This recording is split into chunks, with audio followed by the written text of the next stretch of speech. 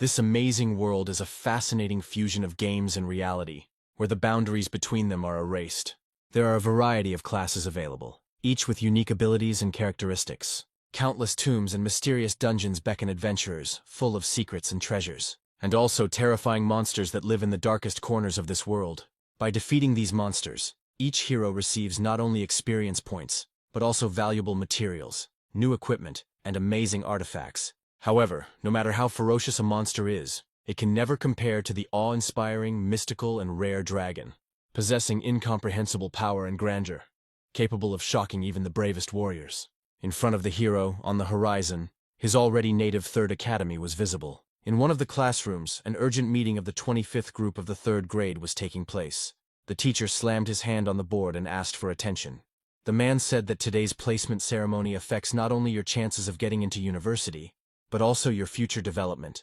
You must be confident in yourself even though the results do not depend on you. If you are strong in spirit, then there will be a chance to get a combat class. This day has come. 3 years have passed since Phil came here from Blue Star. After 3 years of living here, he began to understand this world better. There are 3 main groups of classes. At the top are combat classes such as warriors, mages, archers, and others. This class has powerful abilities for exploring dungeons and collecting loot.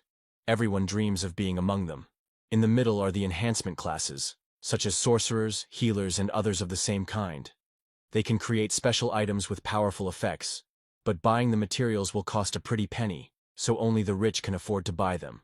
Finally, at the very bottom are the common people, cooks, herbalists, miners, and the like. They are forced to live an ordinary life, working hard to feed themselves.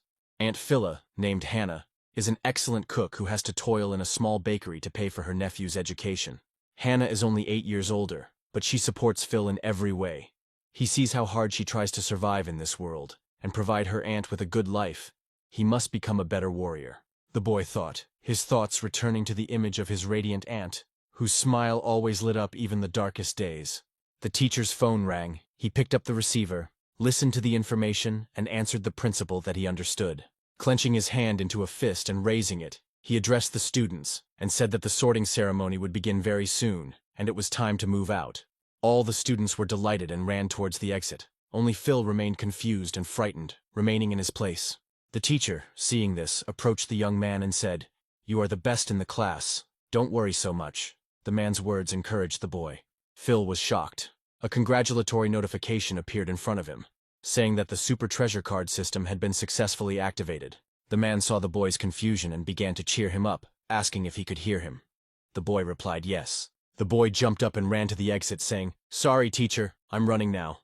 As Phil walked down the stairs, he was glad about the news that had happened earlier. He said that finally, this world couldn't be explored without a system.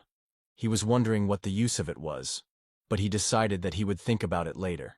Now he needed to go through the distribution, so he, without wasting time, rushed to the backyard of the academy. Having run to the place, the young man saw the distribution crystal. He was very excited. The older man on the stage asked to create silence. The students were talking among themselves. Many of them wanted to get into the combat class. Others were praying that they would get into any class, but not the 3rd, the lowest one. The man broke the silence and began to speak. He said that the ceremony was beginning and introduced everyone to the priest who would conduct this ceremony. While Phil was watching the events on stage, he received a new notification, which said that he had received a new skill, Identifying Eye. The guy, without thinking twice, decided to use it and opened information about the priest. It turns out he could see information about the person. The man shouted at the students because they were not following the rules and again asked for silence. He announced the rules that the students whose names he would call must come onto the stage and approach the crystal. Tom was the first to be called on stage. Everyone was wondering if he would be a combat class. Tom approached the crystal. He had high skills, although of course the distribution is random. But the better the characteristics, the higher the probability of getting into the combat class. The exciting process of class assignment began, and at that moment the stones suddenly began to shine, as if awakening from a long sleep. After a few seconds, it was already filled with a bright, dazzling light, as if immersed in a flame, the sparks of which danced around, creating a magical atmosphere. People from the crowd started shouting. Some suggested that he was a magician and it was a fireball. Some said that they envied him and that he was guaranteed a bright future. Tom transferred the ball of flame to his hand and looked at it with satisfaction. accompanied by a general chant from the audience. Phil hesitated for a second and thought that becoming a fighter meant saying goodbye to his normal life. Later, the students on the list approached the crystal and received their class. Most of them did not like it, but you can't help fate. It seems that only a few get into combat classes, thought the main character. He turned his attention to the students standing nearby. Being assigned to a combat class meant a bright future. The rest are forced to live a mediocre life and work until the end of their days. Phil saw Layla in the crowd. Her family was barely making ends meet, and she was assigned to the class with the highest expenses. The guy let his head down and thought, his family is also in financial trouble. What will happen if he gets an expensive class? Phil heard it was his turn and shouted that he was there. As he walked up on stage, the girls behind him were shouting that he was a handsome man. Just like Tom. Let's see what he will be like. The guy walked up to the crystal and exhaled. He was at the finish line. There was no point in him being nervous. Putting his hands on the crystal, everything around the guy lit up. The sky became heavy and gloomy. Somewhere a dragon of incredible beauty awakened. Everyone present raised their heads to the sky. It seemed an earthquake had begun. The boy was illuminated by a bright column of light from the sky itself, and the students watched with bated breath. A noble red dragon appeared above the young man, and the crowd gasped in amazement. The crowd screamed that it was a giant dragon. Phil had a dragon. It was some kind of hidden class. The girl screamed, "Teacher Mark, this is the first student in the history of our school who knocked out the hidden class, and he is one of yours." The man was stunned. He said that if the boy really got into the hidden class, became a dragon blood warrior or a mage, then he would become the strongest and go down in history. "It's been 10 years since anyone got a hidden class," the teacher added. The girl confirmed. "Now he's the best in the academy." The man was still breathing shallowly and unable to gather his thoughts together. He shouted to the guy, unbelievably, "Phil." The young man raised his head to the sky and saw his beautiful dragon. They looked into each other's eyes. The dragon soared into the sky and evaporated, leaving behind a powerful wave of wind. The sage approached Phil and shook him by the shoulders, shouting, "Well, boy, are you a warrior of dragon blood or a magician?" The question did not give him peace. The guy lowered his head and looked at his hands, and replied that he was a dragon tamer. The whole crowd gasped in surprise, but no one could understand whether the tamer was good or bad. The sage approached the young man and asked how this was possible, since there had been such a fight. The man screamed at the top of his lungs, "How could you get the most useless thing from the hidden class?" After being assigned, Phil went to the old city of Shanghai. Walking down the street, he carefully studied the acquired skill. When he went into the information, he saw that he was now a level 10 dragon tamer, and his skill was dragon taming. Phil recalled recent events. People were screaming. Apparently he would have to live a normal life. People cannot tame a powerful creature. Classmates were talking among themselves. One of the guys asked if this wasn't a hidden class along with the dragon blood warrior and the mage. They answered that of course it was, but where to look for the dragon? The sage approached Phil and said sympathetically, "It's okay. It's still a hidden class after all. Unlimited potential. Maybe you can tame the sub-dragons and become the strongest." Blue. How? The boy thought. Could a dragon tamer have limitless potential without a dragon? Sub-dragons. These ferocious beasts are simply nothing compared to dragons. But for the last 800 years, not a single one has been seen. Not a single tamer has tamed one. No matter how powerful people are, they are only ants. Trying to tame them is like believing in a miracle. Not to mention, without the dragon, Phil won't even be able to unlock his skills. After being assigned, the guy immediately rushed home and came to his aunt's bakery. He was upset that she worked so hard to provide him with a better future, and he could not repay her in the same way. When I went inside, the guy shouted, "Auntie," and I came back and smiled. Hannah threw her arms around his neck and hugged him tightly. She took his hand and said, "Today was an important day for you." Sitting down at the table, she asked her nephew, "Well, what grade did he get?" Phil told everything as if it were true. Hannah replied that there was nothing to worry about. She would be very worried if the guy went off to fight every day. The guy slammed his hands on the table, decisively saying, "No, auntie," and indicated that he was now a dragon tamer. His head dropped, and he said in disappointment that this was a class where you couldn't get far without a dragon. The girl approached her nephew and hugged him, supporting him. She said that this once again proves that Phil is very strong. Holding him close, she convinced the boy that if he went to university, she would support him. But if he didn't want to, he could continue selling buns with her. Phil came home and fell exhausted on his bed. He remembered his aunt. She was only 26 years old. She had worked and built a career all her life, and he just wanted to provide them with a good life. Something distracted the guy's attention. He looked up and saw a notification. It said that the first treasure map had already been generated. Sitting up straight, he began to read on. The notice spoke of divine-level treasures. Phil realized that it was time for him to open this map. By clicking on it, he realized that he had already tried the identification system, but he still hadn't figured out the treasures. There are 4 levels of treasure maps. 3 identical low-grade maps are combined into a higher-level treasure map. Dragon Tamer, the weakest class, because it is almost impossible to tame a dragon. But if Phil can use this system effectively, he can go from weakling to strong. In other words, this divine-level treasure map was his last hope. If he gives up now, he will live at the bottom for the rest of his life, and will not be able to repay his aunt. He needs to act. The rocky plain is not that far from Shanghai. Early in the morning, the guy went to the suburban bus. Hannah woke up feeling anxious and turned on the light in the apartment. She saw a mysterious note on the kitchen table. Entering her nephew's room, she called out to him, but it was empty, and she began to read the note. It said that he was going to go to the rocky plain and asked not to worry. Perhaps this is his chance to change his destiny as a dragon tamer. Everything will be fine. At this moment, the girl's heart sank. She began to read on. He will return soon and make our life better. Phil got off at the stop he needed, and a group of strangers got off with him.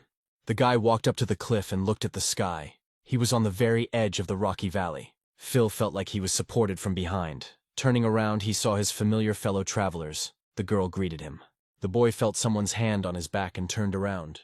In front of him stood an old man who said to him, "Brother, come with us." Phil shook his hand off and said no. The big man asked him to think again about his answer, and the old man added that it was too dangerous for such a young man to stay alone in the desert overnight, and laughed. The guy didn't answer, but just thought that they wanted to rob him. Of course, killing people and robbing them is easy, Phil thought. The old man asked again whether he had thought about it or not. The guy huddled up and grabbed his things tighter. It looks like they're going to attack the guy. The strangers came closer. The big guy asked again if Phil would go with them. The guy turned away and said no. Moving further away from the group, the old man said that the guy would not survive in the wild, and he added that this night would be more dangerous than he could think. Phil remembered that he didn't have any skills yet, so he had to avoid things like that, and said that he was a summoner, so he didn't need companions. The old man glanced at the boy and said that it looked like they were worrying about him for nothing, turned around and suggested that the group move on. An attractive girl approached the hero and said that maybe they would meet again. Finally, moving away from the guy, she turned around and blew him a kiss. Phil turned away from her. Even though it wasn't as safe outside, it was still better than with these thugs, he thought. His strength was waning, and the road was long. It was pitch dark outside. The guy needed to go faster, and he opened his card. After walking a little further, Phil sat down in the bushes, with a herd of level 8 antelope visible in front of him. Of course, they don't just attack people, but the guy still couldn't handle it, so he had to go around it. The hero made a large circle for safety reasons, but it didn't make him any safer, and he went straight through the packs of level 7 wild horns. Quietly making his way through the animals, the boy realized that he needed to go faster and not attract attention. Suddenly, Phil stepped on the toad, which screamed at the top of its lungs and scared all the animals.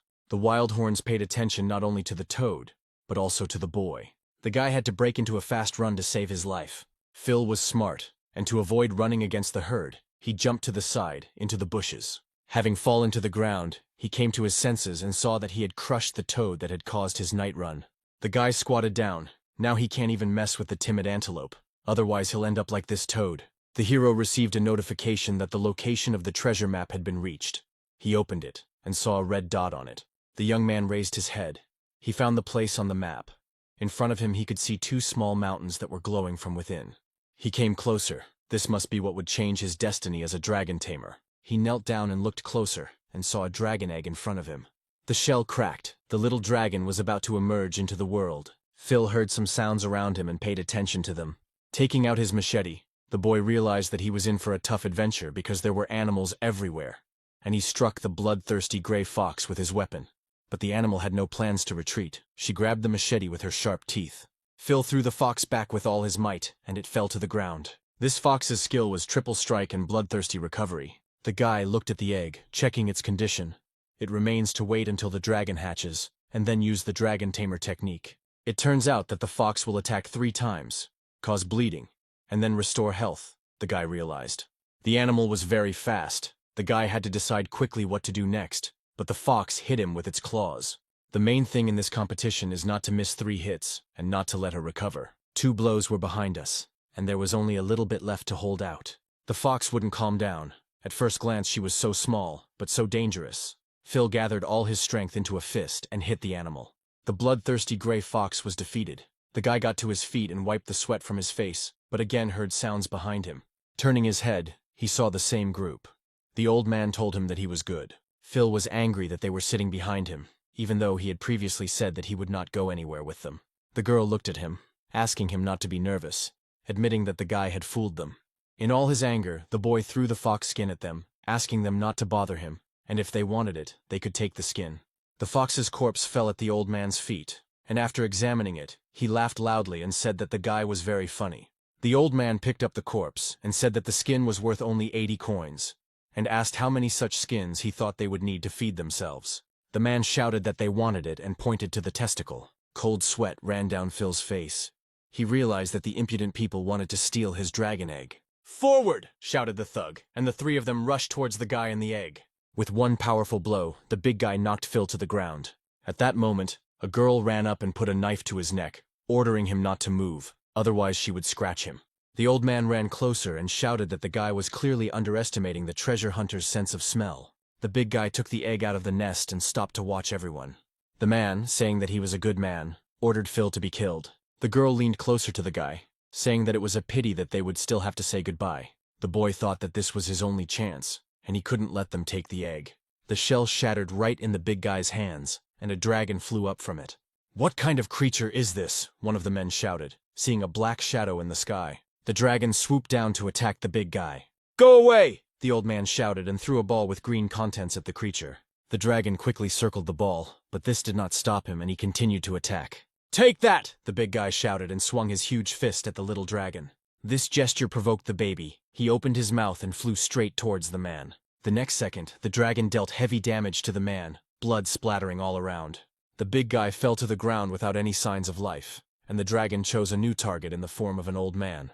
The old man, the only thing he managed to do before dying was to shout, "Save me, help me." Phil looked up at the sky. He didn't understand how newly hatched dragons could be like this.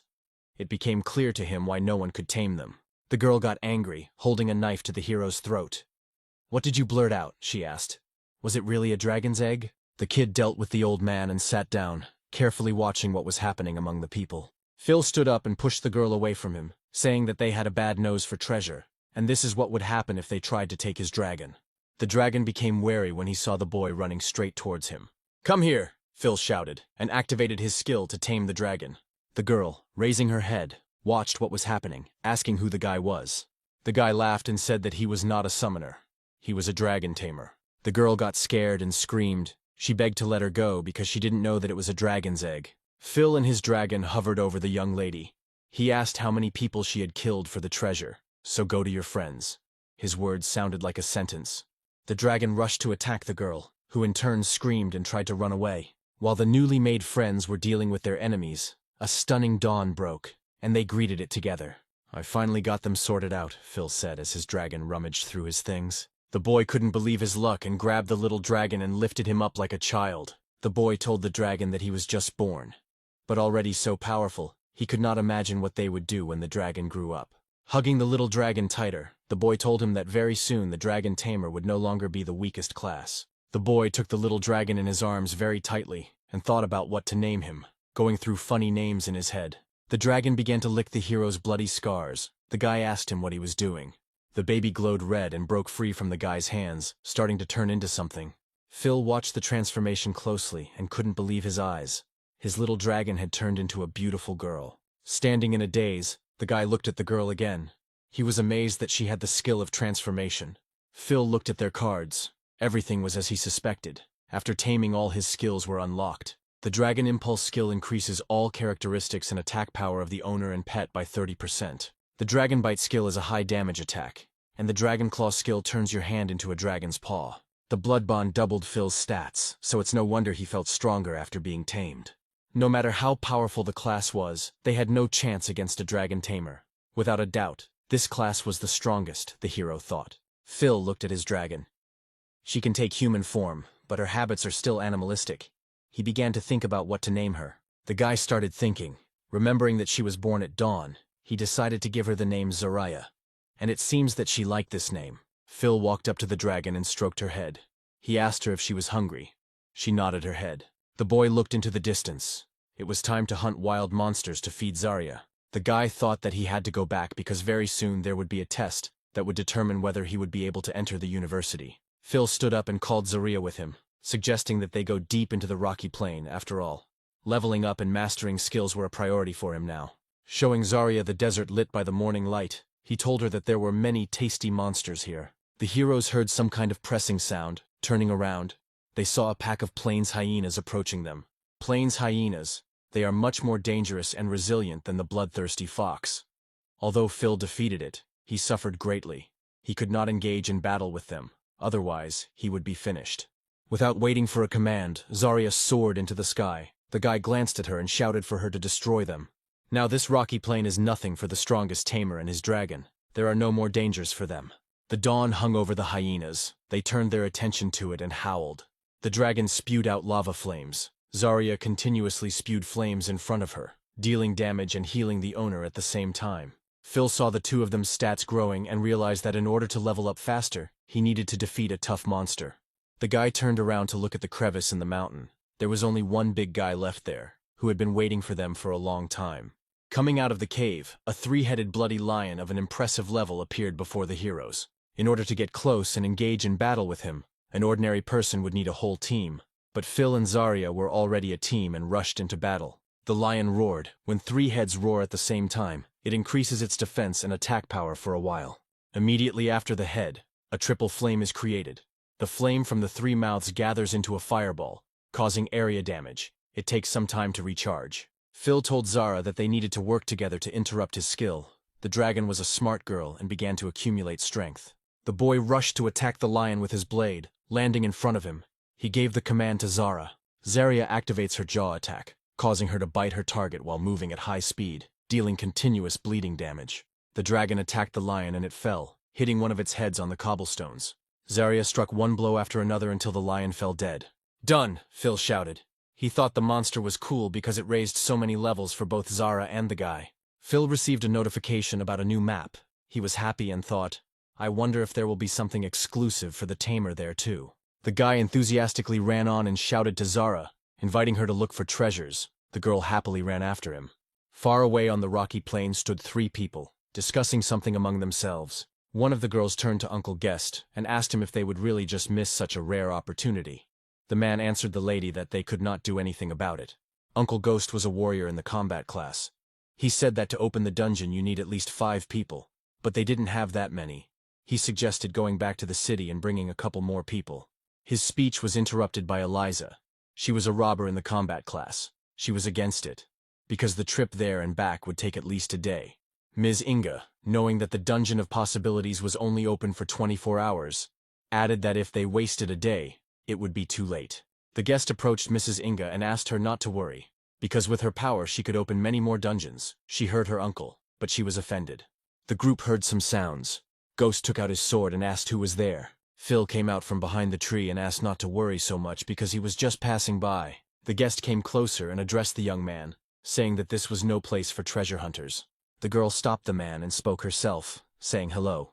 She said that they came from the city of Shanghai, and her name was Inga, and asked the guy for a favor. She needed them to unite for a while and go into the Dungeon of Opportunities together, and offered Phil 100,000 dragon coins for this. 100,000, Phil was surprised. He knew that Inga's family was the richest in Shanghai, and now she was asking him to personally go with them to the dungeon. The girl continued that they just needed to gather the necessary number of people to enter there, and he wouldn't have to do anything. The guest headed towards the portal and said in conclusion that such an opportunity was not lying around on the road and urged them to go. The guy replied that he wasn't interested in money, so he wanted to cooperate according to the rules. The group turned to look at the guy, not understanding what he wanted from them.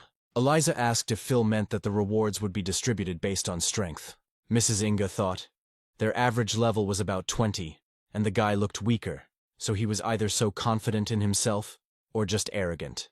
The girl extended her hand to the guy and said that if he insisted, they would form a team according to all the rules, but they would also pay the money they had promised earlier as a sign of their sincerity. Shake on it, the hero replied and shook Inga's hand in return. The girl stood forward and led the team, ordering them to move forward. Phil thought about his baby. He knew that if these strangers found out about Zarya, there would be a lot of problems, so he decided to pity her and left her to sleep, and he confidently went to take all the rewards of this dungeon. The guy resolutely walked through the portal into the dungeon. A village of sorrow appeared in front of the group, and the limit on the number of people was 5, which was exactly how many there were. The guest looked around, saying that it was too quiet, and there were no sounds except their voices. Eliza added that the air around was very heavy, and there were no signs of life. The man looked at Phil and asked if he had any equipment or weapons. Phil laughed and immediately took out his black dragon sword. After defeating the lion, the treasure map gave him the opportunity to replace it with a machete. The guest saw this and said that at first he thought he was a treasure hunter. But it looks like the guy is just a student. A hand suddenly emerged from the ground, frightening the grown man. These were rotten zombies. They knew how to pounce on people, scratch and bite them. But any attack infects a person with cadaveric poison. Simon, a level 20 knight, activated his shield and began to push the corpses away from himself. Uncle Ghost shouted to the boy that he was a good boy, and he and Eliza began to attack. Phil saw that their team had a knight, a warrior, and a rogue. A very reasonable team composition, he thought, especially the level 28 ghost. Inga stood in the middle of the room and raised her staff above her head, and waves of light began to emerge from it. She activated her skill. It was a rain of divine light. This rain deals damage to enemy targets within its radius, and heals an equal amount of allies. The girl told Phil that this was her hidden class feature. She was a holy light mage, and it gave her the ability to combine attack with healing. The guy now understood. Another hidden class. Phil moved behind his allies while the girls actively fought. The rest of the monsters woke up, judging by the sounds. There were a lot of them. The bloody zombies came to life very quickly. It seemed that they would soon fill all the empty space. Ghost shouted to everyone that there was an elite monster ahead of them and ordered Eliza to protect the lady and Phil, and Simon to go with him. Simon took his shield and placed it in front of him, and Ghost soared upward.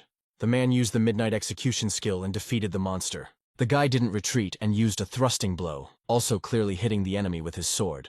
But this gave him absolutely nothing. The sword got stuck in the monster's body and couldn't be pulled out. Since he struck the monster, he immediately became infected with corpse poison. Inga explained that in order to get rid of it, the priest's skill clarity was needed, so even she would not be of any help to him here. The boy screamed at the top of his lungs, "Brother Ghost, help me," as his hand began to be sucked into the monster's body. Making his way through the remaining zombies, the man ordered him to quickly drop the sword and save himself. And then he ordered Eliza to move to the front row and protect against the zombies. Phil entered the fight, saying that there was no need to disturb the girl and asked her to leave it to him. Phil stood in front of the monster when the man grabbed him and asked if he was crazy. The guy did not listen to the stranger and continued the fight, waving his sword. No one present believed their eyes. The once timid student began to fight like a real warrior. "The boy!" fearfully shouted Uncle Ghost. Phil gave him the sword he had lost earlier on the battlefield, and said that that was it. It was time to move on. The man took the weapon in fear and asked the guy what his level was. He did not understand how a student who had just received a class could be so strong.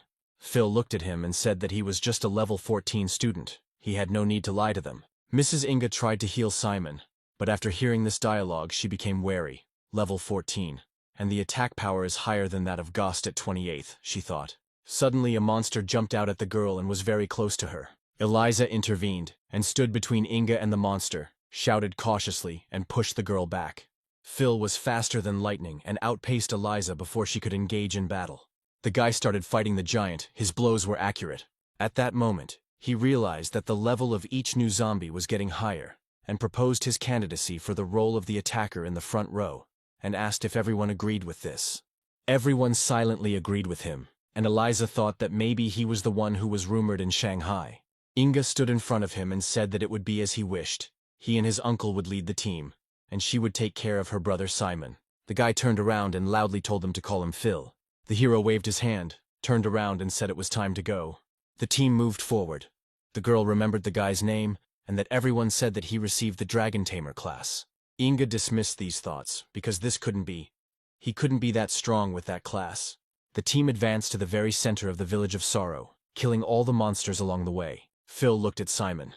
Inga's skills can't remove the corpse poison, and the portal will only appear after defeating the secret guard. He needs to act quickly, otherwise the boy will die here.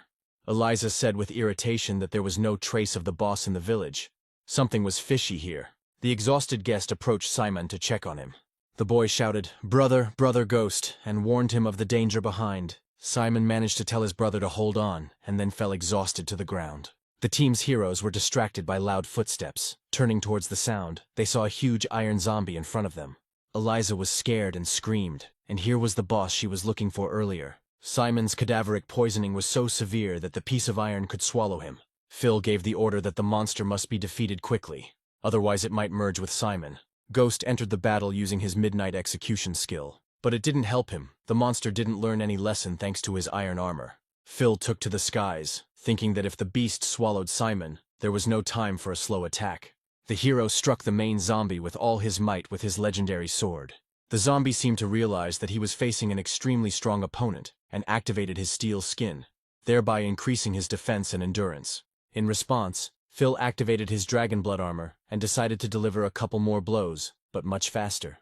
Noticing the barely alive Simon, the zombie boss headed towards him, activating the fusion. Having started to attack the opponent, Phil gave the order to Inga to help him, and to Ghost to protect Eliza and Simon. The armor activation was successful. Now the guy is partially transformed into a dragon. "I understand," Inga shouted and began to summon her healing rain. Phil used the dragon claw to attack. The guy's strength at that moment overshadowed Zarya's. Thanks to the combined attack of Phil and Inga, the monster begins to weaken, and it seems that its defeat is near. Everyone turned their attention to the huge zombie. Eliza told everyone that it was starting to fall apart. Ghost suggested that this iron giant needed to merge to maintain its form. Phil turned around and suggested finishing it off.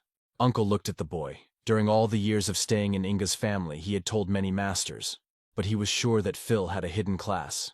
The monster began to come closer, its only eye bloodshot. Phil activated the skill again. Inga saw it and sighed, realizing that his true form was appearing. The guy asked to leave the monster with him and soared into the air, aiming at that very one eye. Phil struck him down and, with all his anger, ordered him to fall to his knees. The monster shattered into a bunch of small pieces. Phil landed on the ground unharmed. Everyone was shocked. Eliza asked if the boss was defeated. Inga looked at the guy seriously and plunged into her thoughts. Such a powerful skill, she had never seen anything like it. He killed a level 20 boss with one blow. Who is this guy? After the dust cleared, the group saw the treasured chest. All the participants approached him, and Inga announced that, as they had agreed, the awards would be distributed according to the rules, and apologized for underestimating the guy. The guests supported the girl's speech, saying that Phil would definitely have been able to get through the dungeon alone, and laughed. Mrs. Inga approached the chest and easily opened it. Everyone was eagerly waiting to see its contents. The chest contained various potions and elixirs, and one mourning bracelet. Inga called Goss to her and asked him to quickly give the medicine to Simon, while Phil thought that there simply couldn't be such rewards in the hidden dungeon. While Uncle was giving Simon the medicine, Inga went up to Phil and gave him the bracelet, saying that he deserved it, and asked him to take it. The team moved on, but the girl voiced the thought that they had defeated the boss, but the portal was still nowhere to be seen. Eliza suggested that everyone look around. Something caught the guy's attention. Seeing the notification, he shouted, asking everyone to stop and not disperse, since the iron zombie was not the boss. The guest turned to the guy, cold sweat running down his forehead. He asked where the guy got that idea from and why he was so sure. Inga stretched out her hand into space and agreed. As a magician of divine light, she still felt the darkness. "Over there," she shouted, pointing to the shore of the lake in the village of Sorrow. Eliza confirmed that if the lady says so, then the real boss is somewhere nearby. Someone suggested that they missed this place when they entered the village. The dungeon is not small. The underwater monster woke up, its tentacles covered with eyes. "Here he is!" Phil shouted to everyone and was ready for a new competition. The monster's multiple tentacles rose above the water and frightened the people. Ghost shouted that Phil was right. This must be the final boss. The man gave the order for everyone to take cover. The tentacle's hands grabbed Ghost, and I kept thinking that he would just crush him like a toy. But the monster let him go, throwing him from a great height. Inga got scared and shouted at the man, but he was already unconscious. While the girl was distracted, the monster began to hunt her and approached to take a closer look at her. Inga felt this and turned around sharply. The boss wanted to grab her just like he had grabbed Gosta earlier. The girl screamed in fear and held the staff in front of herself. Phil, seeing this, rushed to her with lightning speed, picked her up in his arms and saved her from the attack. They both tripped over a rock and fell to the ground. The whole team immediately ran up to the girl and found out if everything was okay with her. Before they could say a word, the boss appeared behind the heroes in his full size. He was hundreds of times larger than humans, and of course, his tentacle-like arms, strewn with eyes, were a big advantage. Coming closer, the heroes saw that it was a grieving corpse that could spread its breath and reduce the hero's stats. could whip with chains causing huge damage, spew out accumulated anger, and when attacking it with fire or a divine spell, it reduced damage and effects by a third. The monster was getting closer and closer. Eliza told everyone that this was the real boss. Ghost ordered Simon to stand behind him and wait for the command. The boy shouted back that he could fight and block blows. "Once you recover, then you can show off," his uncle shouted at him. Phil and Ghost rushed to attack. The boy gave them parting words, wishing them to be careful with the monster. The hero thought that Ghost and Simon were barely holding on. He had no choice but to defeat this boss. There is only one way out: destroy the monster's body. The monster's body released a corpse-like breath onto the people, which meant that the hero's stats were reduced by a quarter. Phil jumped up and began attacking the monster's tentacles, trying to reduce their numbers. The chains fell out of the monster, and Inga screamed warningly for Phil to beware of the whip. The boss began to swing his chains, whipping them, causing massive damage. The heroes tried to dodge and defend themselves, but they were already on the edge. Inga's team began to protect her, because her only skill would not help in any way, but only worsened the situation. Phil developed a tactic. He climbed up its chains and attacked the tentacles' arms, namely the eyes on them. Having hit another eye, the hero thought about what to do next, because there were no fewer of them. Phil turned to look at his new friends and thought that if he delayed any longer, it would definitely be the end of them all. Grabbing the chains, he began to descend, shouting for everyone to move out of the way. Once on the ground, the guy had a couple of minutes to catch his breath. Phil activated Dragon Bite, and the monster responded by lashing out with its whips again. In a second, the chains lifted the guy from the ground into the air. The only thing he managed to do was activate the dragon blood armor.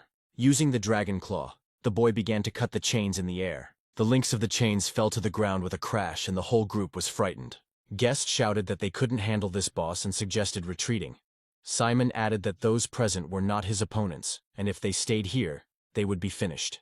Phil, without turning around, gave the order to Goss to take everyone to a safe place. When asked what he would do, the guy raised his hand and said that he would figure it out, and that they should run quickly. Eliza called the lady to leave. She turned to the guy and thought that he would have to rely only on himself, because she could not help in any way. Phil began to summon Zarya, thinking that he should let the one who could really stand up to the boss take over. He had very little time left because such a bright glow attracted the monster, and it was advancing on the guy. Phil shouted, "Zarya, get out and have some fun!" And unexpectedly for everyone, a huge black dragon appeared from the portal and sank its teeth into the monster's tentacles. The team stopped. They could not believe that they saw a dragon in front of them. One of them screamed, not understanding that this kid had summoned a giant dragon. Zari's attention was drawn to the monster's body. She looked at it carefully, and she began to attack. Making her way through the remains of the chains, she struck the body with the same chains, and the monster howled. The team was at a loss. Ghost summed up that it was scary to deal with the boss in 2 hits, and Simon was impressed that he saw the dragon with his own eyes. Tears appeared in Inga's eyes. She realized that this was the man about whom many rumors were circulating throughout Shanghai. A real Dragon Tamer stood before them and thanked his Zarya for the fight. 300 years ago, Inga was born and raised in Shanghai, far from danger. Before the plague destroyed everything, there were so many bodies that they didn't even have time to bury them. She desperately wanted to save everyone, to help these people somehow. But when she changed her class, she became a dark witch, which changed her life. She could not heal the dying. She could only summon their souls so that the living could say goodbye. The church that once protected them declared that Inga brought the plague. But why did they do this to her? She just wanted the living to see their dead loved ones one last time. The team looked at Phil and his dragon. "The guy can actually summon a giant dragon," one of them asked. "Can they leave here now?" Phil looked at the water. If the portal didn't appear, then the boss was still alive, and told everyone that it was too early to leave. Immediately after these words, the lake overflowed its banks in a strong column of water. The monster created a funnel, thereby supporting itself in the air. The heroes carefully examined what they had encountered again. The grieving corpse has entered the 2nd stage, and the difficulty level has become hellish. Eliza warned everyone, saying that the boss was now in a new stage. "You can't escape!" The monster wheezed and created water spheres around itself, with which it began to attack. Zarya managed to spread her wings and protect her owner from attack. One of the spheres hit Eliza, and Inga was frightened when she saw this. The girl tried to attack the spheres, but later realized that no attacks worked. Eliza approached the lady and began to apologize, but Inga convinced her, saying that it was she who should apologize. Inga fell to the ground. She understood that it was she who insisted on coming here, and everything that was happening was only her fault. Phil heard this and asked. They had already been through so much, but she wanted to give up now. The ghost looked up and realized that the boss was immune to all physical attacks. They couldn't even defend themselves. The monster used a blast of malice, which dealt a large amount of damage. Phil said that although he couldn't stand up to the monster, his dragon could. Everyone was shocked by his answer. Eliza noted that the difference in levels between the dragon and the monster was simply huge. The monster screamed loudly and continued to attack. Phil looked at the team confidently and asked them not to worry, because the dragon's power was no match for the monster. The monster was silent for a few seconds, gathering strength and activating more and more of its skills. Phil ordered Zarya to begin the attack. All of her stats nearly doubled, and she soared towards the monster. The guy ordered to use Raging Fire, which, while causing damage, healed the dragon itself. The boss was incinerated and damaged. Heat spread throughout the area. The team watched the events from the shore. The monster's body began to fall apart from the inside, and the monster screamed in pain. At the last moment, a terrifying funnel began to spin. Thereby, the monster activated an explosion that awakened all the dead on the map. The veil began to dissipate, and in its place a chest appeared. The dragon level increased to 10. Phil praised her and said that it was great. The guest saw the portal and was happy. But the fog that covered the entire map did not allow people to breathe freely. The man heard a crack and turned around. He saw that all the village corpses had risen. Raising his head to the sky, Ghost saw Zarya in the body of a girl, eager to attack all the zombies. The dragon began to spew out powerful flames, incinerating everything around it. Inga raised her head and thought that they had fought so hard with these zombies, and she had easily killed them all. Phil approached the girl from behind and said that she was a black dragon. Her name was Zarya. For her, these zombies were just a piece of cake. Having called Ghost, the guy said that the boss was finished and there was no need to worry, and urged them to leave. The portal had already opened, but they must not forget the rewards. Approaching the chest, Phil asked if anyone would mind if he opened the chest. Inga replied that they could not object. When I opened the lid of the chest, the contents lit up, and there was a lot of useful stuff in it. The first was the Scepter of Divine Light. The person using it is able to control light to bind the target. Then the Twilight Cloak, which allows you to use light to create a barrier to protect yourself. A Mourning Ring that allowed the user to cast an aura of sorrow on any target. And a Transfer Scroll that allows a representative of any class to move to a higher class. Phil chose the scroll and left the rest inside for everyone to enjoy. Inga cried out that the guy didn't have to take just one thing, because according to the rules, everything here was his. Phil replied that he was a gentleman, and some equipment would suit the girl better, and this scroll would be very useful to him. Inga sat down by the chest. If it weren't for the guy, they would all have died here, she thought. Taking the Mourning Ring, the girl turned to Phil and asked him to take at least this one, holding out her hand. Well, since you asked, said the guy and smiled, taking the ring for himself. All the team members approached the lady and said that they were ready to leave. 4 hours later, Phil was already in Hannah's bakery. From the entrance, his aunt threw herself on his neck and began to scold him, that it was too dangerous. The guy asked to let him go. He was all dirty. The girl burst into tears because the guy left without saying a word. She didn't sleep. She hoped that it was just a dream. She was afraid that she would wake up and he would not be there. Phil hugged her tighter and apologized for leaving without saying anything, and promised that she wouldn't have to worry about him anymore. Looking at her, he asked her to stop crying and wiped away her tears with his hand. Hannah turned to Zarya, stroking her head. She said that she was surprised at the first meeting, but in fact, she turned out to be such a cutie in the body of a powerful dragon. The girl was asking the dragon if she was hungry when Phil took out a scroll and showed it to his aunt, saying that it was his gift to her. Hannah was extremely surprised and could not accept. Because it was very expensive, she offered to sell it in order to buy her nephew weapons and equipment with the proceeds. Phil silently took out his phone and went into online banking, showing his account to his aunt and saying that he didn't need the money. Hannah asked him where he got that kind of money from. The guy replied that he sold the materials he got during his journey, and Inga also gave him 100,000 coins as a reward, so they wouldn't have to worry about money anymore. Phil insisted and handed the scroll to Hannah. It was best to use it now, the girl agreed. Upon opening the scroll, the room was filled with a bright light that could even blind. Hannah floated in the air, and a pleasant aura formed around her. Phil couldn't wait. He asked his aunt if she had succeeded. The girl looked at herself and replied that she had been promoted. Now she was an enchanted cook. The guy was happy for the girl, but lost Zarya. She had just been here. Zarya was actually in the kitchen, and out of sheer hunger she ate everything she could. Night. The study in the villa of Inga's family. Her father asks her that after all this, Phil the Tamer summoned a powerful dragon and saved you all. The girl guiltily lowered her eyes and replied that it was all because of her. They almost died there, but Phil was very strong and had a hidden class. The man looked at the city mysteriously and asked his daughter if she had told anyone about the dragon yet. The girl answered in surprise that no one, because she had promised Phil that his dragon would remain a secret. Robert turned away from the window and said that she had done a good job, and when it became known, many would be delighted. Inga suddenly stood up from her seat and shouted to her father that the boy had saved all of their lives, and she asked if he would tell her anything about the guy's dragon. Robert burst out laughing and asked how his daughter was going to repay Phil for saving her life. The girl replied that before the test she promised him 100,000 coins. The man exhaled and ordered to go to the guy tomorrow with a postcard and thank him personally. Inga naively clarified that if her father was so interested in the guy, then maybe they would go together. Robert leaned back in his chair and said he would be happy to, but he had things to do. The next morning, Princess Teresa arrived in Shanghai to study, and as she walked down the street with her bodyguard, she said that their relationship was purely business, but that they still needed to say hello. Approaching Hannah's bakery, the princess's guard thought that the girl was not only here to study. At the door they saw Hannah, who was carrying something to the kitchen. She allowed them to go inside. Approaching the kitchen, the Hannah stuck her head out the door and asked for forgiveness, saying that if the guests were for buns, then they were not working today. Princess Teresa approached the security guard and asked what kind of dump it was, and the man replied that he had been informed that this was the exact location.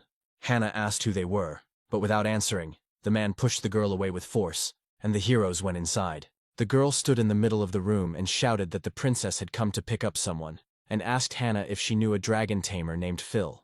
The guy approached the stairs and found out if they were asking about him. Hannah stood holding her hand. It hurt. Phil saw it and ran straight to her. Coming closer, the guy asked what happened and what was happening. The aunt answered that everything was fine. The girl arrogantly said that she was a princess and had come here especially for him. Phil looked back and asked again who these people were and which princess was looking for him. The guard pointed to the girl and said that she was the princess of the kingdom, Teresa, and he was her faithful servant William. William explained that the princess had come to him to give him a chance to get ahead. Teresa laughed and asked if it wasn't easy being a dragon tamer. The servant brought out a large case and opened it. Phil saw the contents. There was a dragon egg in it. Teresa said that if the guy agreed to her conditions, it would be his. And she continued, "The conditions are incredibly simple. She wants Phil to become her slave and do what she says." She said that it was a reward that fell to her from the lair of the armored dragon, and it was the only egg in the world. The princess turned around and asked if Phil was speechless. The guy laughed and said that the characteristics are not bad, but he thought that this is a type of earth dragon, and only its endurance is high, but they call it powerful. The princess turned to William. "Do they even understand what a dragon egg means to a tamer?" The girl, without waiting for an answer, shouted that a tamer without a dragon is useless, and if the guy becomes her slave, he will become the most powerful. Doesn't he care about that? Phil looked sympathetically at the sarcastic princess and calmly said that he was flattered, but had to refuse.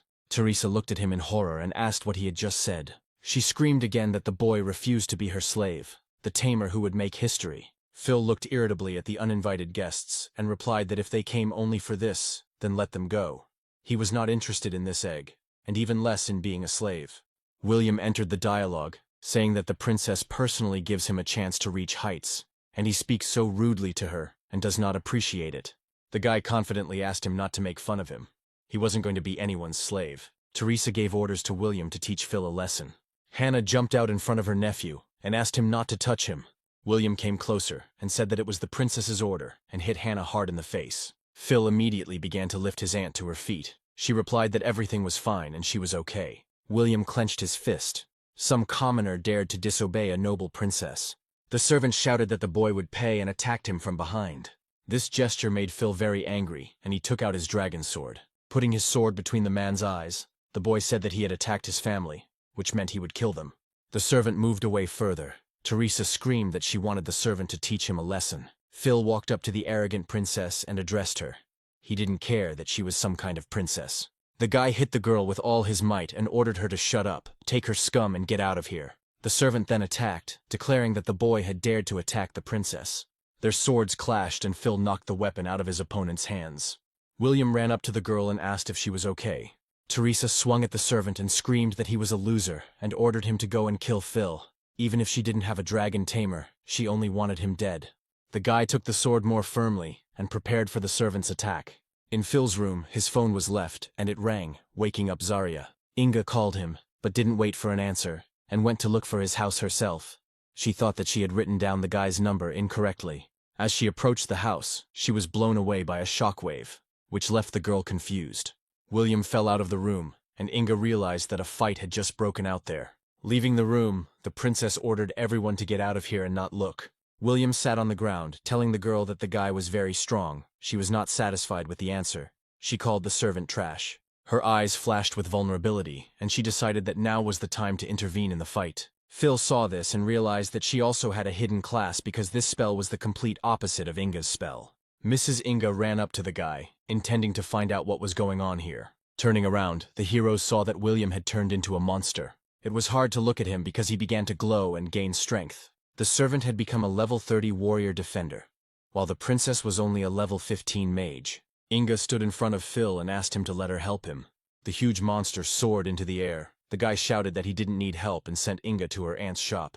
William landed right in front of the boy, the ground beneath him collapsing, unable to support his weight. Phil realized that his attack power had increased greatly. Now he would need to use Dragon Pulse and Claw. The princess heated up the temperature and shouted at the servant to kill the guy and calm her anger.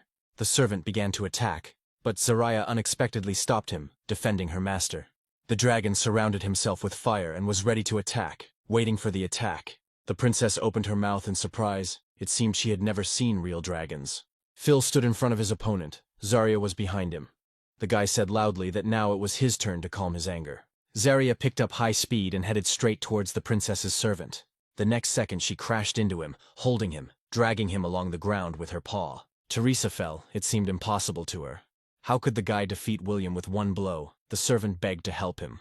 The princess grabbed her staff and began charging the skill, shouting, "Hold on, bitch!" Zarya growled and interrupted her charge, her blood reducing all damage taken by half. The dragon continued to crush the servant with its paw. He begged to let him go. Zarya grabbed him and threw him with all her might. William flew far away. Teresa looked at the servant and thought that this was such a force, a giant dragon. It turns out that someone still has eggs and dragons. Phil came forward and called the princess, asking if she wanted to kill him. The girl fell to the ground and screamed not to come near her. She began to cry and continued to scream that he had attacked his servant and seriously injured him, and that he had also insulted and threatened her. She continued to scream at the top of her lungs, asking if the guy understood what this was all leading to, that he was now an enemy of the kingdom. Phil came closer, took out his sword and asked again if she had been threatened. Standing over her, the guy continued to say that she ordered her man to attack him and his family. He screamed that he didn't care what kind of princess she was, and Zarya began to assemble a ball of fire to finish off the ulcer. Phil swung his sword at Teresa. She was very scared and couldn't move. The guy hung over her. The dragon's fireball was already ready to attack. The hero drowned, that he would still take revenge on the girl. Somewhere far away a voice was heard calling his name. Looking up at the sky, Phil saw Robert sitting right on the eagle. The man asked to let the princess go. Inga saw her father and was very surprised, because earlier he said that he would have things to do at this time. Zarya saw the bird approaching her and was ready to attack. Phil ordered her to stop. The boy cut off part of the princess's staff, and looking at his dragon, said that was enough. Robert was able to fly past the dragon calmly, examining it with caution. The man and the eagle landed safely on the ground. Robert looked at the dragon again, and thought that he was so unusual and different from his subspecies. Even from the ground his power could be felt, and asked the guy to take the dragon away because there were a lot of people around. Inga came up behind Phil and asked him to listen to her father and trust him. The hero called the dragon and ordered it to stop all attacks and turn around. Inga took Phil away, and Robert went up to Teresa and asked if she was okay, as he hadn't expected to see her there. Robert beamed and said that his family's driver would be there soon to take them to the hospital.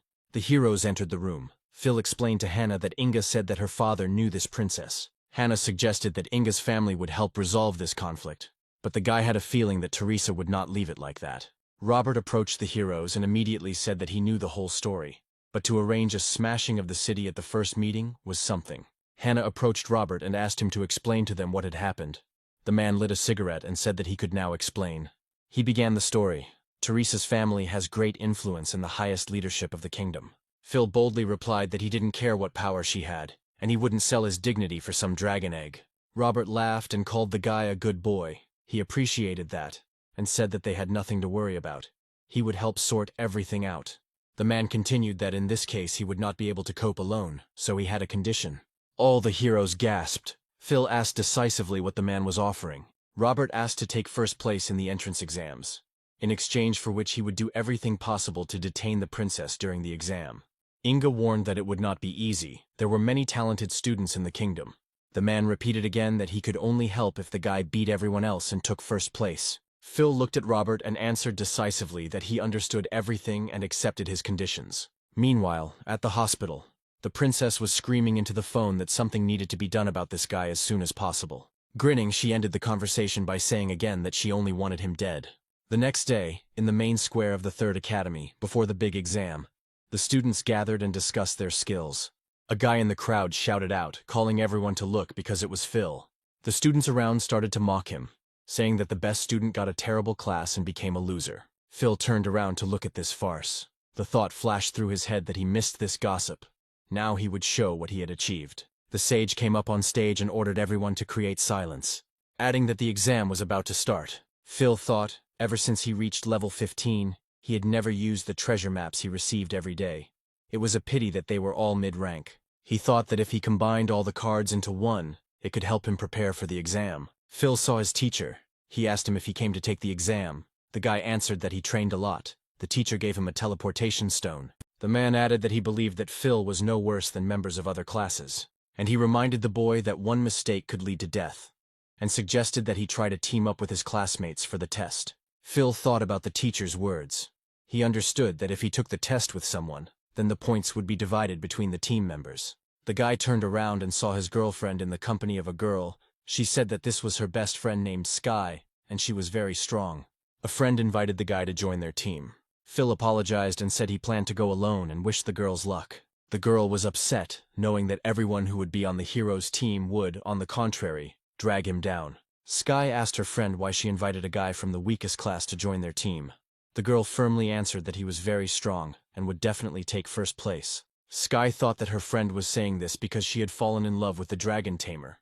But the girl asked her not to bother her head, and they proceeded to the test. Phil walked through the portal into the unknown. It was the examination dungeon where all the students gathered. A huge screen appeared in the sky, and on it was the director of the academy. He called on the candidates to pay attention to the fact that the test was divided into 4 levels. Normal level tests are controlled and do not result in fatal injuries. The difficult level contains various monsters. Points are saved when exiting using the teleportation stone. Monsters in the terrifying level are more ferocious. It is not recommended to challenge them alone. Victor shouted out from the crowd of students and asked the director if he could see him, because the guy would get the highest score. Victor was the best student of the first academy, and was among the top 5 in the province. He had a universal class. The students conferred. Some thought that this was the end, and their rating would fall because of Victor. The judges gathered in the director's office. They watched what was happening on the monitors. It was the director of the first academy, the director of the third academy, and Robert. The director of the first academy looked at Victor and laughed, saying that victory would be his. The director of the third academy thought about it. He felt sorry for Phil. If he had received a different class, he might have taken first place. Robert interrupted and turned to the respected directors. This time he was in a very optimistic mood. They asked him who they were talking about. The man pointed to the monitor where Phil was standing and said that he was talking about the Dragon Tamer. The director of the first academy laughed, saying that all the students had already left for the test, and he still hadn't come in. What could you expect from a tamer? The director of the third academy looked at the screen with horror. He realized that Phil was waiting for the door to the most difficult level to appear. The guy chose a nightmare level test, but there is no way out of it. He is too self-confident. No one who has braved the nightmarish test has ever returned alive. The clouds began to thicken and the sky turned scarlet. The last student took this test 8 years ago and died a horrible death. The director of the first academy shouted, "What nonsense! Didn't they explain the rules to the guy? Mr. Robert should reconsider his views. He can't compare to Victor." Robert settled himself more comfortably in his chair and asked the directors not to jump to conclusions so early, but to observe first. The director of the third academy looked at the man and asked why he was so confident in the boy. Phil walked through the portal to the first floor of the nightmare test. As he moved forward, he realized that this was only the first floor, and there were at least 10 of them. The first danger appeared before him. It was a pack of black-maned wolves of the 10th level. The wolf growled and pounced on the guy. Phil remained calm. He was confident in himself and his skills. Taking his sword, he used Dragon Bite and killed the wolf with one blow. The first floor of the nightmare test was passed. The door to the second floor opened and Phil was awarded 990 points. The director of the first academy jumped up, shouting, "What's wrong with this guy? He's incredibly strong." The director of the third academy seemed to understand that the boy had found a legendary hero. An unfamiliar man in a cloak entered the academy premises. Boldly and noisily, he opened the doors of the office where the directors were and asked for forgiveness. The man introduced himself, saying that he was the Imperial Ambassador and his name was Gordon. Again apologizing for the disturbance, he said that he needed to bring Phil for investigation. Walking forward on the map, the guy found the location of the treasure map and was very happy about it. He thought how lucky it was that the location of the high-level treasure from the map he had just synchronized was right here. Cutting the stems of plants with his sword, the hero moved closer and closer to the treasure. He found a rare skill book that could trigger accelerated growth. After opening the book, he obtained this skill and thought that this skill was perfect for Zarya. After the Village of Sorrow, her level rose very slowly, and this skill would be very useful to her. Approaching the screens, Gordon addressed Principal Bruce, since Phil was a student at his academy. The man turned around and said that he needed to interrupt his test immediately and tell him to come here. Principal Bruce stood behind Gordon and said that even if the matter was important, it would have to be postponed until after the exam, and he could handle it on Phil's behalf. Robert walked up to Gordon and grabbed his hand, asking him to listen since they were former classmates. The man pushed the hand away and asked not to interfere with his work and not to touch him. He continued, "I don't know why you are covering for this tamer," and reminded that if he interferes, the Imperial Court will be displeased. Gordon pushed Robert away from him and told Director Bruce to bring the boy right away. "Mr. Gordon," the man said, and he turned to look at him. Lighting a cigarette, Robert said that the relationship between officials was indeed complicated. But once Phil's secret was revealed, no one would matter anymore. And he added harshly that no one would take Phil away today. Gordon looked at the man and said, "Insubordination. This is a crime. What a secret. What nonsense." Robert silently and forcefully grabbed the ambassador's hand. Taking a drag on his cigarette, he said that let them blame him, he would admit everything. But the ambassador threatened to tell everything to his superiors. Principal Bruce approached the men and asked them to calm down and not interfere with the important exam. Gordon asked again why they would do such a thing for some boy. Robert asked in surprise if the man wasn't interested in Phil's secret, which could make him disobey his superiors. Gordon looked up at the monitor and saw that Phil had selected the nightmare level. The guy knew what he was doing and moved further through all the floors. He wanted to see what floor he could reach alone with such skills. But he decided that it would be better for him to summon Zarya so that she could gain more experience. The director of the first academy approached Gordon and said that he had never seen Phil deal with everyone with one blow. A loud roar drew the attention of all the men to the monitor. Phil called for Zarya. The men were confused. "What is this dragon?" they said in one voice. Robert looked up at the monitor too. Even though he had already seen the dragon, he still got goosebumps. The man turned to the others and asked, "Gentlemen, have you all now seen Phil's secret?" Pointing to the dragon, he added that the guy was the only dragon tamer in history who was able to tame a dragon. Director Bruce was shocked. Phil actually managed to tame the dragon. The team of the hero and the dragon easily passed the second floor of the map. The director of the first academy clarified that no class could beat the power of this dragon. So Phil and Zarya had already reached the 13th level. All the obstacles on the map were within their reach. Director Bruce noted that it was not just the dragon, but also Phil's power. All of his stats should be above 100. The guy would be the best, even if he didn't summon the dragon. The man turned to the ambassador. "Mr. Gordon, do you still want to take Phil to your leadership?" The man firmly replied that today Robert opened his eyes, and he finally understood why he resisted. Robert turned away and said that in that case, he would take the video recording of Phil's exam and send it to the teacher. From now on, their relationship with the guy should not be anyone's business. The hero and the dragon had already reached the 20th level, and at the end of the corridor they noticed a bright glow. From the darkness appeared a dark priestess of the 15th level in the company of 3 giants. With Zarya's growth accelerating, she was probably about to level up. Phil ordered the lava flame to be activated. The dragon continued to continuously spew flames in front of itself and deal damage to the enemy. The 20th floor of the nightmare level was passed. The enemy was incinerated. At the same time, Zarya's level increased to 11, and Phil's level to 16. The guy was already in first place in the tournament table, but his principle was to reach the end of the test. Looking at the dragon, he said, "Let's raise this test to the ground." An hour later, the guy had already moved to the 50th floor of the terrifying level. Victor passed the 50th floor and was very exhausted. It was difficult to go further. He thought that the exam this year was just terrible. There were at least 70 monsters here. How difficult. Gathering all his will into a fist, he decided that he would be the best in this exam. Victor looked up at the sky and laughed. ordering that the top 10 universities be contacted immediately and told to prepare for his admission. The directors watched Phil's progress through the tests closely. Director Bruce said that the 50th floor is the nightmare level. The place where all the previous ones failed is here. The director of the first academy added that this level would be a turning point. Even if Phil passed the test, he would progress more slowly after that. On the 50th floor of the nightmare level, Zarya gained a new transformation skill after leveling up. Moving further along the map, the heroes heard a sharp crack. Looking up, they saw that the mountain was turning into a monster. It was an amethyst mountain giant. Director Bruce, seeing this, asked how he would fight, since there were 3 nightmarish bosses. The giant activated a mountain wrist that deals massive damage in front of him.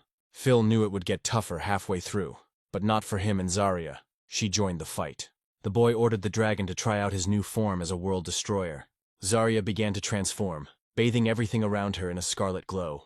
Director Bruce, seeing this, could not believe his eyes. What was he going to do? The dragon, however, was still going through the transformation process, and it turned out to be slow. Having taken on a new form, Zarya was ready to attack, her stats having doubled. The men didn't understand what was happening, how the dragon could change its fighting form. Robert said that if such a thing were possible, the whole world would tremble from it. The giant began to attack Phil, but he managed to dodge and jumped back. Pausing in the air, the boy gave the command to the dragon to launch an attack with its jaws. The director of the first academy watched in horror as the dragon easily broke through the level 20 boss. Director Bruce thought that Phil's dragon was able to break through the defense of the amethyst mountain giant. The attack power must be over 2,000.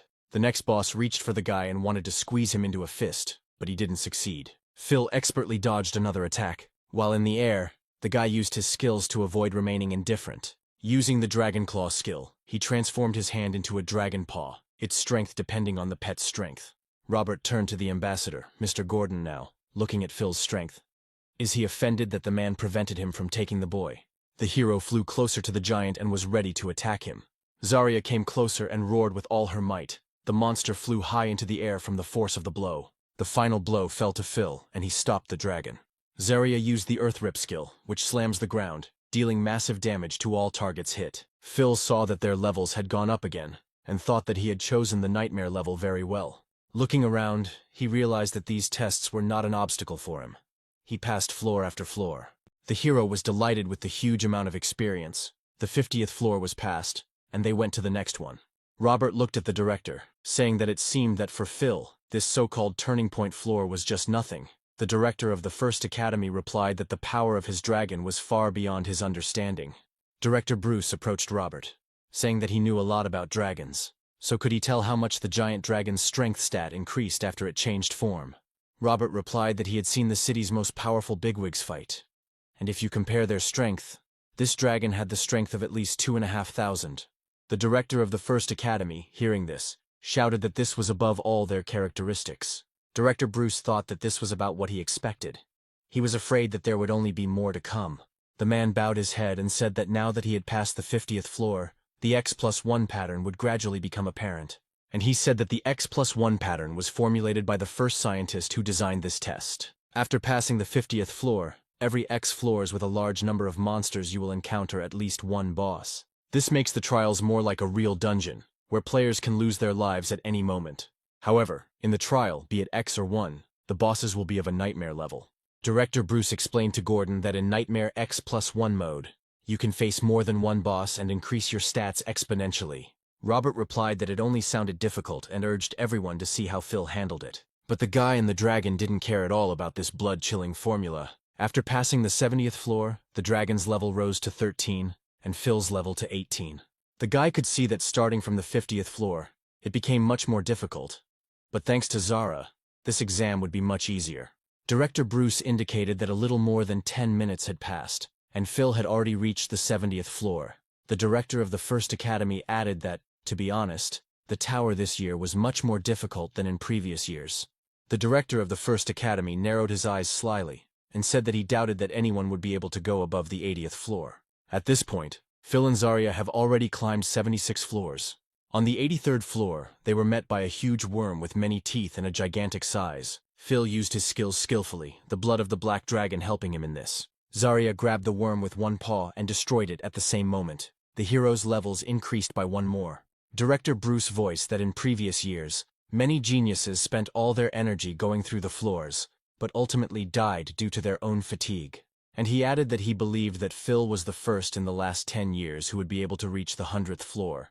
But the director of the first academy grimaced and asked his colleague not to rush, because one should not forget about the difficulty of the 99th level. Gordon called everyone to see that Phil had reached level 99. After passing through the portal, the guy saw some kind of crumbling room. Moving further forward, he saw in front of him a throne, to which a staircase led, and dark silhouettes around it. The throne seemed to be guarded by headless knights. They stood motionless. Phil felt a gust of wind that caused all the candelabra in the room to light up. The figures came to life. They turned out to be headless horsemen and, advancing on the guy, they shouted at him that he was a murderer. All the stories from the Secret Kingdom are real. They originate from real history, like the Village of Sorrow. The ruined kingdom was formed as a result of the undead invasion hundreds of years ago, and the ruler was killed. The horseman approached the boy and shouted louder and louder that the murderer should remain without a head. Phil decided that exchanging health was the safest way to pass through the Secret Kingdom. But since he didn't have that ability, he had no choice but to deal with all four. The boy rose into the air and took out his sword, and began to attack the horseman. One of the monsters shouted again that murder was a grave crime. Phil fought off attacks one after another, which exhausted him even more. His speed was increasing, but his fatigue was growing just as quickly. There were 4 of them, and the guy was left alone. The hero noticed that after so much time, the rider continued to chop just as before. Hovering over Phil, the rider repeated that it was a crime, his voice sounding like a sentence. The guy started a counterattack. In case the rider takes damage, he immediately strikes back. Phil realized that he couldn't do it alone, but he had a plan. In an instant he summoned his dragon. Zarya struck with all her might with her tail, and one of the knights fell. Blow after blow she attacked more and more powerfully, destroying everything in her path. Left alone, Phil thought it was all over and praised the dragon. But it was too early to rejoice. A knight attacked him from behind, who did this for the sake of the master. This knight had a thunder skill that increased the speed of his attacks and dealt additional lightning damage. Phil put his sword in front of him in time to repel the onslaught. Raising his head up, the boy saw that all the riders remained alive, but now they had become angrier. Swinging their weapons, they dealt damage to everything around them. Phil flew into the air and assessed the situation, thinking that this couldn't go on like this. The boy gave the order to the dragon to get ready, and Zarya began to recharge her skills, forming a fireball in front of her. Zarya was ready to attack and released a lava flame that continuously erupted at the enemies. All opponents fell to inevitable death. No one could resist such a force and burned alive. Level 99 was passed, the hero levels rose even higher, and Zarya received a new skill, Cataclysm. The director of the first academy was scared. He understood that the last floor had opened. Robert grinned and told everyone that it looked like they were going to witness something legendary today. Director Bruce said, was it the 100th floor he was afraid? It was because of him that he did not want the candidates to pass the selection.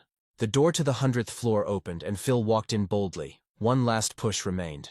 Walking to the center of the map, the guy saw a red glow around him and at him.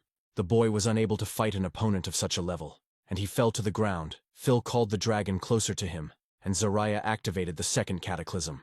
Director Bruce summed up that Phil killed the 4 horsemen, so he managed even the highest level. This year the exam was not easy, so the rewards should be appropriate. The guy said that they got rid of the bugs. It's time to move on to the boss. The final boss was the Emperor of the Destroyed World. The army of the undead fell. Phil walked up close to him and activated his Dragon Claw skill, ordering Zarya to prepare for an attack. The boy's hands became dragon paws. The Emperor attacked, but Phil could only defend himself with his hands. Having thrown the boss aside, the guy shouted, "Let it all burn to the ground," and ordered the dragon to activate the lava flame. The Emperor looked at his hands. His strength was leaving him. He was not prepared for such an outcome. Phil asked him if he noticed that he had become weaker and showed him a mourning ring that cast an aura of sorrow. Falling down exhausted, the boss told him it was a terrible trick. Phil summoned the dragon and ordered the second part of the lava volley to be activated. The Emperor fell down exhausted near his throne, his strength leaving him faster and faster. The guy ran up and thrust his legendary sword into the undead, piercing it right through.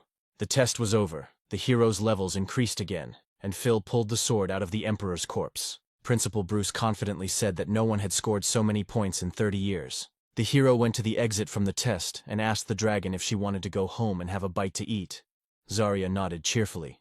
The guy finished the test and trophies appeared in front of him. The first one he saw was the skill book of the Wrath of the Patrons of the Ice Dragons. But the chest also contained a ring of the Wind of Spirits, which could add agility, and an epic Cloak of Frost, which reduces damage from water techniques and increases damage from fire ones.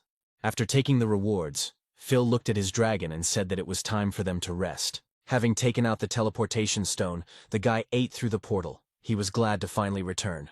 As soon as he crossed the threshold of the room, everyone present pounced on the guy. Director Bruce said that Phil was so capable, and from now on his photo would hang on the wall in the academy.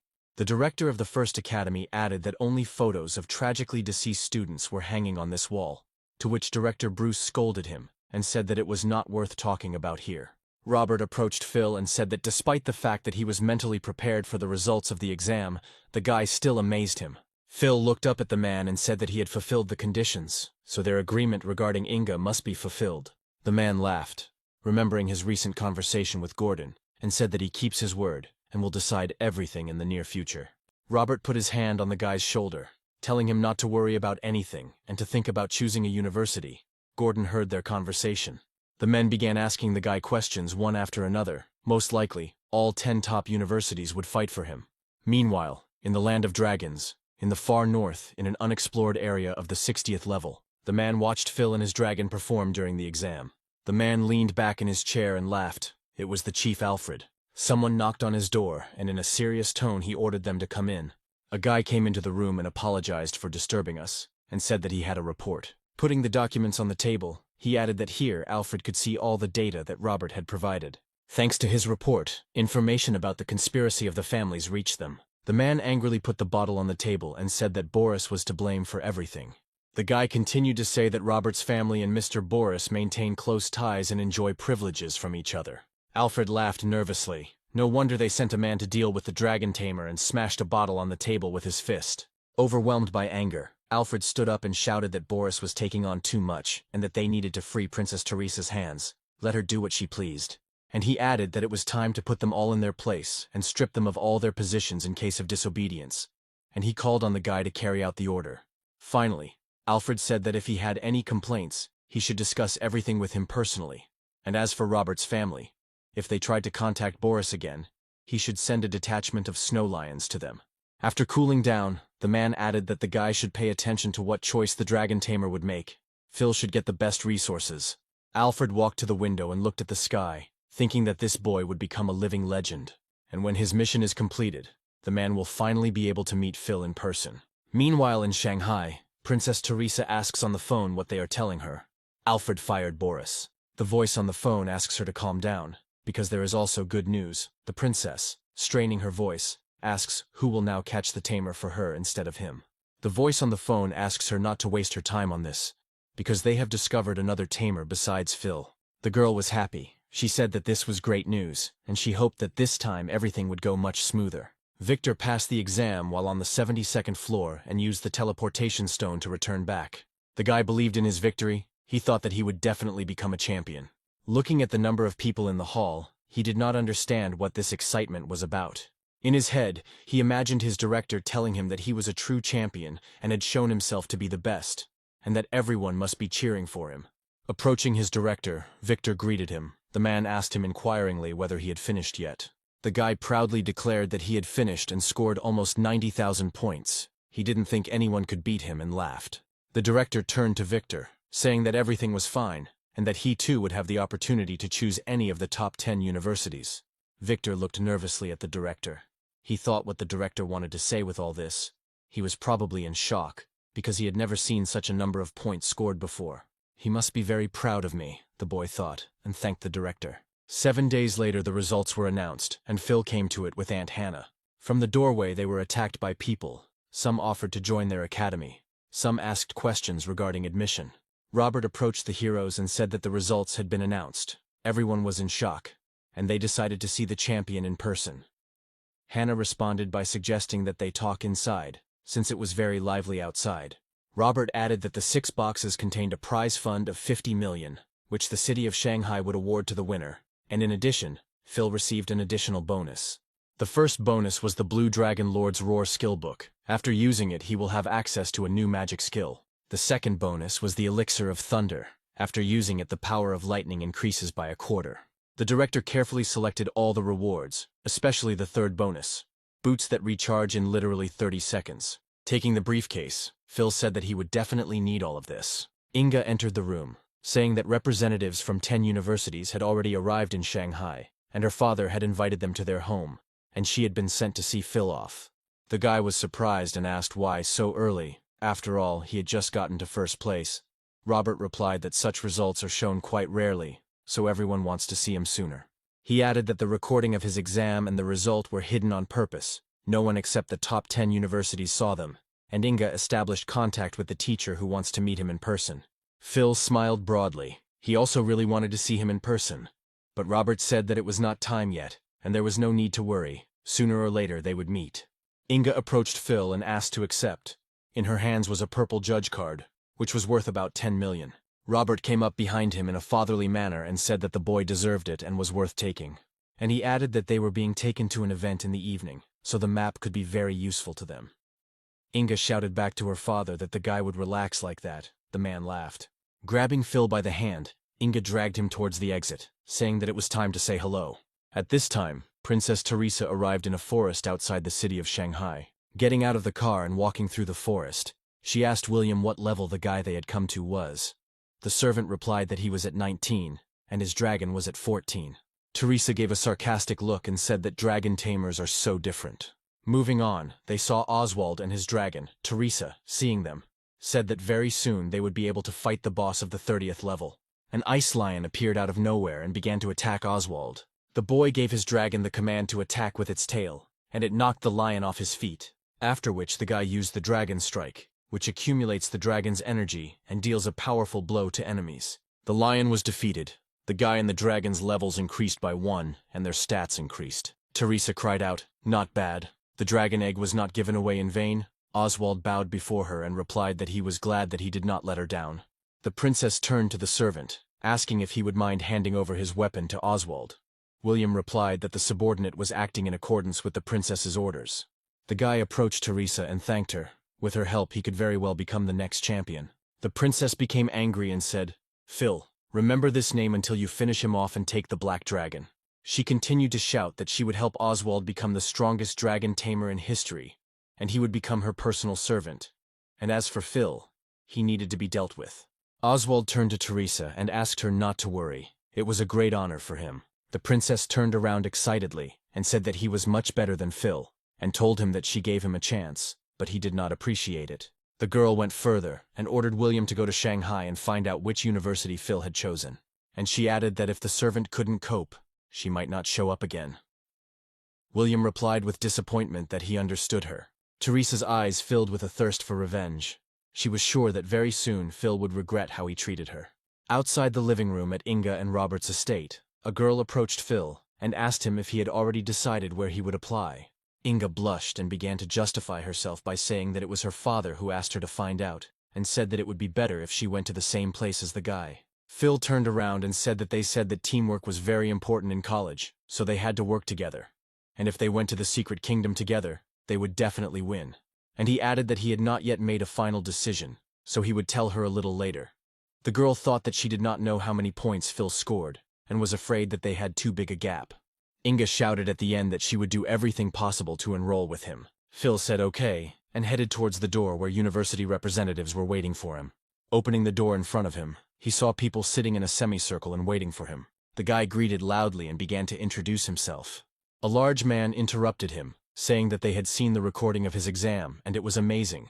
But another girl began to interrupt the man. The stout man looked down on her and asked her not to interrupt as he began to talk about the advantages of his university. The girl looked at him aggressively and asked if he thought he could win her over with all this junk. The man was very angry, and the girl continued to talk about the advantages of her university. The bacchanalia began. The representatives began to quarrel among themselves and shout at each other. Phil did not expect that this was a greeting to this.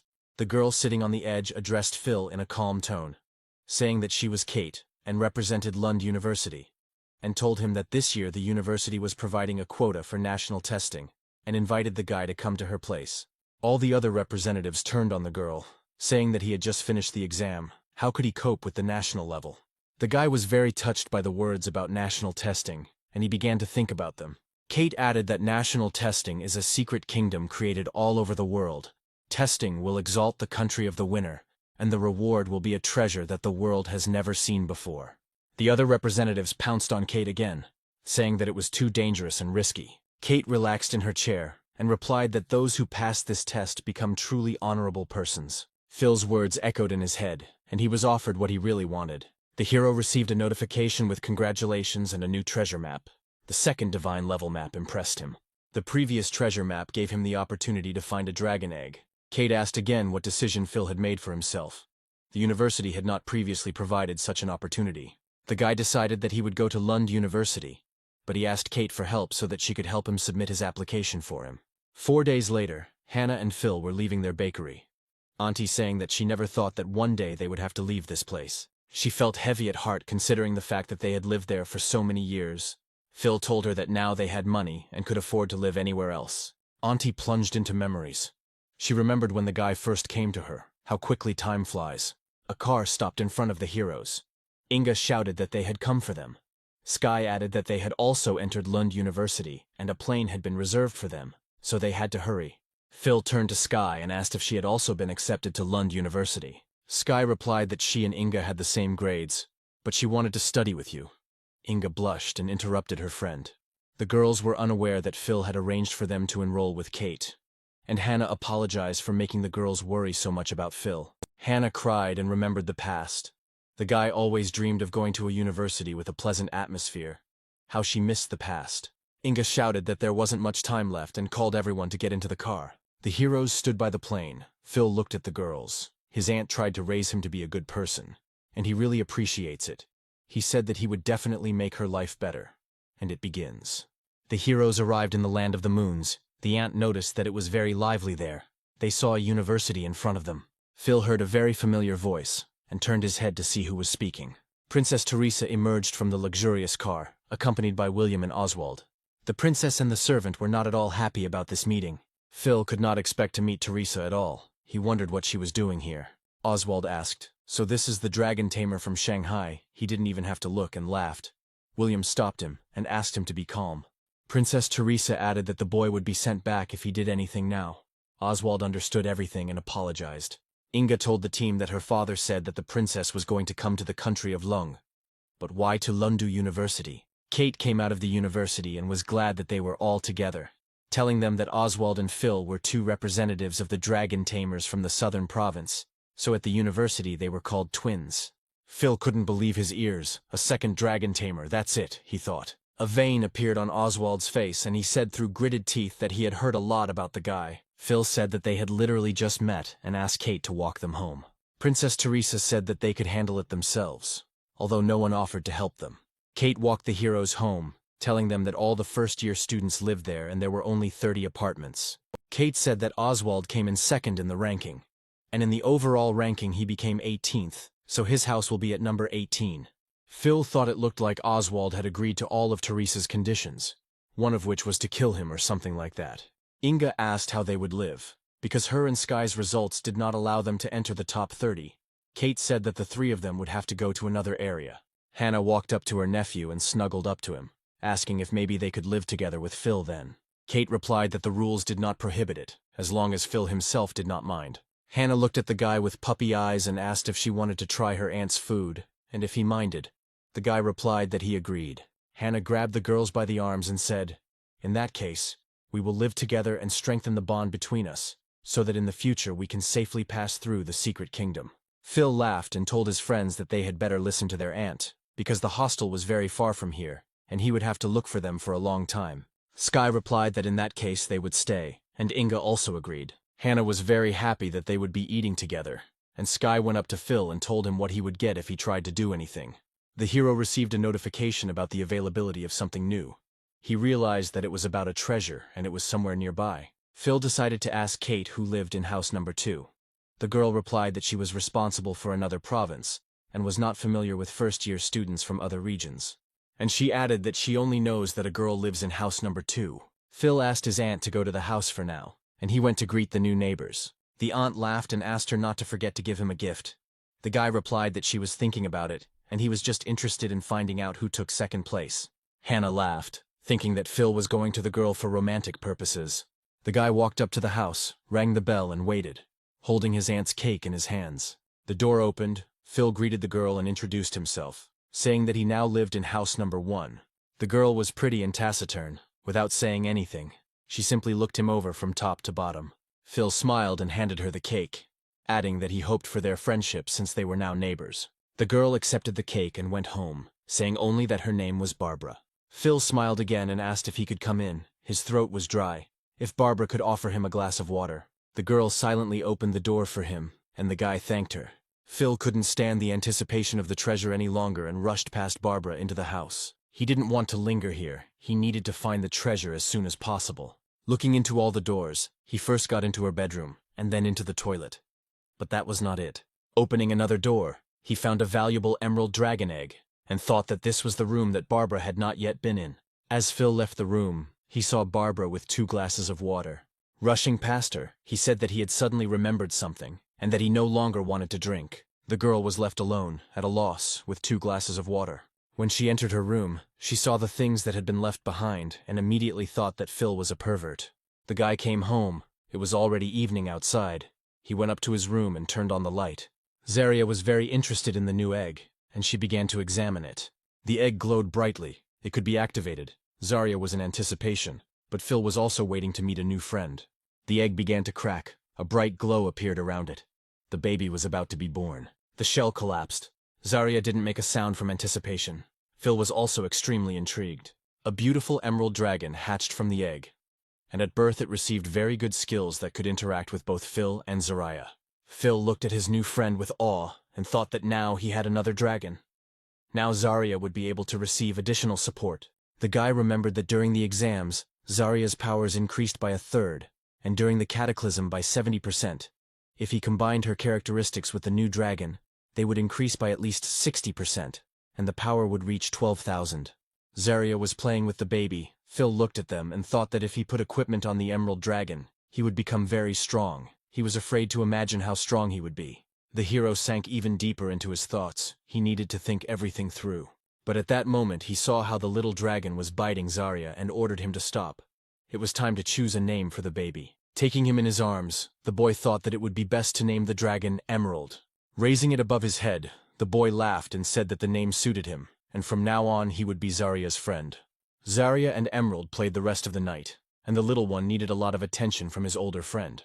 The next day, there was an organizational meeting of the first-year students.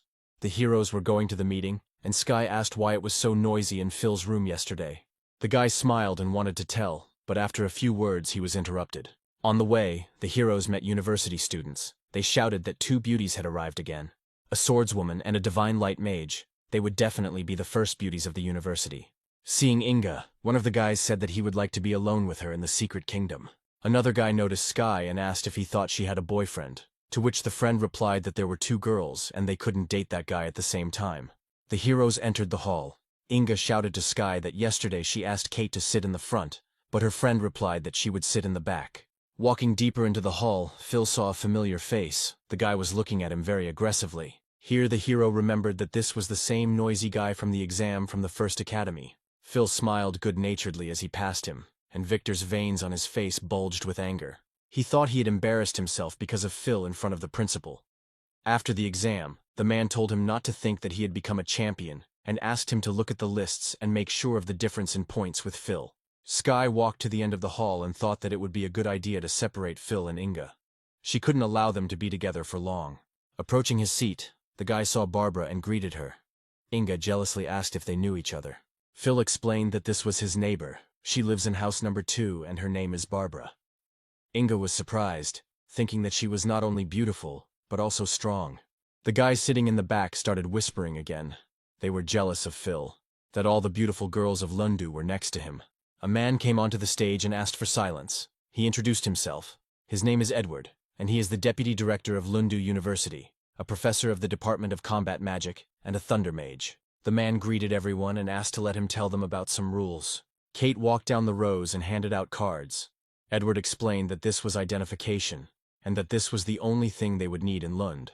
The certificate will store students' points, which are currency. Points are needed to open secret kingdoms, as well as to purchase weapons, potions, and the like. Students will be awarded their first points based on the exam scores they receive. Some guy stood up and shouted from the hall, turning to the deputy. He said that the difficulty of the entrance exams of the provinces was different. This is not fair. The man replied that he had taken this into account and subtracted the coefficient he considered necessary, so that everyone's scores would be equal. Phil looked at the certificate and thought that the points would be very useful to him. Edward added that the points were temporary, and they would be able to get full ones after the exam, which would take place in a month.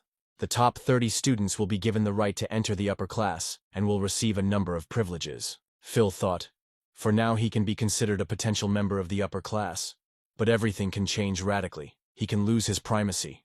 Edward laughed, but was quick to point out that even if admitted, any student could challenge the upper class students for a place. If a high school student loses, he must give up his place to the winner. Moreover, the student cannot refuse the challenge. Currently, the top class includes 30 people who occupy the first places in the ranking.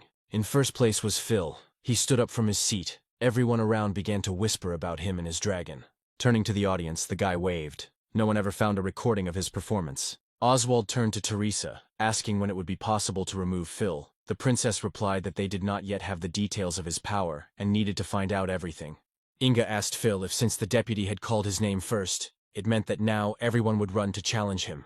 After the freshmen's meeting, everyone howled into the courtyard. Finally, everything was over, and it was possible to do other things. Phil suggested that his friends go to the Hall of the Dark Kingdoms and look around. Hearing someone shout his name, Phil turned around and saw Victor. The guy shouted that he wanted to challenge the hero, and those around him waited for the events to develop. Phil confidently asked again if Victor was challenging him. The guy confirmed, recalling the deputy's words that high-class students do not have the right to refuse to fight.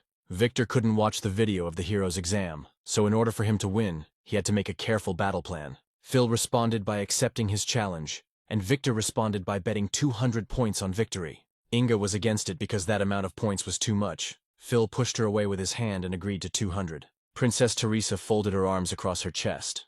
This was a great opportunity for her to see Phil's abilities. Victor clenched his fists and warned that he would count to 3, and they began. Sky asked her friend if Phil would lose. Inga laughed and said that apparently the girl had not seen him in battle. Very soon, all the students will know everything. At that time, Victor has already counted to 1. At that very moment, Victor flew at Phil, trying to attack first and keep the advantage for himself. Victor used the skill of the accumulated energy strike. Phil in turn stood in one place. He didn't care much about it. But as he tried to strike, the guy saw that the hero had disappeared right in front of his hand. Victor knew that this was a skill of the second transformation mage. He did not understand where Phil got such a resistance technique from. The hero appeared in another place and said that he heard that masters like Victor were good at both close and long-range combat. Phil asked provocatively if this was all the boy could do, his trump card being the shiny boots he had received earlier. Victor began to activate his skill. The hero made him very angry. The guy gritted his teeth and asked the guy to die. Victor screamed and attacked with an enveloping wave and released sound waves. Phil, using his boots, was able to run through the waves without taking any damage. Victor was sure that while the hero was inactive, he would be able to win, without having time to say anything.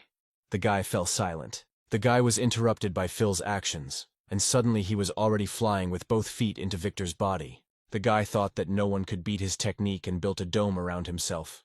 But Phil easily broke through it with his feet. Blood gushed from Victor's mouth. He could not come to terms with his defeat.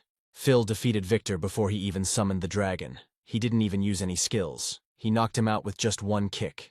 The students were horrified. They thought that Victor would cope. Seeing the blood, they wondered if everything was okay. Phil hovered over Victor's body and said that he still had a lot to learn. Teresa turned to Oswald, asking if the guy was sure that he could defeat Phil. The guy replied that he did not summon the dragon, so it is difficult to assess the strength. The princess looked after Phil and realized that he was not a weakling. Phil swiped his card at Victor's ID to claim the promised reward. After taking the points, Phil said that as a result of the bet, he wins 200 points and looked at his balance. Victor looked at Phil's current points and realized that if converted to the Southern Province system, his points were about 1.5 million.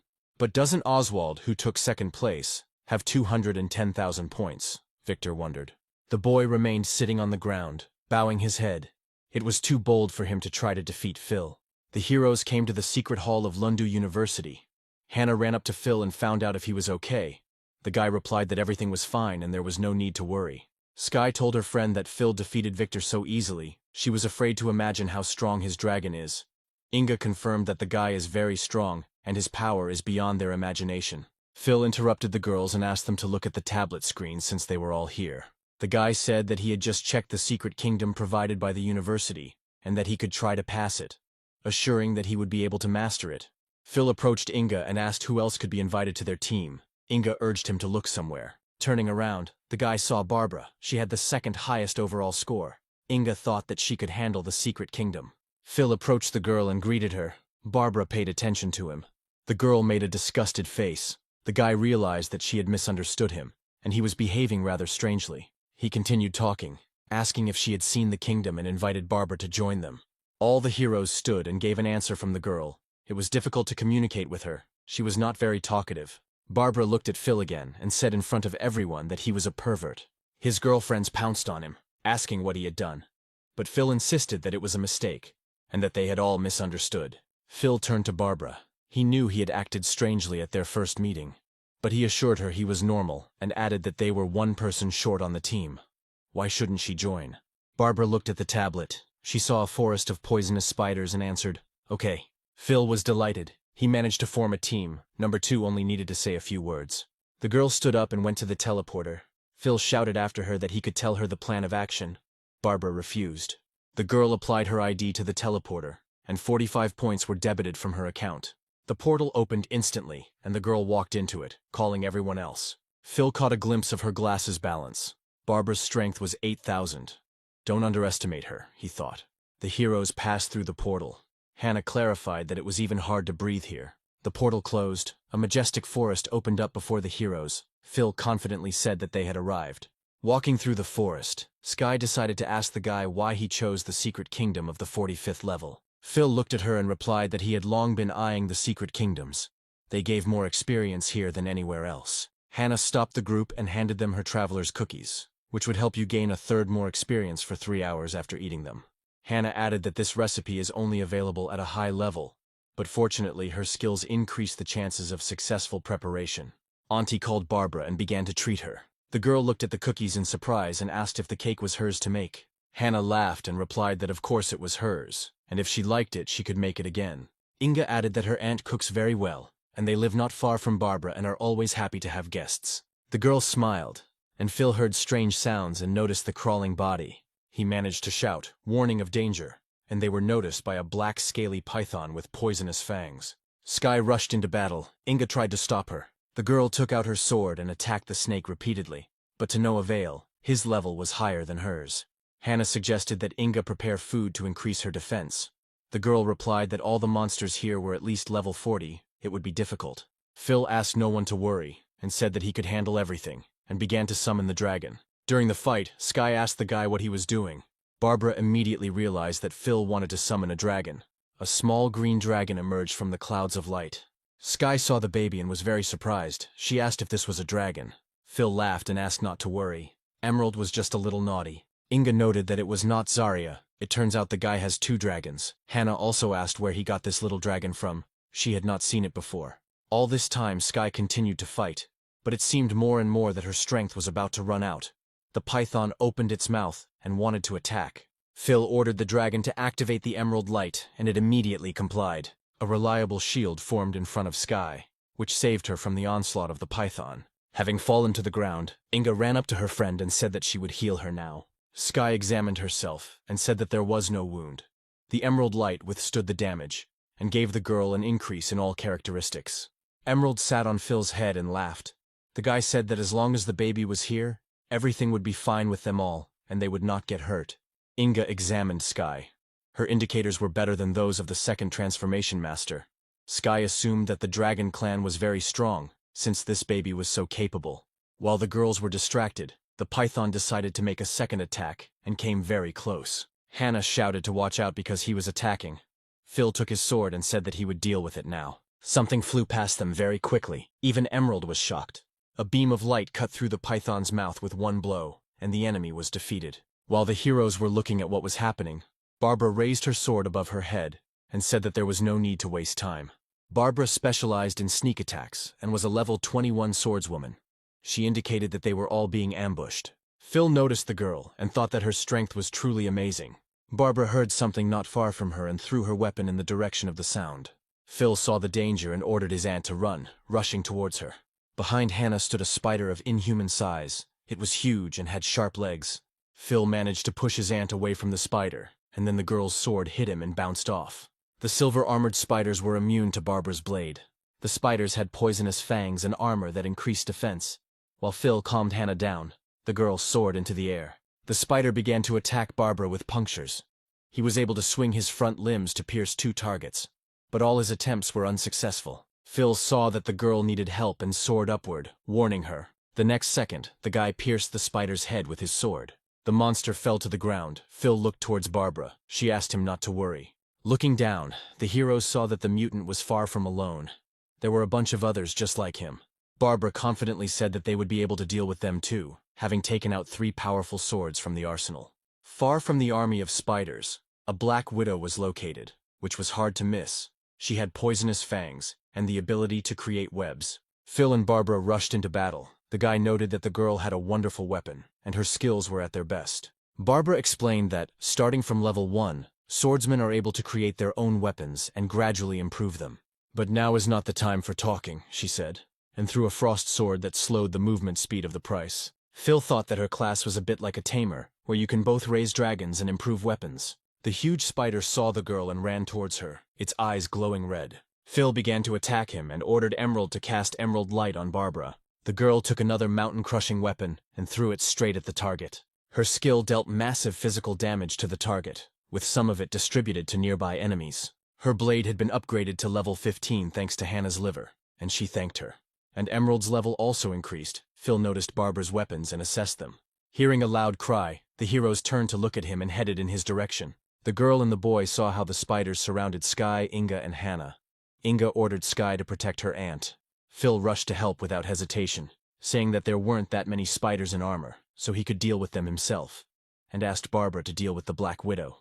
The guy burst into the circle and began the attack, warning everyone to beware of the web. Otherwise, if they got caught in it, there was a risk of death. While Barbara was watching the heroes, cobwebs rained down on her from above.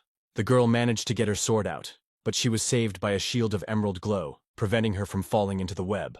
Barbara ran into the forest in terror. One of the girls asked her not to run away alone. Phil ordered Emerald to heal Barbara. Inga shouted to the guy to follow the girl, and they would manage on their own. The dragon's light would help them a lot. The hero ran deep into the forest after Barbara, but asked the girls not to forget about their aunt. She needed their protection more than ever. The boy and the dragon made their way through a dark forest, with cobwebs all around. Phil saw a wounded Barbara heading towards the Black Widow and shouted to her that he would help. The guy rushed to the girl's aid and ordered the dragon to release the emerald light. Barbara confidently shouted that she could handle it herself. The spider began to throw her web onto the girl, and then Barbara realized that things were bad. Like an arrow, Phil flew past the girl and asked her not to be afraid. He advised the girl to rely on him and activated the dragon claw. With one powerful blow, Phil struck the spider, and it fell down dead. Barbara, seeing this, was impressed by the guy's strength and his skills. The girl thought that there shouldn't be a big difference in strength between them. But why was the guy stronger when using Mountain Crush? Phil suggested hitting Barbara together and use the words of the wind spirits, thanks to which his agility increased. The girl released the mountain-crushing blade and the bloodshed blade, while the boy used the dragon bite. Barbara still didn't understand where such a difference in strength came from. In the fight, Emerald managed to get the 3rd level. Phil assured him that the 5th was just around the corner. Barbara walked away from them, dropped her head and said that for the first time she was being treated like a weakling. Phil heard familiar voices and turned his head. His friends and aunt were there. Inga said that the spiders were over, and Hannah boasted about her level increase. The guy approached Barbara and said that she was very strong, but he could not abandon his friend to his fate. The girls approached Phil and asked him to use the emerald's light to heal. The dragon raised its head and glowed. It used the life source skill, which restores health. Inga screamed that she was now full of energy, and Sky laughed at the guy for turning green in the head. Barbara looked at their team and smiled. She thought that for the first time her comrades did not irritate her. The team moved on and stopped at a cliff. Sky looked at the tablet and said that the map ended there. She walked closer to the edge where Phil stood and saw that there was still a large area ahead. Inga glanced down and was speechless for a moment. She saw an abyss below them that looked like the lair of the boss of the Secret Kingdom. The devourer and leader of the pack leads all the spiders. It was the screeching mother of spiders of the 45th level. Inga asked not to look down at Hannah. Sky added that such scenes could be traumatic for her. Hannah vomited in fright against a tree. Phil looked at her and thought it was a common fear. Barbara suggested that in any case, before the boss, his subordinates need to be killed. Sky said that a strategy was needed. Hannah, hearing their conversation, said that there would only be enough food for a day, then they would have to eat spiders. Inga got goosebumps and replied that she didn't want to eat them. Phil raised his hand to speak up and said that they definitely needed to stick to some kind of strategy. Barbara asked what he had come up with, and then all the girls watched what he was doing. Phil moved further away, raised his hand and shouted, "Come out, Zarya!" In a second, everything around was filled with fire and a dragon appeared. Sky had never seen a dragon before and was very surprised. Barbara noticed that the dragon was giving off a very powerful aura. The ground vibrated, and a giant-sized boss began to emerge from its lair. Standing on the cliff, Zarya was ready to attack and looked at her prey. "You can rely on me," said Phil, and ordered Zarya to attack. Phil shouted after the dragon to activate a cataclysm that would blow up the area, causing the target to receive heavy damage. All the girls looked at the dragon. Hannah was surprised that Zarya could be like that. Phil called Emerald and told him it was time to apply the buff to Zarya. The dragon hung over the abyss and activated his light. He gave Zarya a dragon impulse, Emerald Light, and the bloodline of the Emerald Dragon. Light tongues engulfed Zarya, and with each passing second she became more powerful. Her stats doubled and she descended into that dark abyss. All the spiders began to rise upward at high speed. Phil asked Sky and Inga for help, and they responded by telling him not to worry. They would protect his aunt. The guy approached Barbara and offered to kill the spiders. "Let's get going," Phil shouted, and they flew into the abyss at high speed. There were many small spiders around them, rising to the surface. Finally, the heroes got the earth and landed at the bottom of the pit. Phil called Zarya to him. She paid attention to him and began to prepare a cataclysm.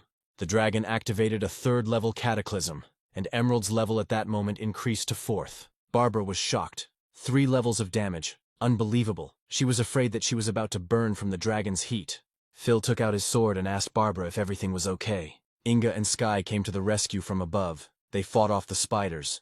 Inga called on the guy and the girl to go to the boss, and they will cope. Phil agreed, and ordered all participants in the battle to descend. Approaching the boss, he used a poison spit, which impregnates the target within the radius of action with poison. The heroes managed to jump back. Phil looked at Barbara and ordered Emerald to give her the Emerald Light. The boss used a skill where he released a sticky web, and when it hits, the target dies within a minute. Phil began to cut through the web with his sword. The guy ordered Zarya to attack. Emerald also wanted to take part and tried to spew flames out of himself. The hero ordered to use the skill All on Fire, thanks to which the dragon flaps its wings, releasing burning fires 4 times. Barbara never ceased to be amazed by the dragon's skills.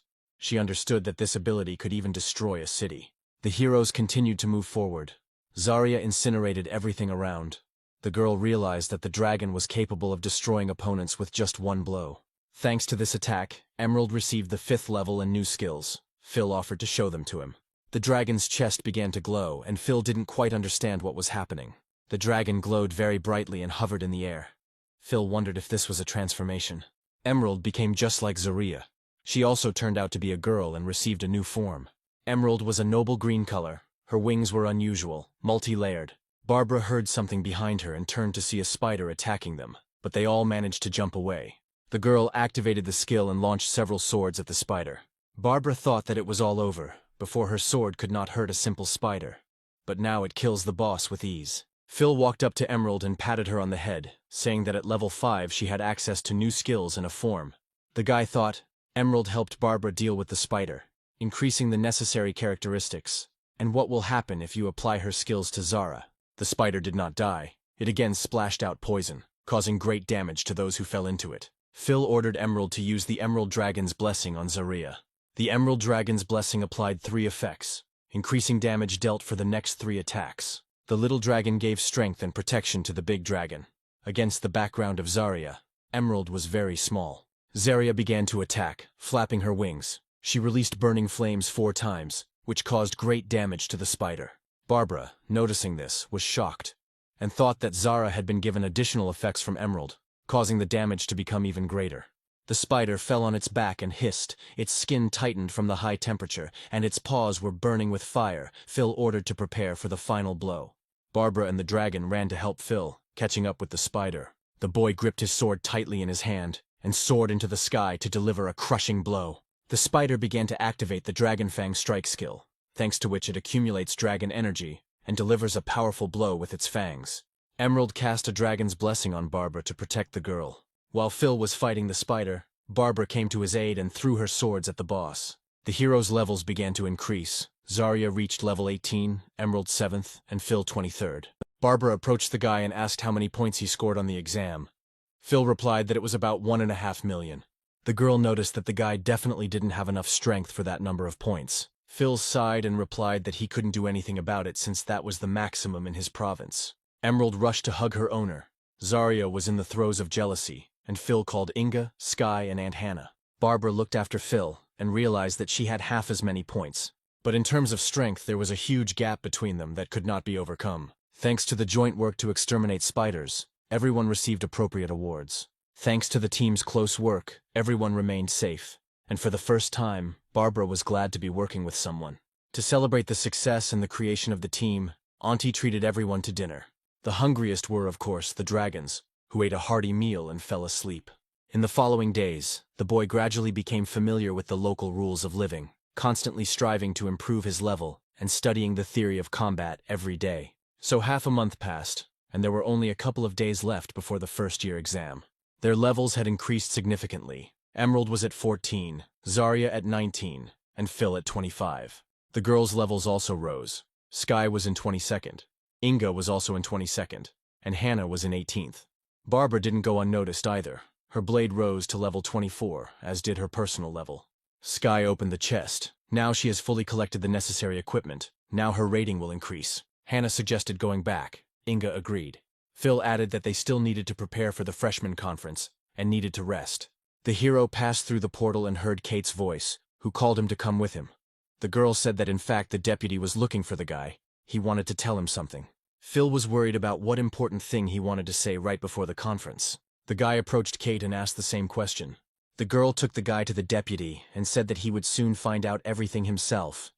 In the corridor, the guys were talking about some Huns. Kate saw that the guy was interested in the conversation of other students. Phil laughed and replied that he had been studying constantly lately. He didn't even have time to chat. The girl said that it was because of Phil that Victor was so eager to get into the class. Now the first years are betting on each other, calling it a new assessment. Beginners fight each other, gaining points. The losers get everything. The losers can't even eat, the girl explained. Phil asked what Huns were. She said that it was a unit of measurement, where Phil has 100 Huns, and Victor has 1. The thing is that Victor lost all his points, so now all he can do is scrub the floors so as not to die of hunger. In the meantime, they came to the door. Kate said that Phil was already expected there. The guy opened the door and turned to the man, saying that he had been told that the deputy was looking for him, and the man asked him to come inside. Edward said the much-talked-about national testing was about to begin. Initially, it was supposed to take place in a few months, but recently it was announced that the date was being moved up. A new candidate was nominated. His name is Carl. He is expected to reach level 60 within a month. Phil suggested that was why they were in such a hurry to start testing. The man hit the table and confirmed the guy's guess. Most candidates had not yet achieved such results. Phil realized that once Carl reached level 60, the third transformation would become available to him. But he only had the second. The man said he was sorry. In 2 months, Phil would only be able to reach level 30, and everyone else would be at least level 50. He could die. In all the previous years, their university won, but now there is less time to prepare. Edward asked the guy to think carefully about participating. Phil replied that he would not miss the opportunity for career advancement. He would not only take part, but would also take first place. Oswald agreed and said that he would not dissuade him since the student had already made such a decision. The deputy asked him to try hard. The guy replied that he would give it his all. The next day, a conference of first-year students took place, at which the deputy announced that there would be a battle before the certification. A 2-on-2 battle. The students began to whisper about who would be tested and with whom. Inga whispered to Phil that they wouldn't have any problems. But the guy reminded her that Hannah wasn't a combat class, so they could split into 2 teams. Edward said that now was the time to create teams, and then they could register if they had already chosen a partner. After the conference, the heroes met Barbara in the courtyard and greeted her. A guy came up to the girl from behind and offered to form a team with him, to which Barbara refused without thinking. Barbara approached the team and suggested that they go and sign up. Inga said that many people wanted to create a team with Barbara, but she knew that the girl would not leave them. Phil concluded that he and Barbara would be on the water team, and Sky and Inga would be on the other. The next day, the preliminary round of newcomers took place in Lundu. Oswald's dragon used a slash of its giant tail to deal area of effect damage to targets. Oswald himself used the Dragon Strike, which accumulates the dragon's energy and deals a powerful blow to the target. Oswald won his 28th victory in a row, and Teresa came up to him and said that these victories would help the guy get into the top 16. The guy thanked the princess and said that their team had reached 7th place and that they would soon be able to fight with the first. Teresa said that her brother Carl would come to visit her soon. She would definitely introduce the guys, but then Oswald would have to take first place. There was no other way. The commentator announced that the next fight was about to begin. Both sides approached. Oswald saw a familiar face. The heroes entered the arena. The commentator announced that Oswald and Teresa number 18 were fighting against Phil and Barbara number 1. The crowd started chanting. Teresa was surprised that Barbara and Phil were on the same team. The guy remembered a recent conversation with Inga, when he told her that he would be with Barbara, and Inga and Sky would be on another team, and everyone would be able to achieve good results. Inga added that she and Barbara should take first place, so the top 2 should work together. Sky added that they don't want to drag them down. Today their girlfriends were sitting in the stands and supporting them, which gave the boy and girl incentive. While warming up, the guy asked Barbara, "There won't be any problems." The girl gave a clear answer that it goes without saying. While in the waiting room, Phil opened his treasure maps. He has several of them. He wanted to see what was what. He managed to combine the cards into one, and the location of a high-level dragon's nest appeared in front of him. The host called the teams to participate in the tournament. Phil looked at the exit and said that it was their turn, and he added that they must not lose under any circumstances. Entering the arena, Barbara told Phil that the enemy team also had a Dragon Tamer. Was it true? The guy asked her if the girl wanted to compare them. Before the test, the girl managed to ask whether Phil would call assistance, to which he replied that of course he would. And he added that in the forest, he discovered that they had similar abilities. Phil turned around and said that if he won, he would reveal all his characteristics. The battle began, and Oswald was the first to attack. He had been waiting for a long time for the opportunity to fight Phil. He was sure that now there would be only one tamer left, and with complete confidence he struck the guy with a spear, but he disappeared right in front of him. Oswald couldn't believe his eyes. Phil, who had just been standing in front of him, simply disappeared. Phil avoided the guy's subsequent attacks in the same way as he had done with Victor earlier. His boots were a great help to him. The hero struck the dragon with his Dragon Claw skill, which turned his hand into a paw. Oswald saw that Barbara was not taking part in the battle in any way. Pointing his spear at the hero, he asked him what he should understand by this. Phil replied that there was no point in the girl engaging in battle because he could handle them alone. Teresa shouted at the guy that his plans were not destined to come true. The princess also added that he was too arrogant and she wanted him to disappear. Oswald gave the order to his earth dragon to attack. The dragon approached Phil. The guy mockingly said that he had different fangs. And in a second, soaring into the sky, he shouted that he would help straighten them out. Phil used Dragon Bite, which dealt a powerful blow, and it tore off one of the dragon's fangs. The crowd gasped and began to shout that the guy had stopped the dragon single-handedly. Phil heard them talking about how strong he was. It was beyond human understanding. Teresa screamed at Oswald, ordering him to kill the boy. Oswald began to carry out the order and ran with a spear towards Phil. He ordered the dragon to carry out a cleanup. He understood that they were both tamers, so he didn't have much of an advantage. Oswald thought that he could outsmart the hero if he attacked with 2 skills at the same time. He was sure that Phil wouldn't be able to dodge. The dragon and Oswald hit the same place at the same time, but the hero was not there again. He had moved. Sitting on the dragon's fang, Phil asked the guy if he still thought that this would work with him. Barbara noted that the Earth Dragon's stats were quite high, but Phil was able to deal with it even with his bare hands. Teresa appeared on the battlefield. She called the servant a disgrace, that Phil hadn't even summoned the dragon yet, and Barbara was just standing there, and she began to cast a spell. She could not allow her reputation to be lost, just as she could not allow a man with such skills into her state. Phil watched closely what the princess was doing. Was she really using that skill that could turn those around her into monsters? She used her magic on the Earth Dragon. Phil realized that she was getting away from him and used it. The crowd watched the transformation. The dragon seemed to go wild. Teresa strengthened it. Barbara prepared for the onslaught and drew her epic swords. Phil blocked her way, saying that he could handle it himself and that she shouldn't forget about their agreement. The guy looked at the dragon and said that he had seen this skill before, a distortion of growth and strength. Teresa gave the order to Oswald again, telling him to grab the boy. The princess was sure that she would take Phil's dragon from him and waited for the boy to call him. The impudent girl laughed and asked if Phil had enough stats to fight this form of dragon. The hero used dragon magic, which caused a powerful gust of icy air that slowed the target. The earth dragon simply turned partly into a block of ice. Teresa screamed that she was frozen.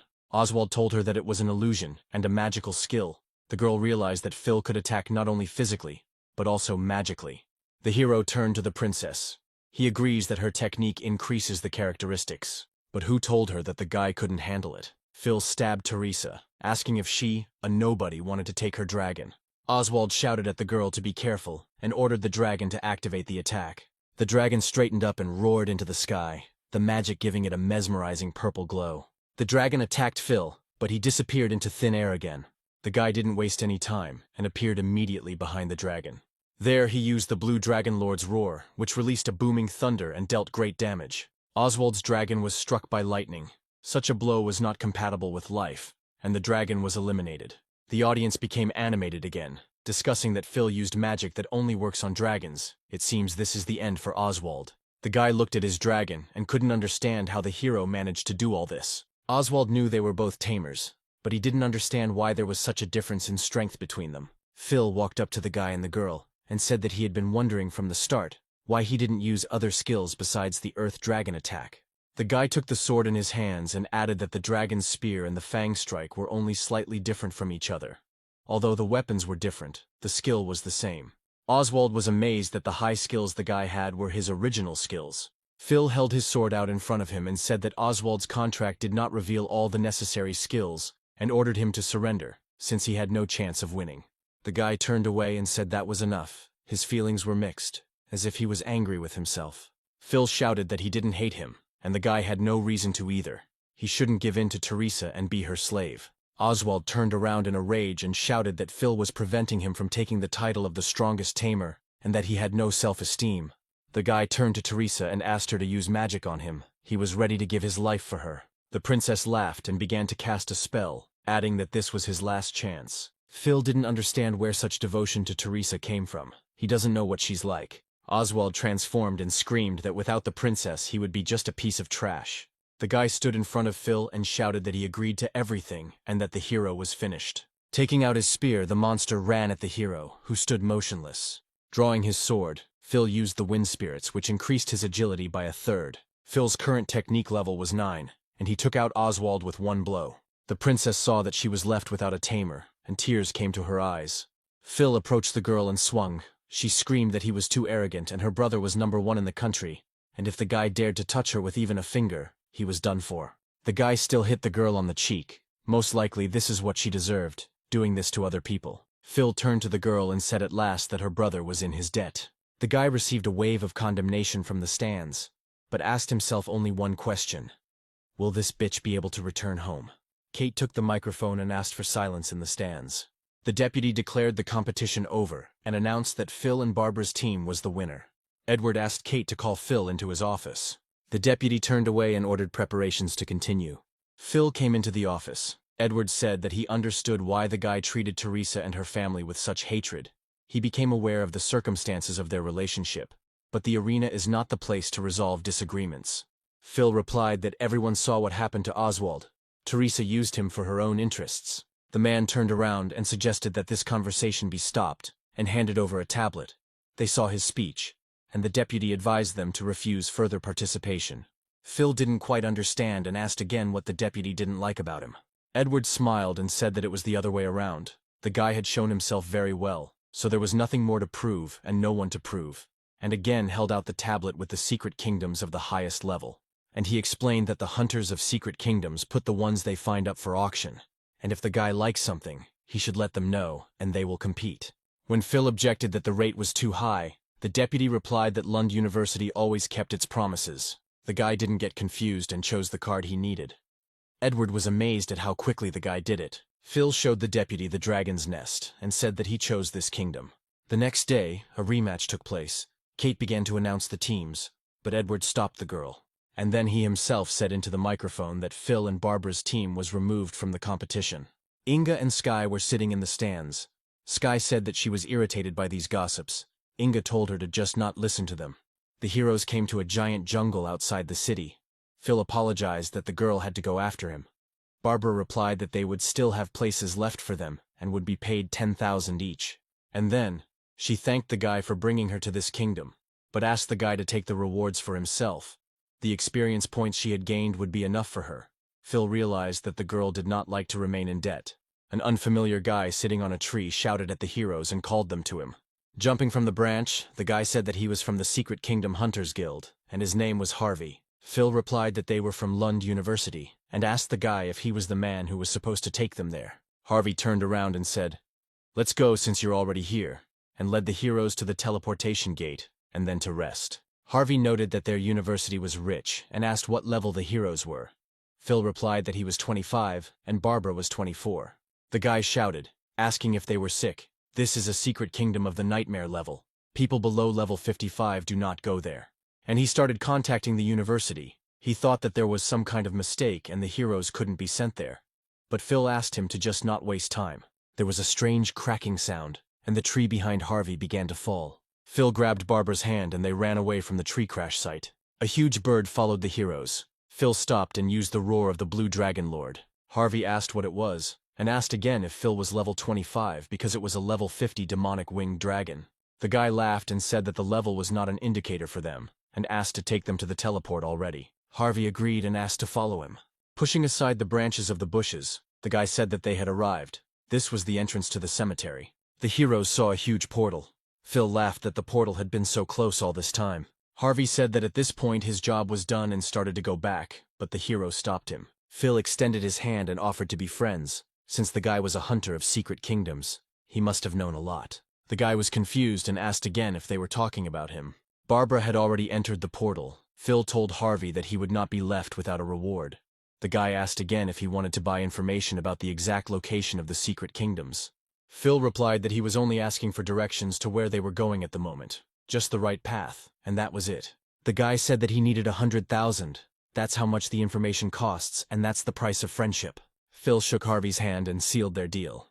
The hero ran into the portal after Barbara. The girl told him that they talked too much. Phil looked around. The treasure map was at the top of the sacred tree. Something started to happen. The girl asked if the guy felt anything and suggested that it was an earthquake. The boy looked down and saw a flock of level 50 rotten dragons rushing straight towards them. Crouching down, Phil warned Barbara to be ready to attack. The girl threw her sword at the dragon that was hanging above her, using Mountain Crush. The dragons were not very large in size, and therefore very nimble, which is why the sword did not hit any of them. One of the dragons spotted Phil and flew towards him, its eyes glowing red. Without thinking, the hero called upon Zarya. His dragon was in full combat readiness. Zarya spewed out a continuous lava flame in front of her, dealing high damage. Barbara used her bloodshed blade on one of the dragons. After which, hanging in the air, she realized that she was no longer supported by anything in the air and began to fall, calling the blade back. The girl was falling quickly, and a fierce dragon was flying after her. She thought that she would not have time to summon the blade. Phil saw the whole picture and rushed down to save the girl. The boy pulled out his sword and used Dragon Bite, which absorbs dragon energy, to deliver a powerful blow. Phil flew up to Barbara and ordered her to grab his hand. The girl extended her hand and grabbed it as tightly as she could. Phil thrust his sword into the tree with all his might to stop his fall. The heroes were hanging from a tree. The guy was holding the girl tightly and was not going to let go. Looking at her, he asked her to be careful, because their goal was not on Earth.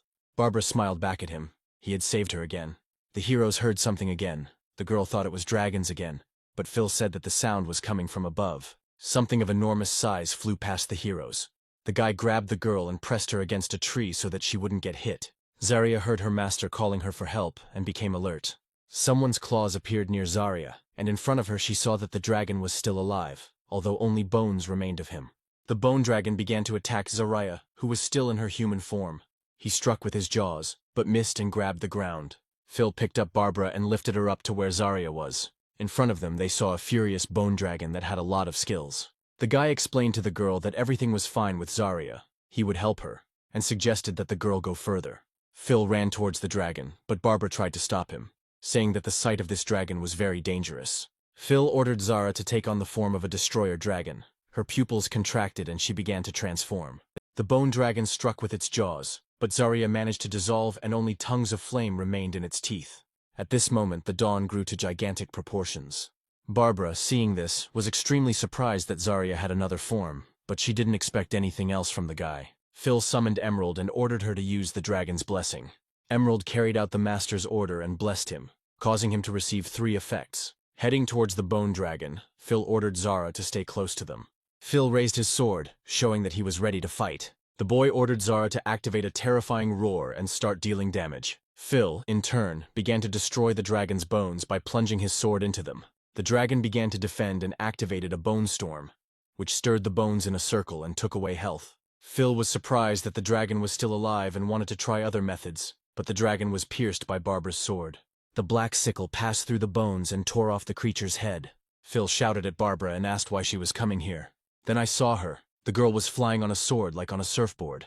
The girl shouted back that she was fulfilling part of their agreement. The guy single-handedly defeated Oswald, and she would tell him about the secrets of her class. Phil braced himself and told the girl to get ready for impact. The bone dragon appeared in front of them again and reached out its paw towards them.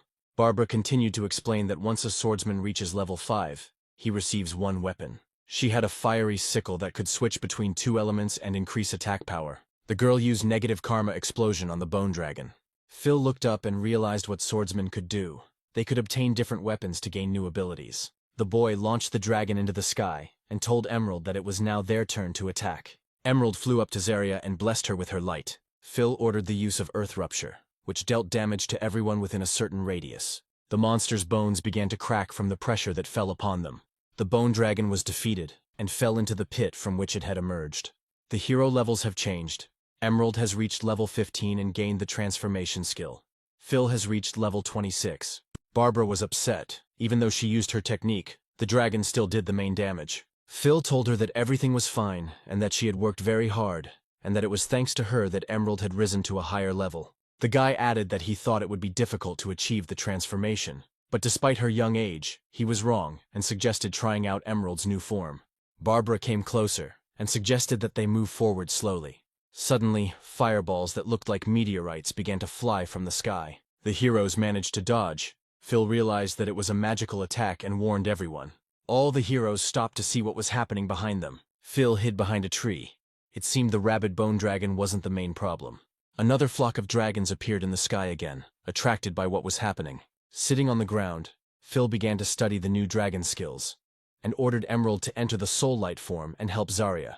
The hero ran on. The guy gave the order to Zarya to cover them, and he and Barbara had to climb the sacred tree. Emerald transformed into her soul light form for the first time and immediately gained new skills. She immediately used her new skill, Soul Shelter, on Zarya, which increased her stats by 200%. Zarya became beyond competition with any of the creatures. Even though she was at level 19, her strength became more than 26,000. Barbara noted that the effect of Emerald's blessing was very powerful. Phil agreed that she had good stats. The guy analyzed the teamwork of the 2 dragons. He wanted to climb the tree as quickly as possible and transfer the dragon's inspiration to Zarya. Then her strength would increase to 30,000. The dragons began to attack, launching volleys of fire and ice balls. Phil ordered Zarya not to resist and to move forward, absorbing the damage. Emerald also did not stand aside and began to absorb the remaining spheres. Having absorbed everything that was in front of her, she stopped and waited for an order from the master. Phil ordered her to use air damage to stop the enemies. Emerald rose into the sky, surrounded by other dragons, but she activated her skill and launched a 10-fold airstrike. The exhausted opponents began to fall from the air to the ground. Barbara asked in surprise what kind of skill it was. Phil replied that the Soul Shelter not only protects Zarya, but also accumulates damage for a counterattack. The girl thought that leveling up a dragon was similar to leveling up a weapon, but it was fundamentally different. The heroes continued to run, resisting the wind. The guy said that they were almost there. Running closer to the tree, the boy and the girl saw a dragon made of level 60 steel bones. A blow from such a dragon with its bone would deal 10,000 units of damage. Soaring into the sky, the dragon headed straight towards Zarya. Barbara screamed that the dragon looked like a rabid bone dragon, and added that they needed to help Zarya, but Phil simply asked her not to worry. The guy ordered Emerald to prepare for Soul Shock. Thanks to this skill, the dragon's energy is directed at an ally, and when attacking, all the energy is released. Emerald hung over Zarya. She began to absorb all the energy, but the steel dragon was already close. Phil ordered Zarya to activate the Dragon Pulse, which increased all stats by 30%. Both dragons rushed into battle, Zarya's stats rising by tens of thousands. Having flown closer to the enemy, the dragons began to attack simultaneously. The steel dragon didn't know what to do because he couldn't fight off such a force. Seeing the people on the ground, the steel dragon decided to attack them. Barbara screamed that things were bad and he was coming here. Thinking that even if she was the weakest, she still needed to contribute. She began to summon swords. Taking her sickle sword, the girl activated a blast of negative karma and directed it at the dragon. Her attack switched between the two elements of darkness and fire. She hit the dragon in the chest and it roared. The dragon, in turn, used his skill and reduced the damage received by half. Barbara turned to Phil and said sadly that she had not caused any damage to the enemy. The guy replied that everything was fine. Turning around, he told the girl that she had helped him a lot. But behind him was already the huge mouth of the dragon. Barbara screamed at him to watch out. Phil called Emerald to him and took out his dragon sword, preparing to attack. The boy ran up and punched the dragon in the face, using his dragon bite to absorb all of its energy and deliver a powerful blow. The dragon was defeated. The heroes gathered together. Their levels increased. Zarya got the 20th and acquired a new skill. Barbara increased to the 25th level. The girl said that Emerald was already strong at her 15th level, and Zarya, at only 20, was able to cope with a dragon made of steel bones on her own. She was afraid to imagine what would happen next. The heroes continued on their way. Barbara laughed. Phil asked what was the matter. The girl answered that she simply remembered one phrase. The girl remembered Sky's words when she said that with such a strong dragon, Phil would kill everyone in his path. The guy laughed. He was surprised that Barbara could joke. It was not like her. Barbara said that he must have changed her. After all, they have been together for a long time. Phil replied that now she is more talkative and it is great. And when he first saw her, her voice seemed very pleasant to him. The girl asked again about the voice. The guy said that she was also very cute. Had no one told her that before? The heroes continued walking along the map, continuing to chat and look for that treasured tree. It was getting dark, but the heroes still hadn't reached the tree where the nest with the egg was. In the crown of the tree, there was a small blue egg, which shimmered in the rays of the setting sun. Moving on, Barbara said that after defeating the dragon she reached level 25. Phil asked if she had unlocked a new weapon. The girl summoned a new sword and said that it increases dexterity, but so far it is only at level 1. Phil smiled and congratulated Barbara on reaching a new level. Barbara wondered that even if she upgraded all her blades, she would hardly be as strong. Would she ever be able to deal the same damage? She thought that Phil's teammates were always under pressure because they were compared to him. But she would only believe it if others did the same. Phil approached the girl and said that after the rise of the blade, she would have no equal. The girl laughed and suggested to go further, since it would soon get dark. After walking a little further, the group stopped and froze in mild shock. In front of them lay the corpses of men. Phil assumed that they were from the research camp. Barbara added that it seemed that they had been dead for a long time. Phil leaned over the corpse and thought that they were all warriors and had been killed long ago. Could it be that someone had set up an ambush for them? Feeling something, Phil took out his sword and warned the girl to be careful. He thought there were monsters here. Barbara asked if it was an ambush. At that very second, another armored dragon appeared from the bushes. Its level was even higher than the previous one. And in the sky above them hung a 3-headed elemental dragon, which possessed triple magic and was even stronger. Phil assessed the situation. There were 2 bosses in front of them at once. Barbara was shocked and said that they had been hiding all this time. The 3-headed dragon began to activate its triple magic skill. Zarya soared into the sky and flew towards one of the heads to attack. But the bronze dragon cast armor on his ally, and Barbara, seeing this, said that Zarya would not be able to strike. And she realized that she needed to deal with the bronze dragon first and rushed into the attack. Phil asked her to relax. He had an idea. He took out his sword and asked the girl to summon her new blade. The boy charged, ordering Emerald to take Soul Light form and activate Soul Shock, and Zarya to take World Destroyer form. Phil began to pierce the bronze dragon's armor while Emerald accumulated energy points thanks to the Soul Shock. The 3-headed dragon began to attack with charged spheres. Zarya managed to dodge them. Phil looked at Emerald. She already had 4 points accumulated. The guy ordered Zarya to use her new pressure skill. Zarya hovered over the 3-headed dragon and activated pressure, thanks to which she could immobilize and stun enemies within a certain radius.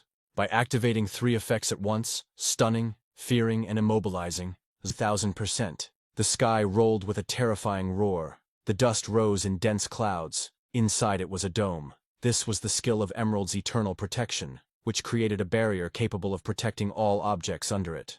Barbara's level rose to 28 and her blade's level to 10. She stood up and said that if it weren't for Emerald, they would all be dead. The levels of the other heroes also increased, so Zarya got 23rd, Phil 29th, and Emerald 18th.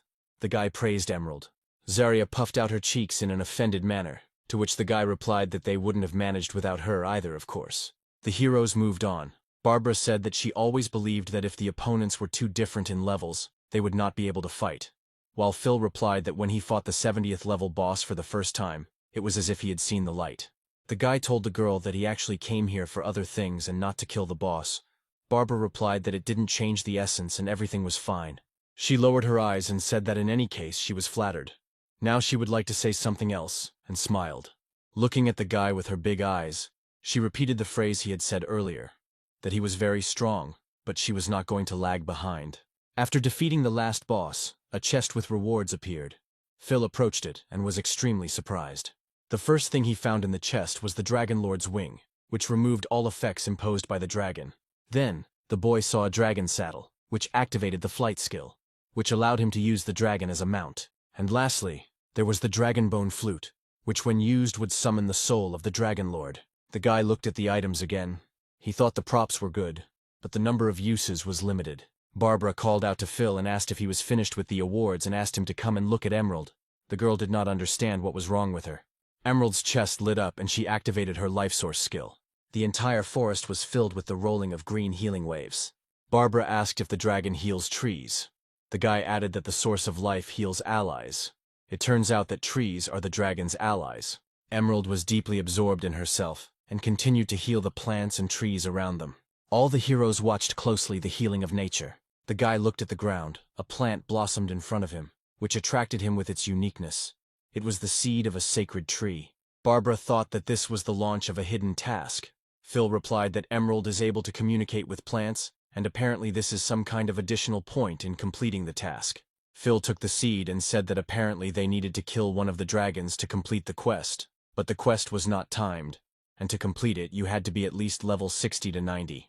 The guy stroked Emerald and said that if it weren't for her, they would never have found out about the secret mission to heal the tree. Then something interesting came into the guy's head, and he decided why not try it. Phil took out his flute and asked Emerald if it could absorb it. Anticipating questions, he added that it doesn't mean he feeds her everything indiscriminately.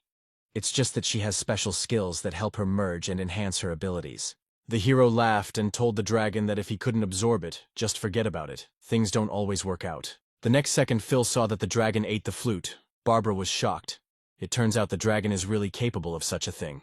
Now Emerald can summon 2 Dragon Lords. This is now her skill, so the number of summons is not limited. The souls of the Dragon Lords appeared before the heroes. Phil explained that the size of his body had significantly decreased, and now the dragon also had his own pet. Barbara thought that now the dragon had its own pet, which meant that Phil was getting bigger and bigger. Barbara suggested that the guy go back home, because his aunt was probably worried. Phil replied that the girl should go, and he would follow. Opening the map to the dragon's nest, he knew he had unfinished business here. That same evening, the boy returned to the university and went into his house. Entering his room, he told the dragons that they had been together for so long, and it was time to clarify things. Phil began to scold the dragons that it was time for them to stop bullying each other and start acting like normal sisters, and switch their attention to caring for the new family member. The guy screamed even louder and asked if the dragons were even listening to him. Having calmed down, he concluded that the egg contained their future family member, so it was worth giving him a warm welcome. Phil brought his hands to the egg and activated his Dragon Tamer skill. It was a star dragon egg, and he was extremely curious whether the third dragon would be a boy or a girl. There was silence in the room because nothing had happened. Phil opened the tablet. He was surprised that his technique didn't work, but it said that to open this egg, you need a rank 2 tamer. The guy thought he had 2 dragons, but to get the third, he would have to reach level 30 and then open it. It wouldn't be easy. Phil told the dragons that it looked like they would have to go to the poisonous forest to move to the next level. And while he told everyone to sleep, the dragons whispered among themselves. The hero again ordered everyone to sleep. Morning came, and there was an insistent knock on the door of the guy's room. Sky and Inga were standing behind the door. Inga loudly asked if the guy was back and if he needed to wake up quickly. The door swung open. A guy appeared. He asked what happened. Inga shoved the tablet at him and asked him to look at the post that had already flown around the entire university. Phil took the tablet in his hands and started reading. He asked the girls. They woke him up just to show him some post. Inga said that this post is about his departure. Initially there was no pavilion, but then numbers 3 through 6 united, creating a large team, but Frank and Sam are the leaders in it. Phil replied that he was the real number one. Sky added that this Frank said that he was ready to win back his first place and wanted to fight in a fair fight. Inga added that only the number one would be able to take part in the selection of players for the national tournament. The guy realized that Frank needed to win first place. Sky replied that enough empty chatter and that Barbara needed to be told everything. Phil replied that now Frank's pavilion should try to stand up to him. Phil asked to borrow the tablet for a while. He wanted to strike back. The action takes place in the VIP arena of Lundu University. Sam looks at the tablet monitor and something catches his attention. Running up to his friend, he shouted that Phil answered. The guy Sam's friend was fighting charged. The young man activated his skills and continued to attack with his eyes closed. The guys were shocked and kept asking him where he got such skills and movements from. They couldn't keep up with him. The young man defeated his opponents with a couple of moves. It was that same Frank. He took off his mask and ordered to heal the guys, and asked Sam what about Phil. Sam handed over the tablet and said that the guy had posted the message, but Frank should take a look for himself. Frank picked up the tablet and said that Phil was crazy. He thought he could take out everyone in the pavilion. Frank tossed the tablet to Sam and told Phil to come to the arena tomorrow. Sam asked if they would fight Phil. The guy turned around and replied, "Sure, let all the members of the pavilion come. He wants to defeat everyone, so be it." Frank added that he wants everyone to understand who is the real number one here. Everything is relative. At the communal table at Phil's house, Sky asked if he had heard that Frank would be competing in the semi-finals today, and if Phil would like to see his performance. Inga added that Phil is now a real celebrity on the forum. Rumors could arise if he starts watching Frank, to which Hannah suggested disguising him. The heroes were at the semi-finals. Sky asked if Frank was participating in the next round. Inga answered that he was, otherwise so many people in the pavilion wouldn't have come. Auntie turned to Phil and asked if she had dressed him well. Now no one would know. Kate announced that the semi-final was about to begin, and Phil stood up from his seat. The aunt asked where he was going, because the competition was about to start. The guy replied that he was not interested in it. The invitation to the teams to play in the semi-finals was announced. The deputy turned to the guy. As if he realized that it was Phil, Edward ran to the rector's office and started knocking, asking if the rector had seen the latest messages on the forum, what he thought about it, and said that he was talking about Phil and Frank. The rector's voice said to allow Kate to continue observing, and Edward himself not to interfere. The deputy replied that he thought Phil was too strong and shouldn't fight. He was worried that something might happen. After all, Frank was still recovering. The rector replied that he was thinking too much, and would rather worry about himself, because in a month they needed a man. It's time to decide whether Phil can handle representing them in the competition. The rector asked if Phil was ready. As the national testing was ahead of schedule, Edward replied that Phil would soon be promoted, and he thought he should contact Envoy Gordon, to which the rector replied that Envoy Alfred was now. The rector added that Alfred had previously held very high positions, but after multiple demotions, there was nothing left but to become an envoy. Edward thought about it. The rector asked why he was silent. The deputy apologized. The deputy replied that if Alfred was the envoy at the national test, he was afraid that Phil would not be able to go far. The rector replied that Phil was their candidate, and did Edward understand what he needed to do? Edward replied that he would help the boy get promoted as soon as possible to compensate for his lack of level. The deputy asked the rector again what he thought about the fight between Phil and Frank, to which he laughed and said that he would come and watch. He couldn't miss it. In the university's connection room, his teammates beat up the guy and asked how many more times he would lose. Opposite Phil's room, students would gather and ask each other whose room it was. Someone would ask not to go in there because hell awaited him. The guy stood alone in the room and waited for at least someone to dare to come in. He thought that it would be better if he went to the poisonous forest than to stay here. The door swung open. Phil looked into the opening, wondering who was there. A pretty girl came into the room and greeted him and asked if he wanted to fight her. Phil responded by saying, "Hello, sister." And the girl laughed and said that her level was much higher than his, so she asked him to be more polite and then he wouldn't get hurt. The guy replied that there was no need for that. The girl's eyes sparkled. She looked at the guy and asked again if it was true. She began to transform and said rudely that in that case she would not be nice. Phil saw the flames surrounding the girl. He thought that she was definitely not as simple as she seemed. The same girl appeared in front of him, but in a different costume. She was surrounded by flames. Her eyes were full of confidence.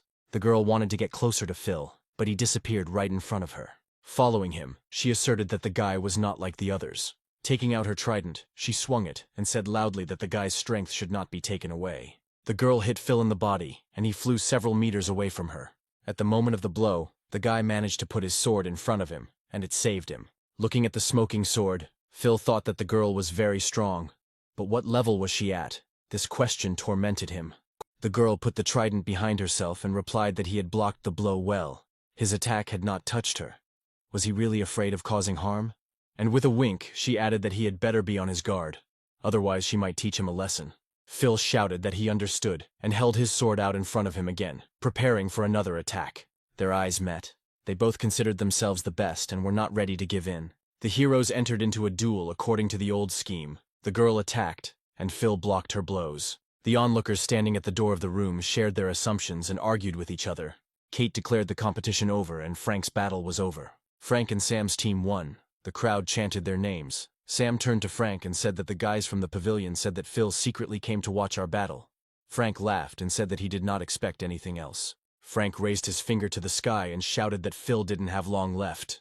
The people continued to chant. The guy added that he would have no chance at tomorrow's competition and laughed loudly. Sky said it was time to leave, but she didn't see Phil anywhere. Inga was surprised that Frank knew about Phil's presence. Hannah told the girls that it seemed like the guy had left and started dialing his number. The hero continued to fight with the girl. He was exhausted. Looking at her, he wondered what was wrong with her. It was incredible power. The girl came closer and took the cap off his head, saying that after 15 minutes she still hadn't figured out his strategy. The girl added that the guy had weak stamina. Phil did not let go of the question of why she was behaving like this and who she was. She moved away from the guy a little and said that in any case, he was a cute guy. And bending closer, she asked him why he didn't show his face. The pause in silence was interrupted by an incoming phone call. Phil picked up the phone and apologized to the girl, but he answered into the phone that he was already on his way. After hanging up, Phil turned to the girl and thanked her for the experience and asked her to leave her number before leaving. The girl laughed and said that the guy had just joined and was already asking for her number. She didn't think he was like that. The girl left the room and waved her hand, telling him to forget about this conversation, and if he wanted to meet, then let him come to this room. Phil had many questions about who she was. Besides, he almost lost. She was definitely not a simple student. Maybe a teacher. He got 100 points on the card, that is. She admitted defeat. Running out of the room, Phil tried to catch up with her and shouted down the entire corridor. "Sister!" He still had a lot of questions, and the students kept nagging the guy and telling him to be careful. Gone. Was it a ghost? Phil thought when he heard someone call his name. Turning around, Phil saw his friends and aunt. The girls stood in bewilderment at who the sister was and what was happening to the guy. The guy scratched the back of his head and realized that not only had he not found the girl, but he had also let it slip.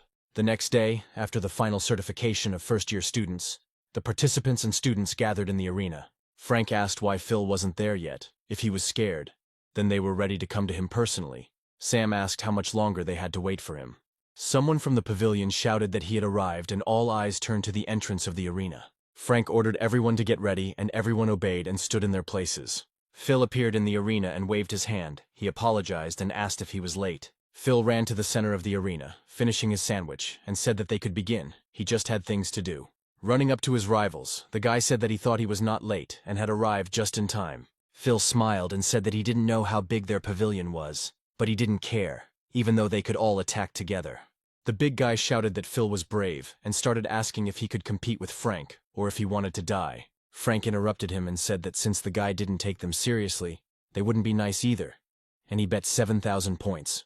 The hero remembered that he had also forgotten about the bet and reached into his pocket for his card. Taking it out and placing it in front of his face, he clearly said that he was betting 17,000. Sam yelled at Frank that it was too much, and they didn't have enough. The guy just shut him up. Frank thought that Phil was brave, and if he could win back those 17,000 from him, he would be able to calmly continue his studies for at least 3 years. The guy shouted that his pavilion was setting everything up and it was time to get started. His partners shouted that they were listening. Phil clenched his fist and said the bets were off and they could begin. Someone from the pavilion shouted that he shouldn't have spoken to their leader like that. Frank ordered all the guys from the pavilion to get ready. Phil stood confidently and calmly watched everything that was happening. The entire pavilion was up in arms and ready to engage in battle, awaiting the order. Frank frowned and ordered an attack with all his aggression. One of the participants started casting a spell and used the copper lock curse. The chains wrapped around Phil's body, and thanks to this skill, the guy could neither move nor attack. The rest of the pavilion participants thought that the guy was unarmed and began to attack him. With one clear blow, the hero cut the chains that bound him and became free from them. Frank was impressed that Phil could still move, and the curse didn't work. The hero grabbed the guy by the clothes and pulled him towards himself. He knew that the first thing he had to do was destroy the water, and the rest would bow down behind him.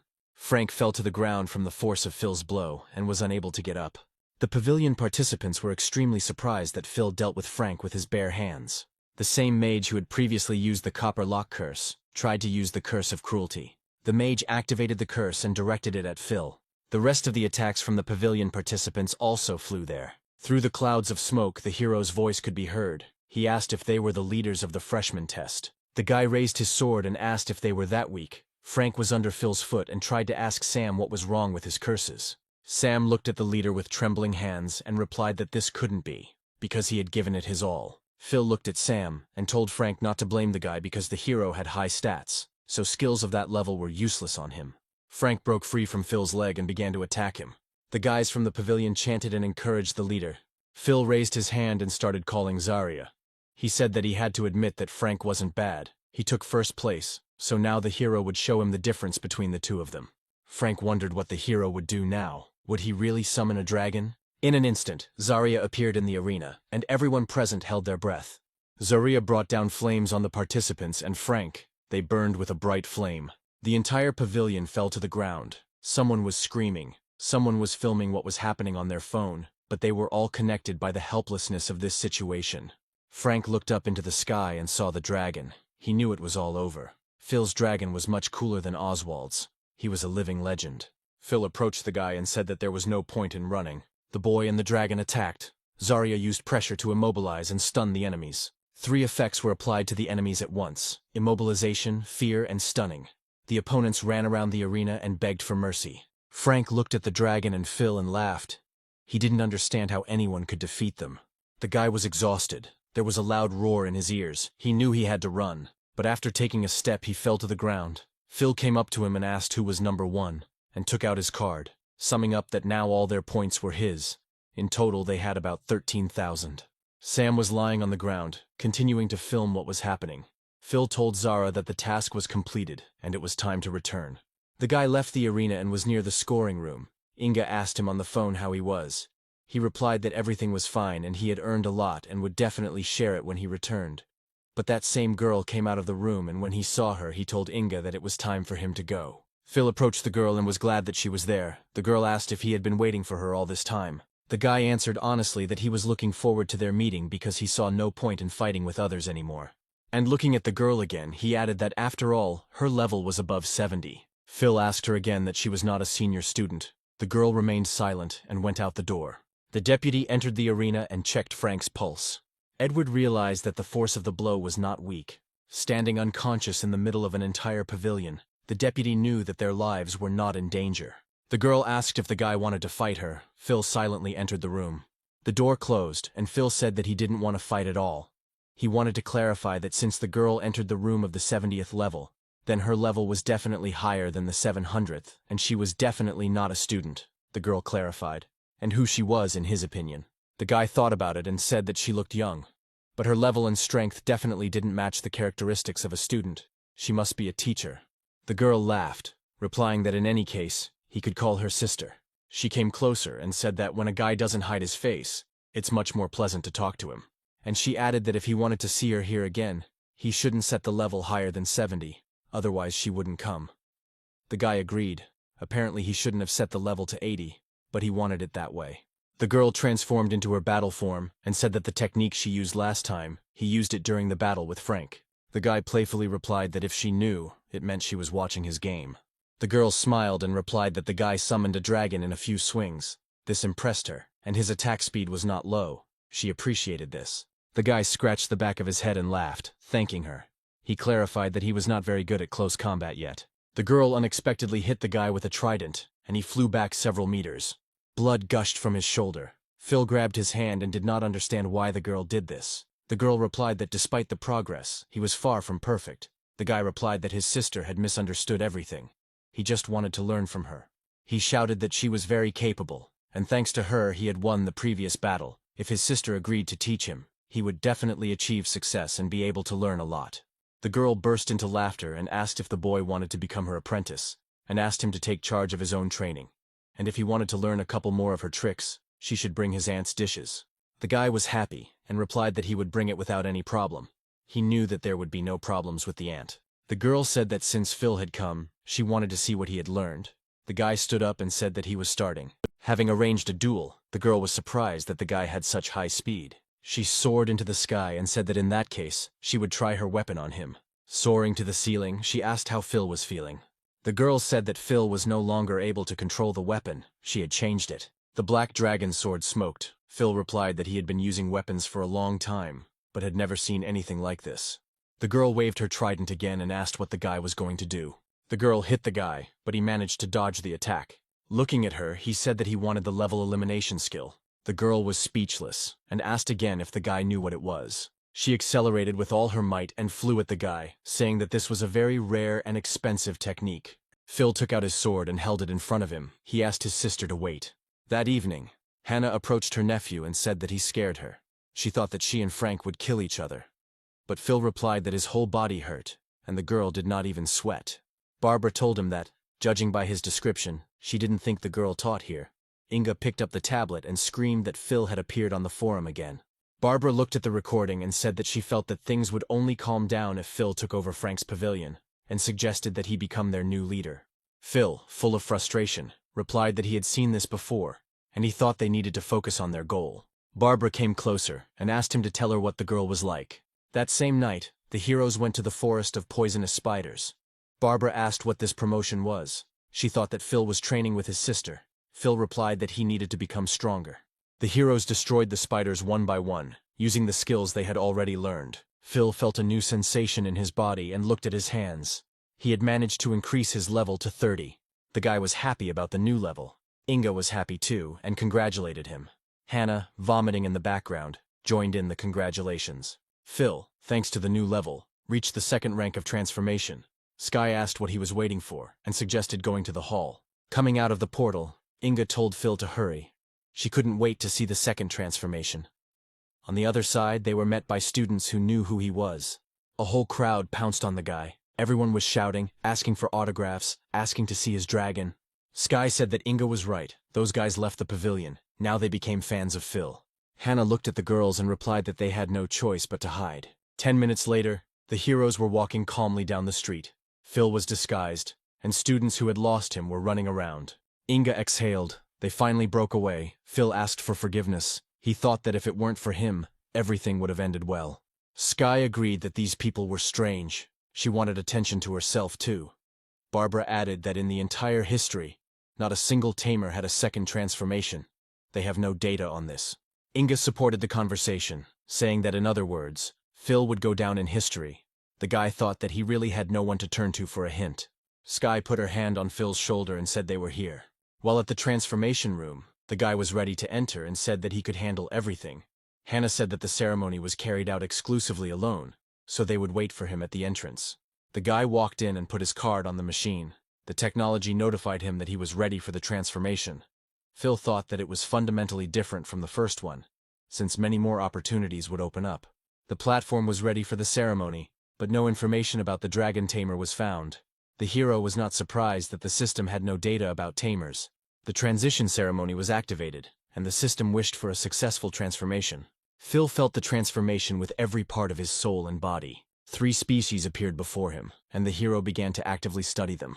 The first was the class of the Pastor of Dragon Tamers. Here such skills as spirit and endurance of the dragon were added. You can improve the dragon in every possible way, adding this or that characteristic. The second class was the Dragon Caster. It was close to the magician. The skills become spells and techniques that will help the dragon to strengthen the characteristics. And the third class is the Dragon Warrior. The skills will be similar to the Dragon Claw, more dragon elements will appear, and the guy himself will become a dragon. The damage will increase. The additional information was interesting, but the guy was interested in the Dragon Warrior, who could also transform. Phil felt as if something had hit him in the head. He turned around and was stunned. There was also a fourth class, the Night Tamer, who gained skills that could be combined with dragons and double the damage dealt. The hero thought that this was exactly what he could try, and decided that only the 4th grade was suitable for him. The girls were waiting for their friend at the exit, and other students who had recently undergone the transformation were talking around them. Sky asked why it was taking so long. The longer she waited, the more nervous she became. Hannah asked her not to worry. Now is the most important moment for Phil. Sky looked at her aunt and realized that she was also nervous. Barbara calmly replied that she could understand their concerns. But Phil was exploring his new opportunities, and things would soon change for him. Phil left the room. Inga, not seeing him, cheerfully said that they should trust him. The 800-year decline of the Tamers was coming to an end. The girls noticed the guy and started asking questions one after the other. The guy folded his hands on his waist and smiled, offering to discuss everything that had happened to him. The heroes walked from the university to their home and discussed all the details of the transformation. Phil said that it was necessary to quickly achieve the 30th level with Zarya, and now the activation of the Star Dragon was available to him. The guy asked the girls not to think of anything. He can move on them only if the girls are in the state of a dragon. On the way he met his sister and told him that he was finally here. Phil noticed her and asked why his sister came. The girl replied that she should have left him her contacts so as not to wait later. Sky propped the guy up with her elbow and asked why he didn't tell them that she was such a beauty. The girl laughed, since everyone already knew about her. Sister approached Hannah and said she was a lovely chef. Auntie replied that she didn't think she knew her. Sister replied that she had come mostly because of Hannah and asked her to give her Phil and take him to the city. Hannah replied that she shouldn't have even asked because Phil had achieved so much thanks to her. The girl dragged the guy along with her and said that she would return him in the evening. The guy and the girl got into the car and drove off in an unknown direction. Phil received a message saying that Inga had found out that this sister was not a teacher at all, and that he should be wary of her. The girl saw that the hero was looking at his phone, and asked what happened and what was wrong with his face. Phil didn't hesitate, and immediately asked where they were going, and why they had left the university. The girl laughed and said that they had gone to get him a present. Turning, she winked and added that they were going to eliminate the level he had been hunting for so long. The heroes arrived at the auction house. Phil asked why they needed this place. His sister replied that at this auction there was one of the magic scrolls that he wanted to buy. The guy understood that the scroll would not be cheap, and asked the girl if they could forget about it. His sister laughed and asked if he had decided to back out at the last minute, and told him not to worry because she was richer than he thought. Phil knew he had to be careful until he found out who she really was and not stay in debt, so he said he would pay her back. The auction began, the host's voice was heard, and everyone turned their attention to the stage. The host greeted those present and said that the auction for the first treasure was about to begin. A picture appeared on the screen. The presenter continued that this was a very rare magic scroll. The starting price was 95 million. Phil thought that such a sum was clearly beyond his means. The bidding began, and the price rose very quickly. Sister said she would teach him. There is always a certain pattern of actions at the auction. The girl just started to speak to place a bet, but she failed. Somewhere from behind me a bet of 300 million was heard. The bet was made by that same Princess Teresa, already familiar to Phil. The guy turned around at the voice, and seeing Teresa asked why she needed it. The sister answered that she was a little princess from a rich family, and if you bargain with her, you won't get away with it. Phil was surprised and asked the girl how she knew Teresa. She replied that she knew a lot of things. Raising the sign, she said that today she would help him, and the scroll would be his, and put 400 million. Teresa was angry. She got up from her seat and asked the servant who this girl was. The servant replied that she had nothing to worry about. They had brought 500 million with them, and could continue to participate in the bidding. The sister paused and said that she had changed her mind, and bet 500 million. The princess stood up and shouted not to anger her. The auction was over. The host announced that the scroll would go to the sister. Teresa and the servant looked towards the heroes. The servant asked if it was Phil. The heroes were asked to go to the restroom. The princess looked at Phil again, and through her teeth said again, he. She clenched her fist and screamed that she hated him. The servant asked her not to be angry, and he would find another scroll for her. Rising from her seat, she ordered them to go, and that no one could be relied upon, and added that we would see what her brother would say about this. The heroes were in the break room when another girl came in and said that she knew it was her sister. The girl carried a scroll in her hands and said that only her sister could make such bets. The sister approached the girl and hugged her, asking for forgiveness for not saying hello earlier. Looking at Phil, the sister said that this was her brother and a gift for him. The girl approached the guy and introduced herself as Aunt Diana, and if the guy wanted to buy something unusual in the future, he could contact her. Diana laughed and said that she was her sister's sister-in-law, and that they ran the auction together with her brother. Phil understood why she had behaved so immodestly at the auction. The sister suggested that the guy look at her gift. The hero thought that he would have to pay back the money with difficulty. He only had 480 million left to save. Taking the scroll in his hands, the boy realized that he could finally remove the level 60 requirement for the Overlord's wing, and equip it right now. Diana asked if her sister had found anything useful lately, and she replied that she had found nothing at all. The girl turned to Phil and said that it was time to think about how he would return the 500 million. The guy replied that it looked more like a scam. The guy asked what the girls were talking about. The sister said that she came here for one more thing. The girl took out a tablet and said that she was selling certain things to earn coins, and they were all in the auction house collection. If she finds something that isn't already in this book, she can make money. Phil looked at the book and asked if these things were priceless. His sister answered that yes, these are the items that the house wants to receive, and if someone brings them, they get 3% of the approximate value.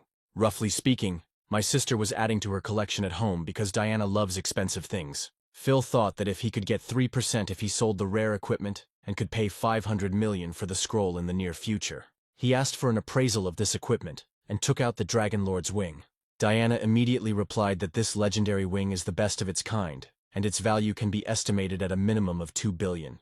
Her sister added that 3% of this amount is 60 million, and it is very easy to make money on the book. Phil thought it was convenient, but 500 million was still a long way off, and suggested an even rarer treasure. He took out his star dragon egg and asked how about it.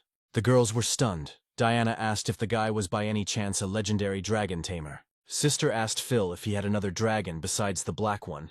The guy replied that if you take everyone into account, then he has about 5 of them. Diana said that the dragon's wing was a very valuable commodity, but the egg was even more valuable. She took her words back. Not all treasures can be valued. The girl came closer and asked the guy to look in the book, if it appeared in the book. Then the reputation of the auction house would increase many times over. The sister thought, owning a dragon is quite a rare occurrence in itself, and the guy also has eggs. What a valuable specimen. Diana suggested that Phil come to their house sometime. He would pay for the egg regardless of the final price at auction. The hero put the items on the table and said to put these things in the book, and asked when he could get the money. Diana replied that the benefits would come into effect from today. Phil smiled and said that was good, and in that case, he could go. Leaving the room, the sister said that she was not rushing the guy to repay the debt. Phil replied that everything was fine, and the benefits were starting from today. This month he would be able to repay everything. The sister didn't think that her daughter-in-law would be so generous and return everything, but at least she wouldn't have to pay back the interest. Coming out into the common room, Phil said that there were quite a few useful things for sale in the house, and he should pay attention to them. People nearby saw that the book was being updated. The guy walked up to the screen and wondered if his egg and wing would really appear on the list. People who saw the egg began to talk and argue, call others, and the news spread very quickly. Phil said that it looked like the house would soon be at the peak of popularity, but his sister replied that it was too early to be happy for her daughter-in-law. People were crowding like crazy to see the dragon's egg. If the heroes didn't come out, they would have to spend the night here. Going outside, the sister was glad that they finally got out. Now the popularity of the daughter-in-law is at its height. She knew that everything would lead to this. Phil thought that he shouldn't have agreed. Businessmen can't be trusted. Now she will earn more than she pays him. But he asked his sister where her car was. The girl twirled the keys on her finger and asked what car they were talking about, and pointed to a red motorcycle. Phil told her that they hadn't arrived in this one.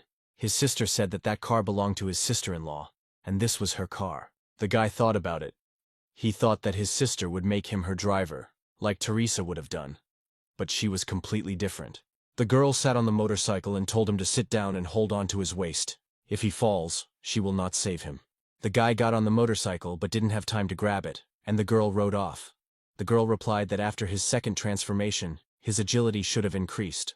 So what should he be afraid of? Phil told the girl that she knew a lot about him, even about the transformation. The girl replied that immediately after it 3 dragons became available to him, didn't she? The guy yelled at her and asked her to look at the road. She asked again if he had a 3rd egg. Sister said that he doesn't know anything about the blessing. The dragon is a gift from God. Others are not so lucky. The guy is lucky with 3 dragons. The guy asked her again who she was and why she was helping him. The girl remained silent. After a while she said that it was not time yet. The guy had not yet passed the 1st stage. The guy asked what stage it was. The sister replied that a representative should be sent to the university to find out if he was suitable to represent the state in the competition.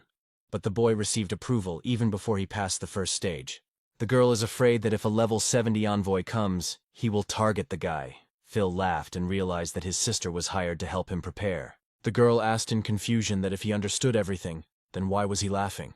Phil replied that no matter how high the opponent's level was, if he could fight his sister on equal terms, this envoy would only have to pray. The girl laughed and said that the guy had too much courage, in which case he had to convince his rival of the same. The sister looked at the moon in the sky and said that it was very late. She promised to return the boy to the estate before dark. The guy reached for the girl's hand and said that he would increase the speed a little. He insisted that his sister hold on to him. With a slight movement of his hand, he equipped himself with a dragon wing and soared into the air with the girl, saying that they would spend the rest of the journey in the sky. The heroes landed softly and Phil asked if he needed to see the girl off. She replied that she would get there herself. The guy flew on, his sister looked after him and thought that he was so unusual. She wished other guys were like Phil. She walked down the street and said that she liked guys like him. And then she remembered about her motorcycle. Phil flew home and went into his room. He was very tired from the flight. But the more he flew, the more his skills improved. Taking the star dragon egg in his hands, he said that this was what interested him most now. That time it didn't work out. He reminded the girls that they all had to be in harmony. Phil activated the skill on the egg and said that the star dragon would be the third in his collection. The egg began to glow and cracks appeared on it. Phil covered his face with his hands so as not to be blinded. The entire room was illuminated by a starry glow, and everyone present watched it. A dragon appeared in front of Phil. It was the young form of the star dragon. The guy picked up the dragon in his arms and said that it turned out that the baby was a real dragon warrior, and also had a strength of almost 800 units. The characteristics are the same as Emerald, but the strength is almost twice as high. Initially, the guy thought that Zarya was a battle dragon, but now she has average indicators in all parameters. Phil sat the baby on the floor and listed his skills in his head. Zarya took the eggshell from her mouth. She choked, but the baby saved her. Phil could not get away from his thoughts about improving the new dragon. The girls were looking at the baby when the boy said it was time to give the new sister a name. Since Phil called girls by diminutive and affectionate names, he had an idea. Pointing his finger at the dragon, he said that she would be called Constellation. The girls were surprised. Zarya was not happy, Emerald cried. Phil said that it was just a name. Once he comes up with a better name, he will change it. And he asked Constellation if she likes the name. The dragon didn't answer. Phil thought that this was the first time he had encountered such coldness from a dragon. But even with Zarya, there was nothing like this. A group of certain heroes are in the country of Taiki, in the zone of level 67. A group of tourists were in their camp and they lit a fire. A young man in a cloak, who was Teresa's brother, approached them, and one of the group asked what was wrong with his face. Darwin was level 60 and number 1 in Taiki country. He replied that his sister wanted him to take revenge for her. The girls sitting by the fire asked if the sister was not studying in Lungo and what had happened there. The guy replied that she constantly says that someone is offending her. Sitting by the fire, a huge worm appeared behind the heroes. The guy added that his sister was already big, but she behaved like a child. They spoiled her. One of the guys asked if he would go to Lungo. Of course, Darwin replied, and the worm behind him began to attack. Darwin added that a brother who loves his sister more than anything in the world cannot leave her in trouble. The girls told him in response that the country was currently preparing for a competition, so it would be better to sneak in. Darwin replied that he would put on a curse costume and go there. Darwin added that he would wash his sister and then find out who they had chosen as this year's candidate. His eyes grew angry and his teeth clenched. He said that the Tai Chi camp should be number 1. For a week after receiving the constellation, no one was interested in Frank's pavilion. Without Teresa, his life returned to normal, and from time to time he studied with his sister. On weekdays, the team of heroes continues to improve in the forest of poisonous spiders. The levels of all 3 dragons have become significantly higher. Barbara chose the Dancing Swordsman class during her transformation. Sky and Inga also achieved their second transformation. Sky happily told Inga and Hannah that they had reached level 30. They could now transform. Hannah smiled and said that it was very difficult. The guy looked at his friends. Sky was glad that soon they would be able to pass more difficult copies. Phil thought that it finally happened. All team members have reached the second transformation. Now they will be able to pass copies of the 30th level. The heroes stood near the transformation room. Barbara said that she chose the Dancing Blade class because it was very similar to Fencing Chic. She thought that they would understand everything anyway. Inga replied that she had actually thought about changing her specialization, but then realized that without her healing, she would not be very good. Phil replied that now their team had enough strength. All that was left was to walk in copies. At that moment, Sky came out. Inga asked what was wrong with her. The girl asked him to guess what she had chosen. Barbara assumed it was a hidden class, and Sky confirmed her words. She said that now she is a water swordsman. Now she can control the element of water. Barbara said that the chances were very small, to which Sky told her that she was very talented, but now she was much more useful than her. Phil suggested that she chose that transformation so as not to be left out. The guy got a call from his deputy and he picked up the phone. Sky was furious and Inga stopped her. The deputy told Phil that the deputy was arriving. The guy said he was already on his way. The guy came to the Lundu mansion, to the combat training hall, where he met Kate. She told him that the messenger's name was Boris, and that he was level 76. The deputy said that he had a couple of ideas for the boy's birth. A deputy and two figures in robes appeared on the stage. One of them had a staff that used to be number 1 in the book. Phil asked Kate what she knew about the man with the staff. The girl replied that he was their new director. He was appointed recently. But in fact he has been in this post for 2 years.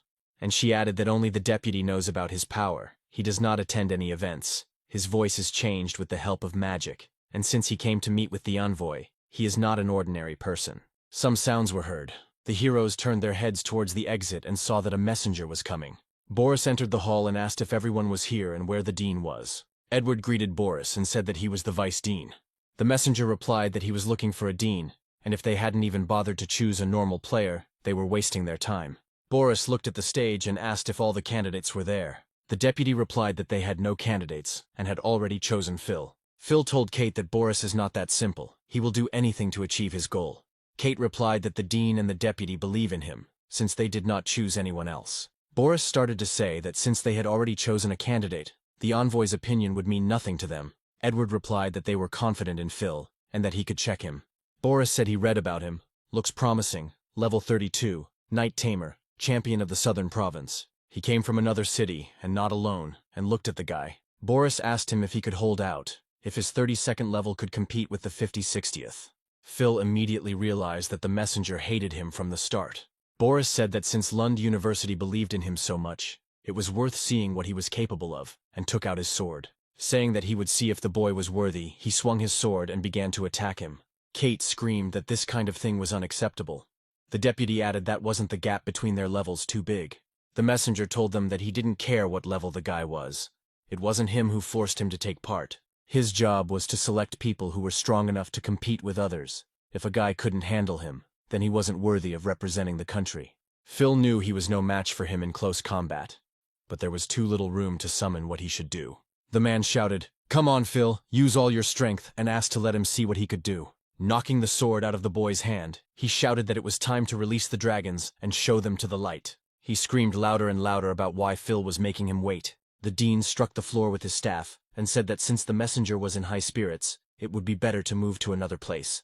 Everything around was filled with red color and mysterious symbols. In the blink of an eye, all the participants disappeared from the stage. The rest were left wondering where the dean had taken them. The heroes were transported to the university arena.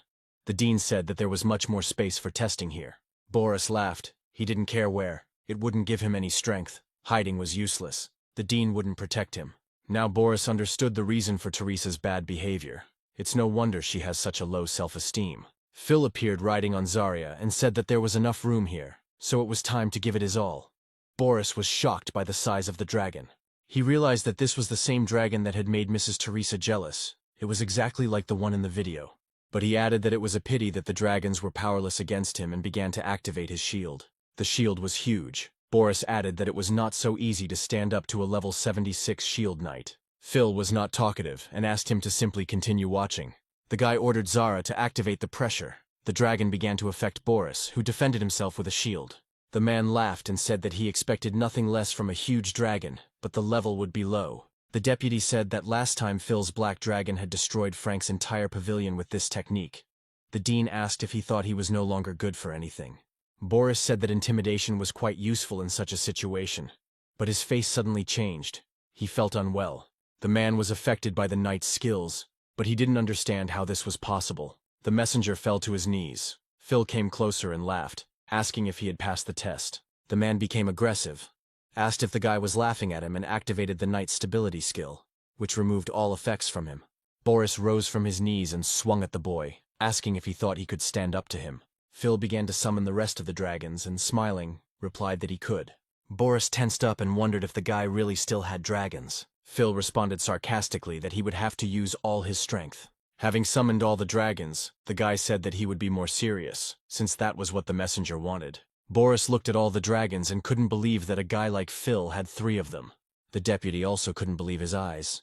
His head couldn't comprehend how he had managed to do it. Phil asked Boris loudly if he was sure the answer was 3, but immediately replied that unfortunately, This answer was not correct. The boy ordered Emerald to summon the twin lords of the bone dragons, and 2 more dragons appeared in front of everyone. The man began to sweat at the thought of Phil being so powerful. He carefully examined the dragons that appeared. These were the souls of the king, which Boris had clearly not encountered before. The deputy spoke again. He asked the dean if he knew that the guy had 5 dragons. It was indescribable. The dean was brief and said it was amazing. All the dragons surrounded their master and were ready to attack, Phil replied. Good Sir Messenger. By putting his hand forward, the guy indicated that the onslaught was about to begin. The dragons began to attack Boris. Phil added that it was time now, but it was still not enough. The man was very close to the dragon's claws. He did not know what to do because he could not cope with them. At the last moment he managed to activate his skill, Sanctuary of Light. It became difficult for Zarya to move, and she began to fall. It was obvious that a strong effect had been cast on her. Edward screamed that the messenger had captured the creature. Zarya fell to the ground, and the messenger soared into the air on his creature, laughing. He said that the guy could not kill him. This angered the guy. The deputy saw that the envoy had escaped and said that it was better this way than to die at the dragon's claws. The dean replied that who would have thought that the great envoy would escape. Phil shouted after him that he was worthy of being called a messenger, he was so fast. The man didn't like this. He hovered in the air and asked if the guy thought he could defeat him with the help of some dragons. Heading towards the guy, Boris understood that there were still 4 seconds left before the end of the Sanctuary of Light. Finally he's coming back, the boy thought. The man was very close and shouted that no matter how many dragons the guy had, they were no match for him. There were 2 seconds left before the effect ended. Boris had to hurry. He took the sword and flew at Phil, shouting at him to die. Boris was sure that he would kill him, but there was a dome between them that the messenger could not even penetrate. Phil shouted to him that he had used emerald light against ordinary light. Now let's see whose confrontation would be more effective. Boris was extremely impressed. He thought that the light could not be completely destroyed. How come? Why didn't it work against the dragon? Phil began to activate the Dragon Lord's roar skill, and asked if the messenger wanted to escape again. Then it was not his fault. The man looked at this from the air and did not understand what else the guy had come up with. The constellation hit Boris's creature, and he could no longer hold on to it. Phil took advantage of the moment and fired his skill directly at the messenger. The man fell to the ground with a crash, his heavy body unable to make it any quieter. Phil approached him and asked where the messenger who wanted to teach him a lesson had gone. The man understood that this was the end, and any further onslaught from Phil would be his last. He asked to wait. But the guy no longer listened to his words. He struck the man's body with a lightning discharge, and everything around was filled with purple light.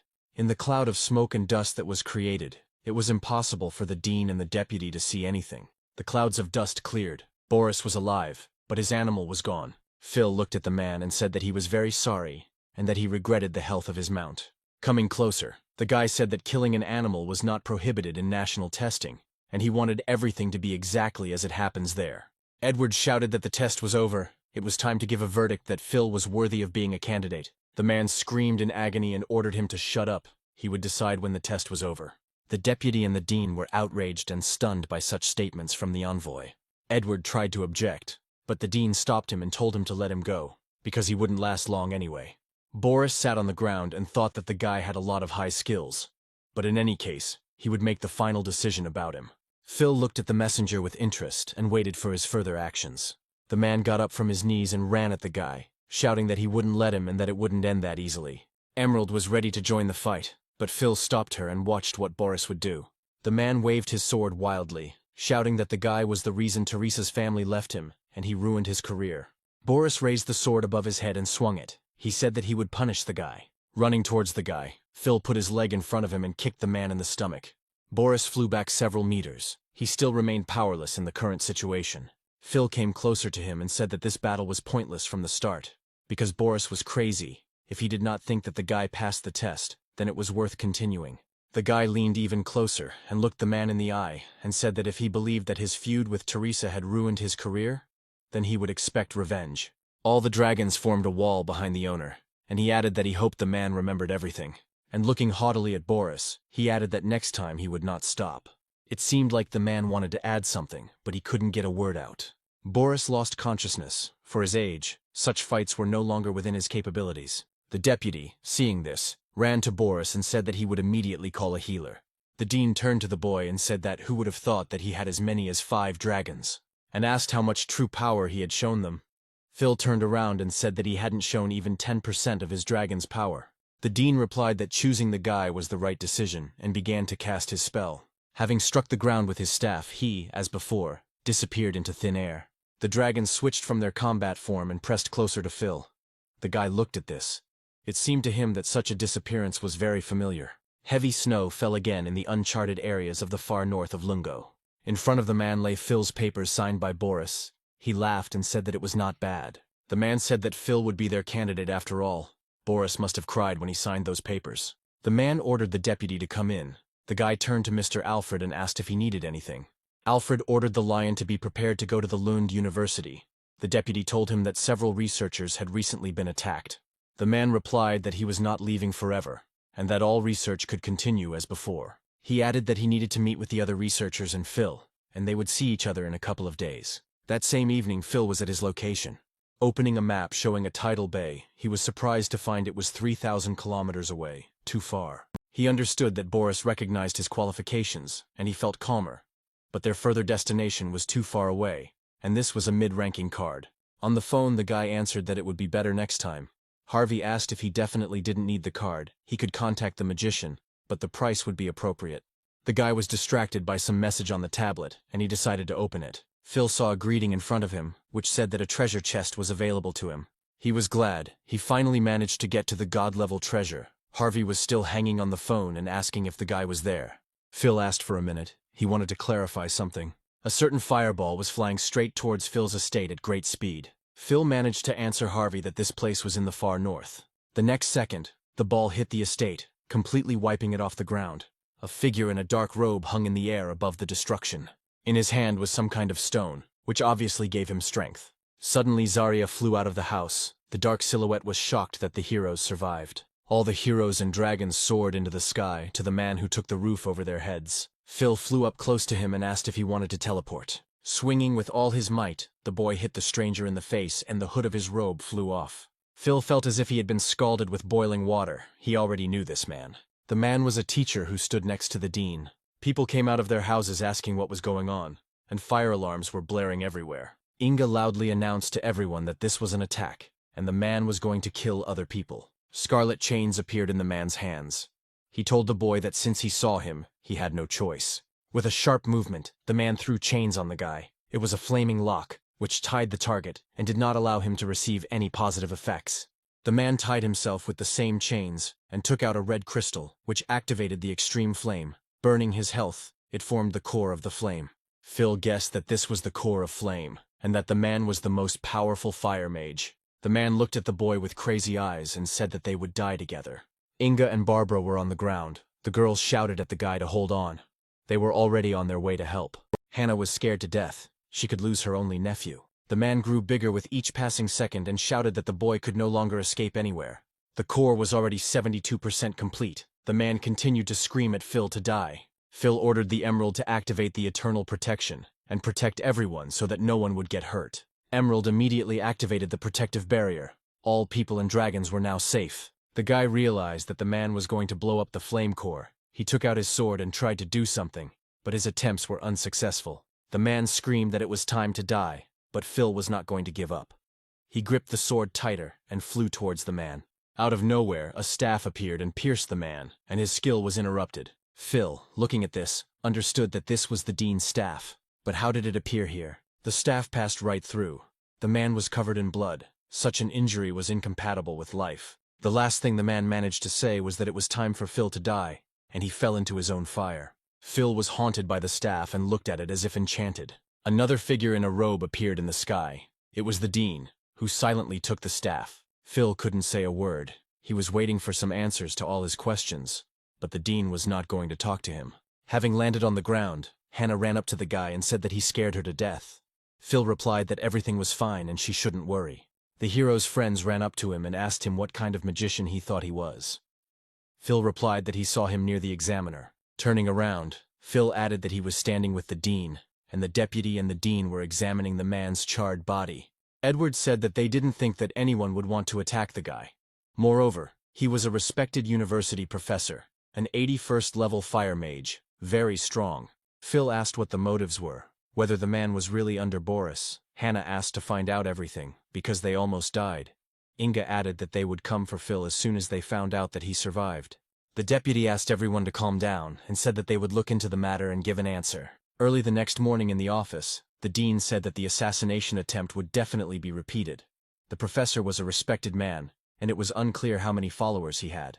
Despite the fact that the dean controls the entire university, if he misses even one thing, the consequences will be irreversible, and he loudly asked if they were listening to him.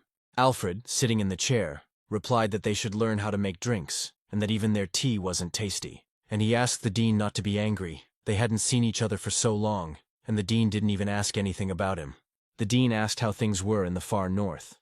Alfred replied that he had not decided everything, but offered his help to investigate Phil's case. It was not safe for him to stay here.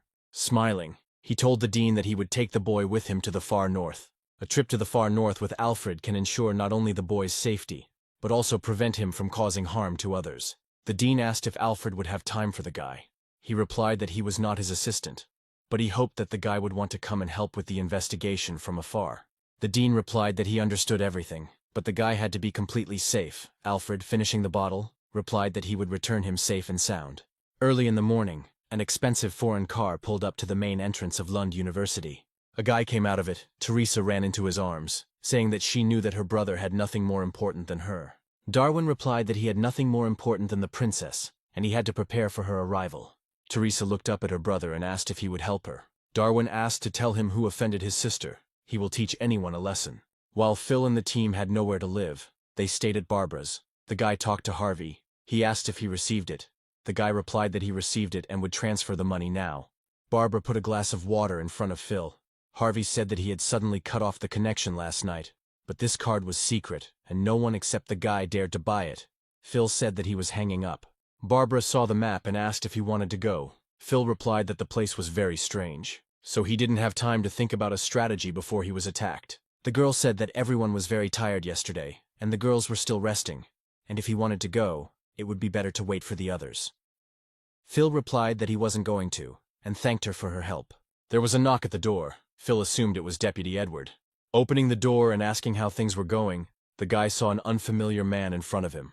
Alfred laughed and said that he had nothing to do with the results, but he could guarantee that he was a good person. Phil came to the university battle arena. He thought that Alfred was a hero. But why should he take him to the far north? Then he saw his sister. His sister waved her hand at him and asked what he was doing here so late. Was he really waiting for her? The girl said that she had been busy lately, and if he wanted to practice, Phil replied that he came to say goodbye. His sister didn't quite understand what he was talking about, and asked again if he wanted to say goodbye. Phil replied that he was going north. He would be gone for a whole month and would only come back for the competition, and he would miss the girl. The girl reached out and grabbed the guy by the cheek. She replied that in the far north, he would become much stronger than her. It was very dangerous there, so there would be no time to get bored. The guy pressed his hand to the girl's face and said that he knew.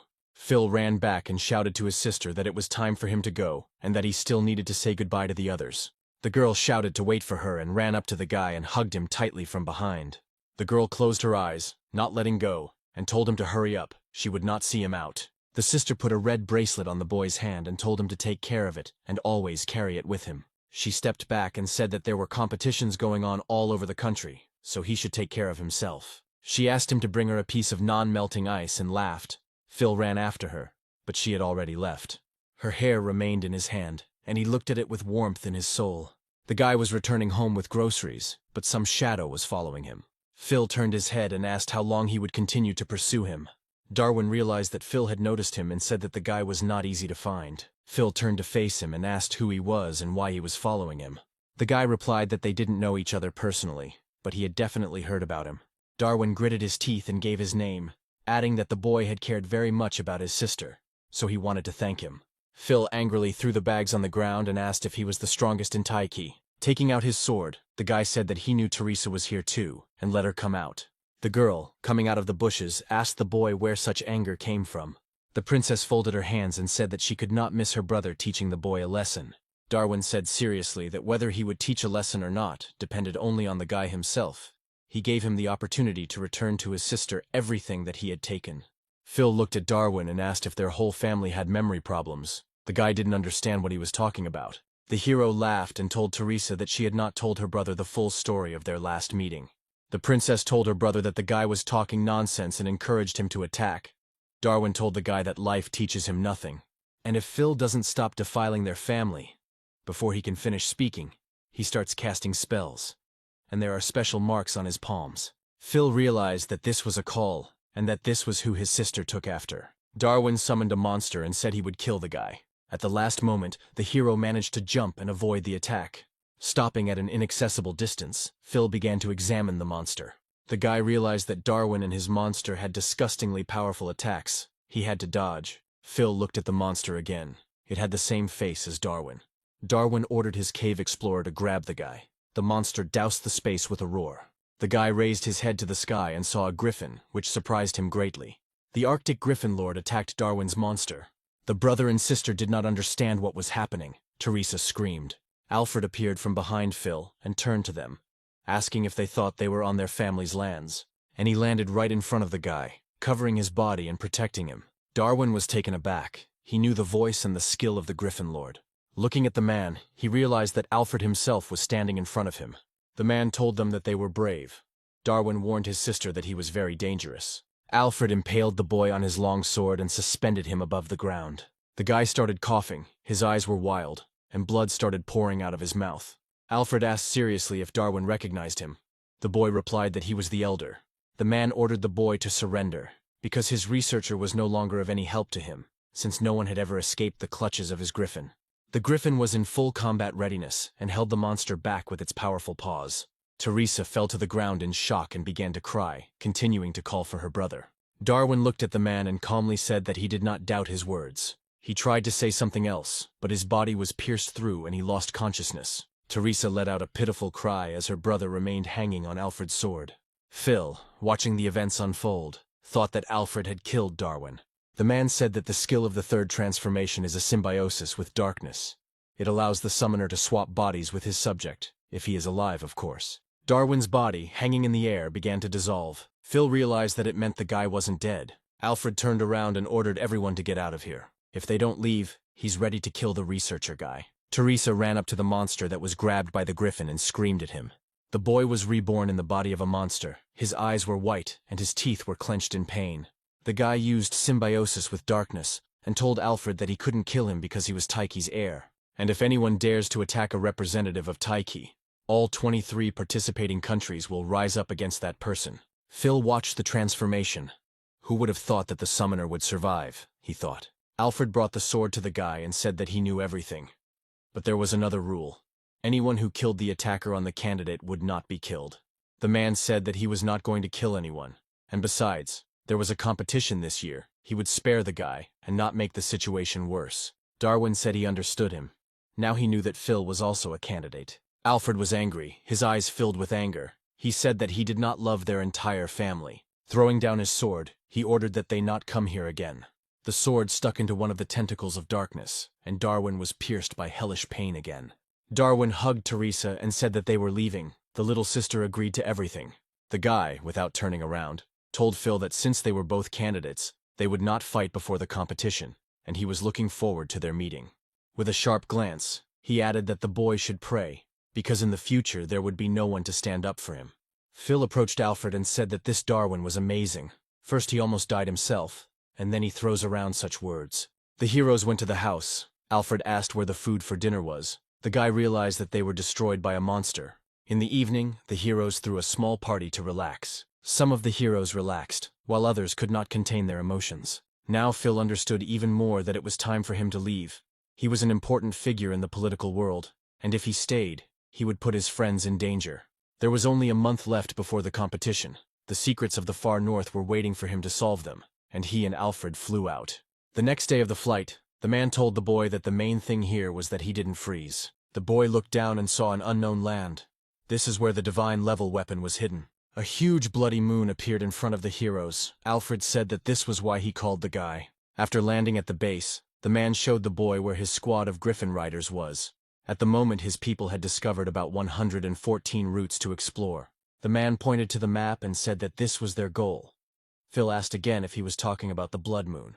The man answered yes, they can't get close to her, and they can't figure her out either. In conversation, they just call her a thing. But now that Phil has landed with them, they will be able to advance their research in person. Phil looked at the map again. Everything was as the elder said. Their research and his interests coincided. The guy wanted to kill 2 birds with 1 stone, find a divine weapon, and kill monsters. Phil spotted 2 routes that were closest to the treasure. He pointed at the map and asked the elder if he could join one of the squads. The man replied that the route was teeming with monsters, and if something happened to him, the dean would kill him. Phil replied that he had come to become stronger, and that if he only traveled along the safe route, there would be little benefit from the trip. Alfred's eyes lit up and he said that he saw himself in his youth in the boy, and he took out a beautiful sports bow from his inventory. The elder gave the bow to the boy, he took it and asked what it was. It was a legendary weapon, a bow. Now Phil can use 2 weapons at the same time. Such a weapon is very expensive. Phil said in amazement that it was a very cool bow. The man replied that he could have it. The boy was delighted and thanked the elder. With this bow he would definitely be safe until the start of the competition. The deputy approached the heroes and reported that the military uniform was ready. The elder told Phil to get dressed. He wanted to show him that thing closer. If after returning he still had the desire, then tomorrow he would set out along the route he had chosen. The guy grabbed the cape and said seriously that he was ready to go. Putting on thick clothes, he added that he couldn't wait for the departure. The man took a flask of liquor with him, and the heroes set off. Alfred was flying on a griffin, and Phil was equipped with wings. The elder asked why Phil wouldn't fly on a dragon. He was a knight after all. The boy replied that his dragons were too low level to ride. The man said that when he could ride a dragon, he would accept him into the ranks of the griffin riders. Suddenly Phil saw something in front of him and stopped. Right in front of him was a flock of high-level demon owls. The owl pounced on the man. Phil shouted at him to be careful. "Why be careful?" the man shouted, and his sword appeared in his hands. The griffin's claws sharpened and were ready to attack. Alfred asked Phil if he needed to be careful. If the guy goes that route, the confusion will cost him his life. Turning around, Alfred saw 2 more owls above him. The boy looked at the owls and thought that all members of the elite Griffin Rider squad were above level 70. He thought that the elder was not very pleased with him. Phil pulled himself together and realized that this was no longer an academy. He needed to be collected. The man signaled that they had arrived at the scene and called on the boy to pay attention. Phil looked down and was extremely shocked by what he saw. Among the icy mountains, a huge red eye appeared. Alfred assumed that it was the corpse of some kind of monster, but they didn't know what kind. The guy replied that the eye and the mountains surrounding it reminded him of a dragon. The man said it was amazing. When he was here for the first time, even the griffin was scared. It was discovered completely by accident. Phil tried to activate the all-seeing eye. Even the system couldn't recognize what it was. The man said that in this world, people only have control over small pieces of territory. They still have many expeditions to make. He still remembered the day he came across the eye. The man then began clearing the sky of demons to open access to the mines. An avalanche occurred and the monsters retreated. Alfred ordered to stop the pursuit and help the miners. They tried to save the miners from the avalanche, who found themselves at the epicenter of the disaster. Someone from the team shouted to pay attention to the mountain. And then the eye opened. It was a giant red eye. People were insignificant compared to it. It's been a year, and they still haven't figured anything out. But he knows it's alive because it's looking right at them. The boy saw movement on the horizon, and told his elder that it seemed they had guests. Alfred shouted that these were horsemen. They used to be people, but now they are not. These were fallen corpses. A whole horde of corpses was moving towards the hero, where each one increased the defense of its comrade by a quarter. Phil was attacked by one of the corpses. The guy wondered if they had once been griffin riders. The boy tried to appeal to the elder, but he decided to ignore him. Alfred pulled the griffin up and said that they were nothing but trouble. The man added that he didn't want to kill them and unleashed his skill on them. It was a net of cold that lasted for 5 seconds, and the target caught in the net received constant ice damage and was frozen. Phil managed to dodge and fly away from the net. Only corpses got caught in it. The guy asked again if these corpses had previously been his charges. The man turned his head away and again left the guy without an answer. He only said that it was time to leave. "We need to go back," Alfred added, and Phil continued to watch the falling corpses. The net fell quickly and with a loud bang, leaving a large crater in the ground. One of the corpses stood up and looked after the flying heroes. It seemed as if his eye sockets were full of disappointment. The next morning, the boy came to Alfred's office and voiced his need. He said he didn't care about his dead soldiers and that thing under the mountain. He wanted to fight. The man ordered his deputy to call a group of people. 3 characters followed the deputy into the office, and the deputy reported that they had arrived. A man named Rick, who was the leader of the squad and a knight of punishment, reported that all members of the 78th squad had arrived. The second member of the squad, named Chuck, said that who would have thought that they would be called back from the front lines and press the order. The third member of the squad was Jasmine, who remained silent on the sidelines and waited for further orders. Alfred told Rick that they now had one more team member and introduced him to Phil. The guy said hello to everyone. Chuck said he had the same last name and extended his hand. Phil called him Elder. Rick had a few questions for Alfred, and Chuck told the guy not to worry, and he would look after him. Phil asked Chuck what kind of badge his commander had. The guy replied that badges denote military merit and symbolize the rank of captain. Rick asked Alfred why he brought them a student for practice. Their squad is fighting in the thick of things and they have no time to mess around with him. Alfred replied that Phil is aware of all the danger. If he dies, no one will be held responsible. And he added that if they communicate in an informal setting, it does not mean that you can argue with him. From this moment, Phil is a member of the team, and you need to treat him like any private. Rick walked up to the guys and they noticed him. The commander ordered Chuck to take Phil to the briefing room. The guys went to the conference room and Jasmine said that the new Dick was a pain in the ass. In the conference room, the commander announced that according to the information received, in 4 days, they would be overtaken by a powerful storm, which meant that they needed to speed up. It takes them 2 days to reach the front lines, and once they leave this area, they have only 2 days to explore the route. With the new guy coming, the mission will be a success if they can clear the area for the next 100 kilometers. Jasmine replied that the territory was quite large, and they had also thrown in a student. It would be difficult. Phil knew he had to cross uncharted territory to reach his intended goal. The captain said they were leaving in 15 minutes. Jasmine said loudly that the captain didn't care about them. Chuck interrupted her and asked where they would be if it weren't for the captain. Rick told Phil that he could leave his pet in the pen, feeding him the best varieties. The guy replied that his pet's level was too low for him to do this. Jasmine, hearing this, said that she would not take him with her and let the captain deal with him. Chuck asked how he was going to move. Phil clearly answered that no one would have to drive him and asked not to worry about it. Having flown off towards the route, Chuck approved of Phil's equipment. Jasmine, having compared the factors, decided that the guy had rich parents. Phil flew closer to Jasmine and asked if her eagle was followed by 2 smaller ones, if they were scouts. The girl replied that now was not the time to chat. The heroes were in front of the storm clouds and were about to enter them. The commander shouted that the visibility radius was decreasing. We had to be careful. Chuck asked Phil not to go too far. It was hard for the guy to make his way through the storm clouds, but he had to rely only on himself. In 1 second, the guy realized that he couldn't see anyone else and started shouting the names of the squad. A sharp sound pierced the silence. Something was quickly approaching the guy from behind. This something was a huge animal, akin to a lion, but possessing the technique of flight. It was the corpse of a heavenly lion, possessing many skills and a very high level. Phil fought him. He thought it was a corpse again. It seems the blood moon affects more than just humans. This monster was not like the others, and the guy decided not to call the dragons. Chuck's voice was heard in the distance, warning to stay away. The eagles began to attack. Turning around, the heroes saw that it was an eagle scout, Jasmine's pet. The girl screamed that the lion couldn't be allowed to create more copies. She had already lost 1 eagle. Chuck asked the guy not to slow down. Flying closer, Chuck said that he would wash with protection. Phil thanked him, but said that he would not sit idly by. The lion merged with the fog and clouds and created illusions. Jasmine told the guy that newcomers cannot act arbitrarily and must follow the plan. Chuck shouted that they would sort it out themselves. They had been sitting behind the commander for too long. It was time to do something themselves. The heroes heard a strange sound and hung in the sky. Phil pointed out that it did not sound like a lion's roar. The boy and the girl got scared and recoiled. Chuck shouted that it was a sky eater and they had to retreat. Phil didn't understand what was going on and turned around to look at this monster. A corpse of an even higher level heaven devourer appeared in front of the boy. It was a whale. Phil realized that this whale was even bigger than Zarya in the state of destroyer of worlds. The captain flew up to the guy and asked why he was standing there. He needed to fly. Chuck screamed that they were finished. Then the Sky Eater showed up. Rick ordered to be quiet and fly. Inside the storm front there are plenty of creatures. Near the blood moon, everyone is dead. This giant has almost no life energy, but this does not prevent him from dominating the battlefield. The whale activated the skill of devouring the sky. It absorbed any target that fell into its mouth. Phil knew they couldn't escape. He wasn't sure the dragons could stand up to the blood moon monsters, but there was no other way out. The captain ordered the guy to stay close and they would get out of here. Jasmine said that a little more, and they would fly out. The whale's skill was interrupted. The heroes managed to escape.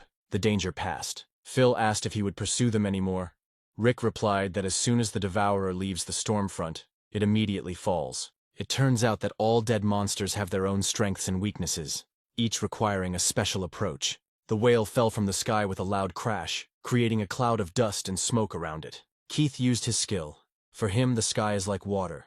As soon as he flew down, he dealt 10,000 damage to everyone within the radius of action and himself. The commander ordered the crew to prepare for landing. Chuck said that the captain was in such a hurry that he dragged the newbie into the thick of things. But he could have gone around it another way. Phil apologized for not being able to help. The guy asked why he was apologizing. He himself had only recently learned about all the subtleties. But on the first day, everyone was like that. Jasmine told Rick that if they continued at the same pace, they would not have time to complete the task. Rick replied that they were slowed down because of the newbie, but they would soon catch up.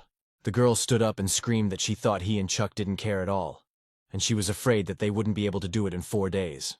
Jasmine turned to Phil and said that he wouldn't get any bonuses for being here. He should think about how he could help on the rest of the journey. She continued that if that thing under their feet woke up, it would be the end not only of the country, but of the whole world. She advised her to return to the barracks. The boy calmly answered her that he knew a lot about this place from the stories of the Elder, and asked her to trust him that he would be useful. Chuck stood between the heroes and asked them to stop swearing. The commander gave the order to stop complaining, and he added that if the gentleman did this, there were reasons for it. The man gave the order to go and rest. They had a long and difficult journey ahead of them. Rick approached the girl and asked her not to be so nervous. The guy would not get underfoot. Jasmine said that the main thing here is that because of him she doesn't get hemorrhoids. A huge bomb flew through the sky. Jasmine shouted to pay attention. They were under attack. Huge chunks of ice began to fall from the mountain, and the commander ordered everyone to dodge. Rick ordered Chuck to give him his shield while continuing to dodge along with Jasmine. Chuck activated a defensive shield that gave all allies protection. Chuck shouted that he was wounded. Phil wondered if there would be another corpse. Reese said that he and Jasmine were okay. But where was Phil? Looking forward, the boy saw the huge legs of a monster in front of him. Seeing this, he was at a loss. Rick continued to shout at Phil to answer. Raising his head up, he saw a large number of monsters. These were elite monsters of the 80th level. The heroes asked Phil to answer if he was still alive. Rick saw the monsters and said that this is the end and the guy will not survive. They cannot fight so many monsters. Jasmine said that they can use her eagle. Rick began to give orders to the girl and explain the strategy, but Jasmine no longer heard him, staring at one point. A huge yeti appeared behind the captain. The monster fell to the ground with a crash, and the heroes were thrown back by the shockwave. Rick took out his sword and said that plans had changed. He would hold off the yeti, and the girl had to run after Chuck and not look back. The monster started to attack. The girl ran in the other direction. Rick ordered her to move faster. Jasmine, in order to shorten the path, moved along blocks of ice, jumping over them. Turning to look at the captain, she saw that he was having a hard time fighting and was in danger. Several more monsters emerged beneath her feet, ready to attack the girl. She had no choice but to reveal herself to show Chuck where they were. The girl folded her fingers and whistled loudly. The eagle heard it and flew towards her, and the monsters paid special attention to them. The entire Yeti colony looked at Jasmine, sitting alone on the ice. The girl took out her swords and couldn't understand where Chuck had gone. Phil ran up to the wounded Chuck. The guy asked if everything was okay. Phil asked him not to chat and said that he would help now. He added that he would now deal with these three and come back for the guy and took out his sword. Chuck shouted that he couldn't be healed and asked not to be a hero. He was sure that Phil couldn't defeat a level 80 Yeti. The monsters ran straight towards the hero. Phil managed to activate an ice throw. Using the dragon's claw, he began to attack the big guys and deal them powerful attacks. Phil bonded with Zarya and consumed her energy to deal damage. Chuck, chained to the ice, did not understand what was happening in front of him and how it was possible. Phil clearly shouted that nothing was impossible, even in a fight with such monsters. After all, he is a Dragon Tamer knight from the southern province. The Yeti grabbed a huge block of ice and threw it into the air, pointing it at the guy. Phil changed the energy used to the Star Dragon. Thanks to his skills, he was able to accumulate energy and cut a block of ice in half with his sword. Chuck didn't understand anything. The guy was a low-level knight tamer but could fight the 80s, and he had said before that his pets were too low-level to ride. Rick and Jasmine appeared on the horizon. The girl shouted to Chuck that they had finally found him. The girl saw Chuck's injury, and Rick was surprised that Phil was alive. Chuck said that he was holding up. The new guy found him and protected him from these monsters. Suddenly, another Yeti appeared behind Phil, and it was larger than the previous ones. The captain ran towards him and told him to watch out. The man threw his victory blade at the monster, which pierced the Yeti right through. Rick ordered the guy to listen carefully and not to be so impulsive. Jasmine said that the griffins were not responding, and the eagle could only take 2. Phil thought that there were no problems. The guy suggested just taking and destroying all the yetis, then there would be no threats. Jasmine emotionally told him that it was better to get to the nearest camp as soon as possible. Phil told her that he was not joking and could help her heal, but there were too many monsters here. The girl screamed again. Does he think he can save everyone? Rather, he is stalling for time. Phil made it clear that they did not have time for chatter, and began to summon a bow. A bow appeared in his hand, and he ordered Jasmine to take the wounded and leave. Rick realized that this was the bow of the serpent from hell, the weapon of the master. At one time, with its help, it was possible to force the king to retreat. How could he give this bow to the guy? Jasmine thought that the master used the bow to defend himself from attacks from other countries. But why did he give it to Phil? Is he really that capable? Phil turned around and asked the captain not to worry. As soon as they got out, everything would be fine, and there was no need to worry about the monsters. He would figure it out. An eagle flew up to the heroes. The captain told Phil to take care of himself, and they would not detain him any longer. The eagle soared into the sky and hoped that they would reach the camp safe and sound. His team flew away, and Phil thought he had a great chance to test the bow. Jasmine, flying towards the camp, said that she couldn't stop thinking about Phil's words, and asked the others if they did the right thing. Chuck replied that there would be no problem because he had seen the guy fight. The hero activated the bow. It emitted a bright red glow. The monster's eyes also lit up red. It was unclear what was happening to them. Chuck added that they were a burden to him, since he was a Dragon Tamer knight from the southern province. The yetis began to use their skills and throw blocks of ice, causing massive damage. The guy came up with a strategy and aimed not at the monsters' bodies, but the ice and arrows flew past them. Phil hit more and more ice targets, damaging the monsters with their own ice. The guy asked them if they were still holding on. They were quite stubborn. "Then try this," the boy shouted, and the center of his bow began to spin and emit light. He released a hell snake arrow at his enemies, which when launched created 12 magical arrows. The monsters slowed down. Their end was almost near. The guy needed to deal with these creatures, and he released Zarya and Constellation.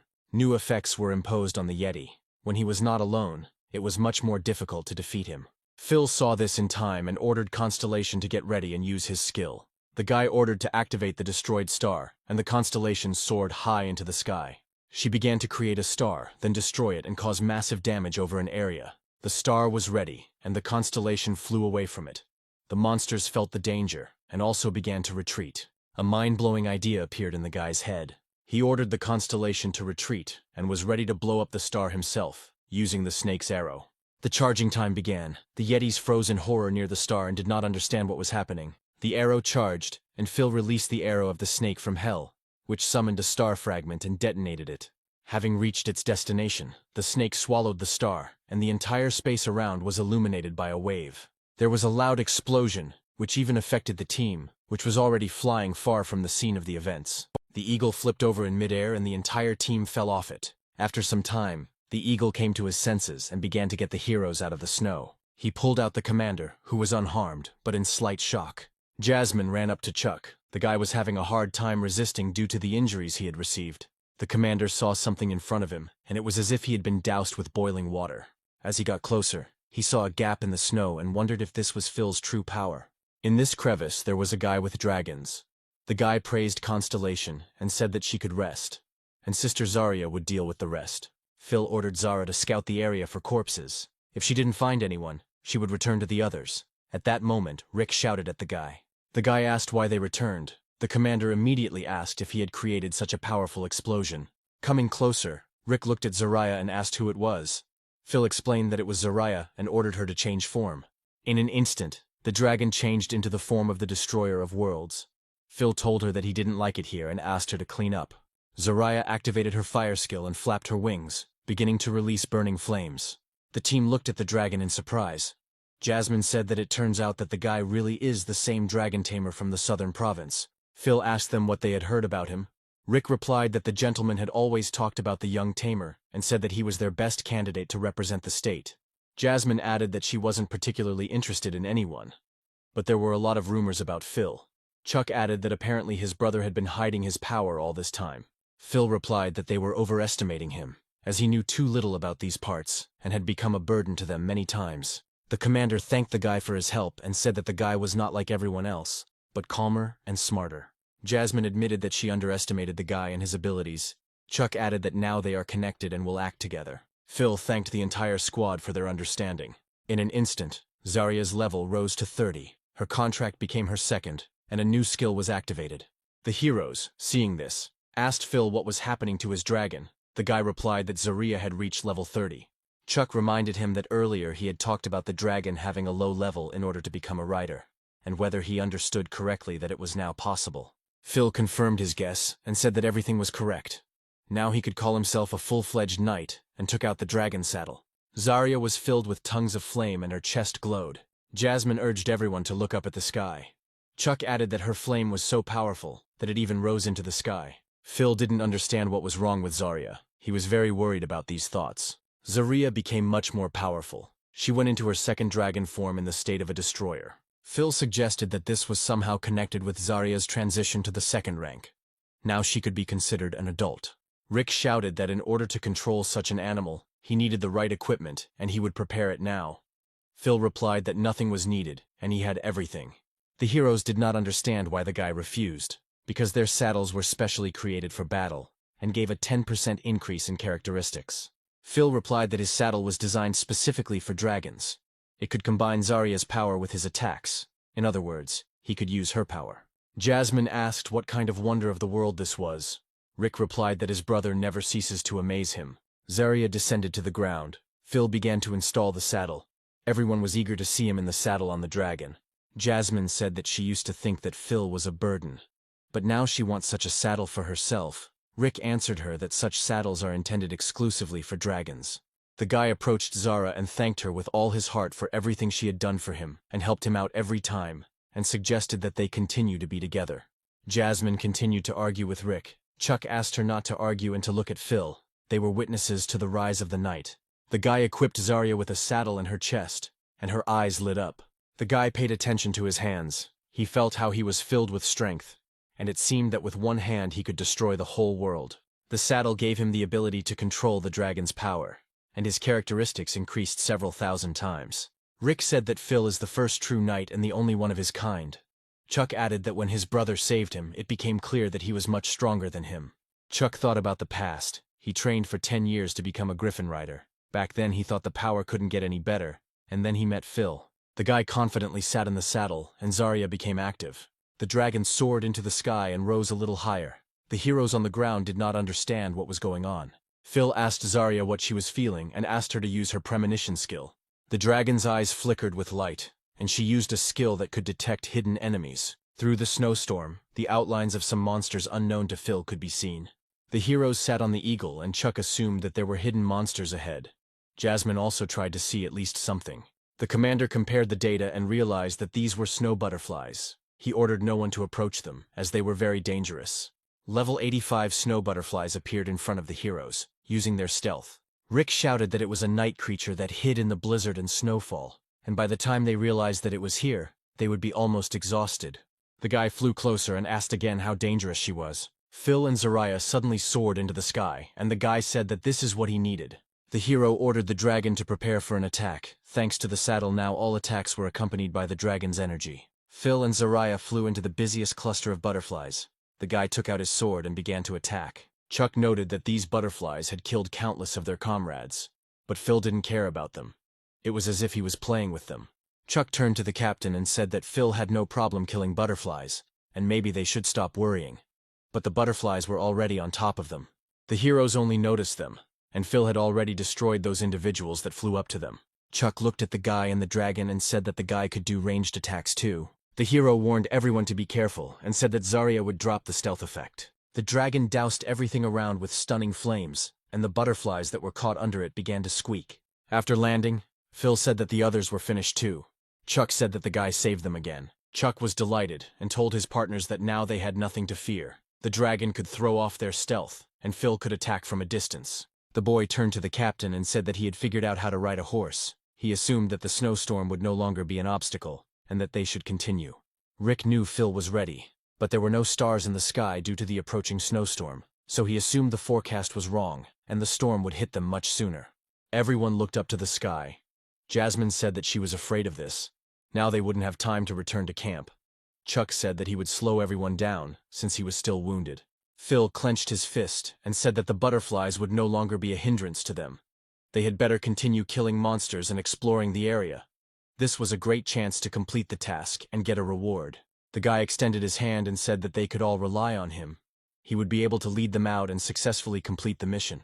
The captain approached the guy and shook his hand, replying that as long as the guy was with them, they would not retreat, and they had to continue. The heroes continued along the route and found themselves 100 miles from the camp. Phil continued to fight with the butterflies. Having defeated the last one, an attractive crystal fell out of it. Phil was delighted and picked him up from the ground. To get the ice crystal, he had to destroy a large number of butterflies. But he did all this for his sister. The guy turned around and told the team to get out. It was safe around now.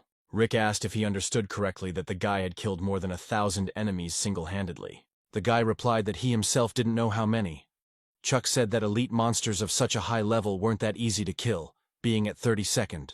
The commander told Phil that they had advanced more than 100 miles along the route, and that supplies were running low, and that it might be time for them to turn back. Rick asked Phil to go home because he couldn't take it anymore. Jasmine confirmed that neither of them had had any rest at all the last time. Phil looked at Zarya and said that she agreed with them. It was too cold for her here, and it was time to go back. The commander ordered Jasmine to set the mark and head back. The girl stuck special equipment into the ground and activated it. A beam of light pierced the sky. It was a beacon for transmitting a signal, and it is used to transmit a signal. Phil asked Rick what it was. The man explained that it was a poppy to confirm their location. When the weather calmed down, another squad would arrive here and set up camp. The heroes flew towards the camp. The guy asked the captain where his dragons had gone. Rick replied that perhaps they had returned to the camp. After the hero's departure, the corpse of a rider with his griffin approached the lighthouse. His eyes lit up with the light of a lighthouse. It was obvious that he was up to something. A few days later, at the far north camp, Rick was talking with the other riders. Phil caught up with Jasmine and asked her if she knew anyone who could help him with the crystal processing. The girl asked if they were talking about an ice crystal. Jasmine saw a red bracelet on the guy's hand and said that old man Rex would help. He was from the supply squad. And she asked if he wanted to give a gift to his girlfriend. The guy started making excuses. Jasmine said not to explain to her. She understood everything. Phil thanked her and headed to the blacksmith, at the same time showing Zarya where she could eat. The girl was left alone with her feelings. She was sad. She pulled out a similar piece of jewelry from under her clothes. It was a necklace with an ice crystal. With all her love and positive thoughts, she kissed him. And clutching it tightly in her hand, she went on about her business. Phil came to the blacksmith's workshop. The man told him that in 2 days he would make a new wonder of the world out of him and his girlfriend would be delighted. Phil thanked Rex. Suddenly someone came up from behind and put a hand on the guy's shoulder. Phil turned around and saw Alfred and asked what happened. The man replied that old Rick had told him everything, about how the boy had saved the entire squad despite the blizzard, and if it had not been for his faith in his abilities, he might have thought that everyone had perished. He added that the guy had done well and deserved the bronze badge, and Phil thanked him for the recognition. The man continued that when others discovered Rick's griffins, they were dying, and it was good that the guy's pet was not harmed in any way. Alfred turned his attention to Zarya. She did not stop eating. The man laughed and told Phil that as soon as he saw the speed with which his dragon devoured the supplies, he immediately realized that she was very strong. The man left the dragon alone and said that he would now show the boy something. He took some papers out of his pocket and handed them over, adding that his people had recently obtained them and asked Phil to take a look.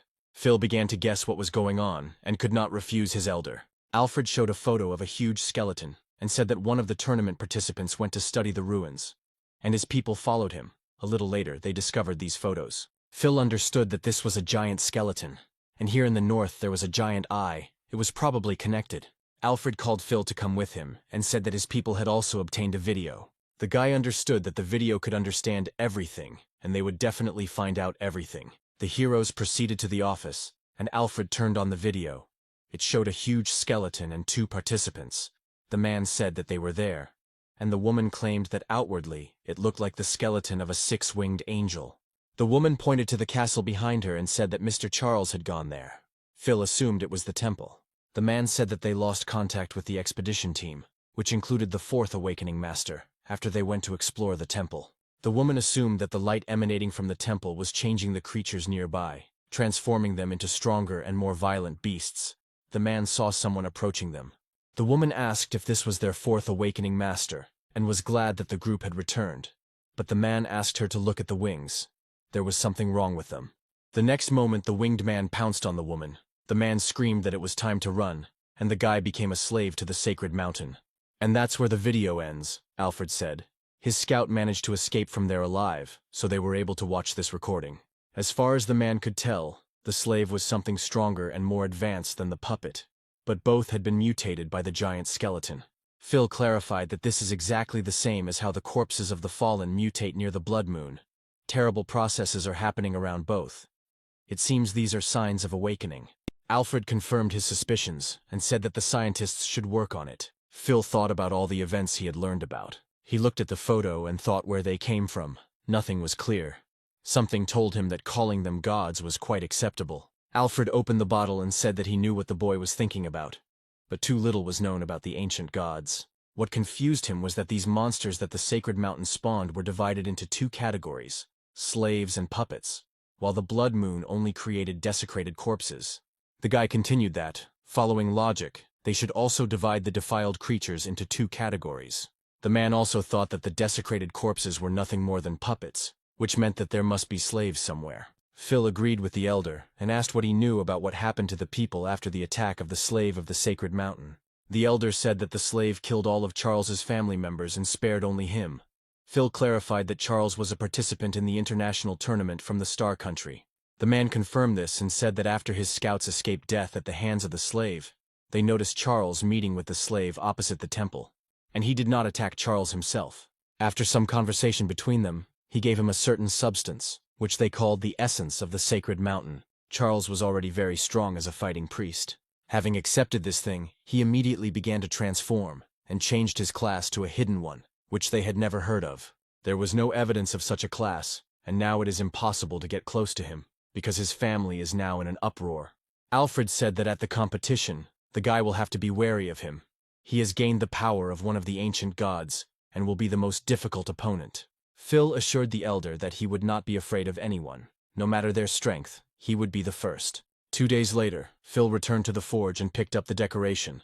Mr. Rex's craftsmanship was unmatched. The guy got him a bottle of liquor and asked him to accept it as a gesture of his gratitude. The man clearly liked the gift. Phil was approached by his team members and told that it was time for them to go. They had received a new assignment. Uncle Rex wished the boys good luck, and if there was any more work they could come to him.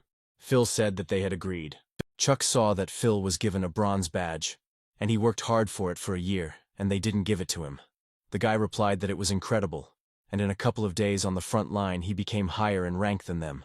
Early in the morning the squad set out. Rick said that they had taken supplies for 15 days, and this time they needed to go as far as they could. Phil saw that they had arrived exactly at the signal coordinates, but there was no signal device. Jasmine called the guy and showed him the device. She thought it had broken in just 2 days. The guy thought that something was wrong here. It was too quiet around. He had the feeling that they were being waited for here. Chuck stepped onto the ground and suggested they start. Phil ran after him and said it was a trap. The guy turned around to confirm Phil's guess, but there were already monsters swarming behind him. Chuck yelled that they were surrounded. Jasmine said that last time they counted all the monsters. Why are there so many of them here now? Phil turned to the captain and said that most likely they were puppets. There must be a higher-ranking slave who controlled them. Out of nowhere, a voice was heard saying that everything was correct, and the desecrated corpses' slaves were the faithful servants of the gods. Phil looked fearlessly into the crowd of monsters and asked him who he was. The other heroes also looked for the speaker with their eyes. He stepped forward and took off his hood. Rick asked Luca. The guy took off his hood and Luca's face appeared. He was previously a knight of the Third Awakening, and he told Rick that they hadn't seen each other for a long time. Phil didn't understand anything and asked his comrades if they knew him. Rick replied that he was an officer, a silver badge holder, and Jasmine's fiancé. After they got engaged, Luca went missing on a mission, and now they've discovered that he's become a corrupted slave. Jasmine fell to the ground and began to cry bitter tears. She turned to Luca and said that she missed him very much. She suggested going back home together. The guy came up to her and said that he missed her too. He is glad to have the opportunity to see her again. Jasmine threw herself into his arms. It was indeed Luca. She asked him to come back together. He can't imagine how happy everyone will be to know that he is still alive. Luke said that he would not return, but the girl could stay with him.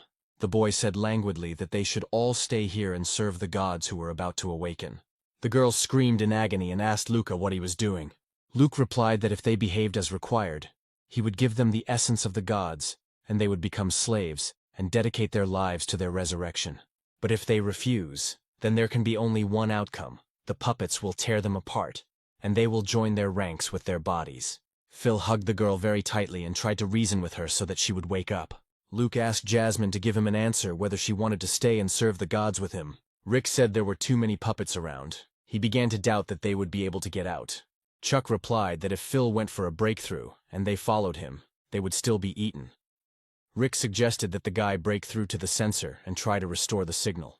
Phil did say he thought they were going to have to fight. Chuck asked if he was going to, but the guy interrupted him and said that he was going to. He really believed that they should not miss such a great chance to significantly increase their contribution to the cause. Luke asked if this was their answer. He felt sorry, because for those who renounce the gods, there can only be one outcome. Soaring into the sky, he ordered the puppets to attack, and the entire army ran towards the heroes. Phil politely asked Chuck to put a shield on everyone, and he himself began to load the arrow of the Dark Serpent. Chuck activated his shield, which gave protection to all allies, and asked what to do next. The guy shouted that there was nothing else to do, the rest was his concern.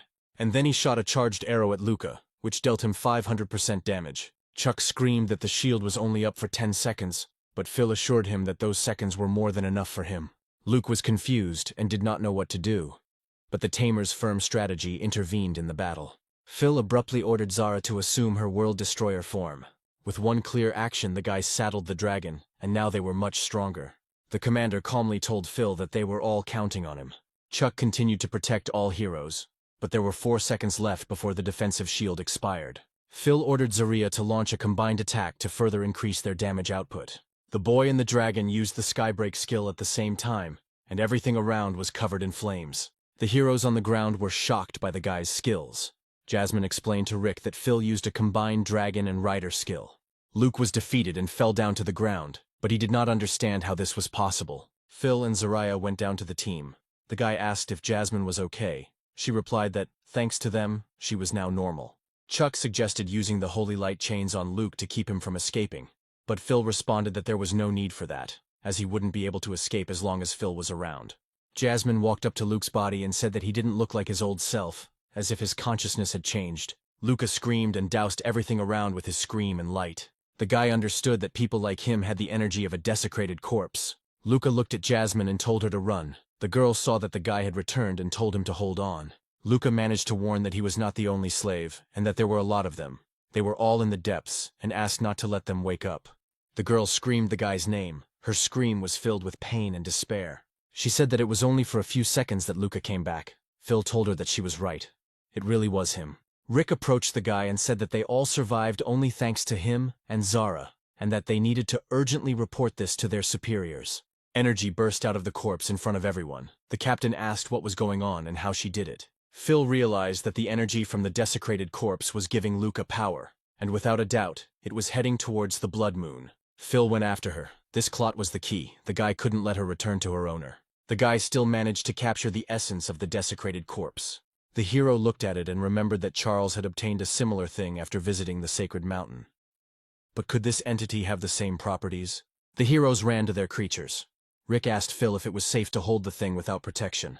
The guy assumed that she was not capable of harming him now, but they should hand her over to Alfred as soon as possible. The commander completely agreed, but turning to Jasmine, he added that they would have to stay here a little longer. Phil exhaled and bowed his head and invited Rick to come with him and help the girl. All the heroes approached the girl. She looked at her dead husband and said that she sincerely wished that his last words were sincere. Jasmine clutched her necklace in her hands and added that it was nothing more than a dream that she wanted to believe in. Phil came closer to her and convincingly told her that the guy was telling the truth, and they all heard it. The girl took off her glasses and wiped away her tears. She thanked Phil.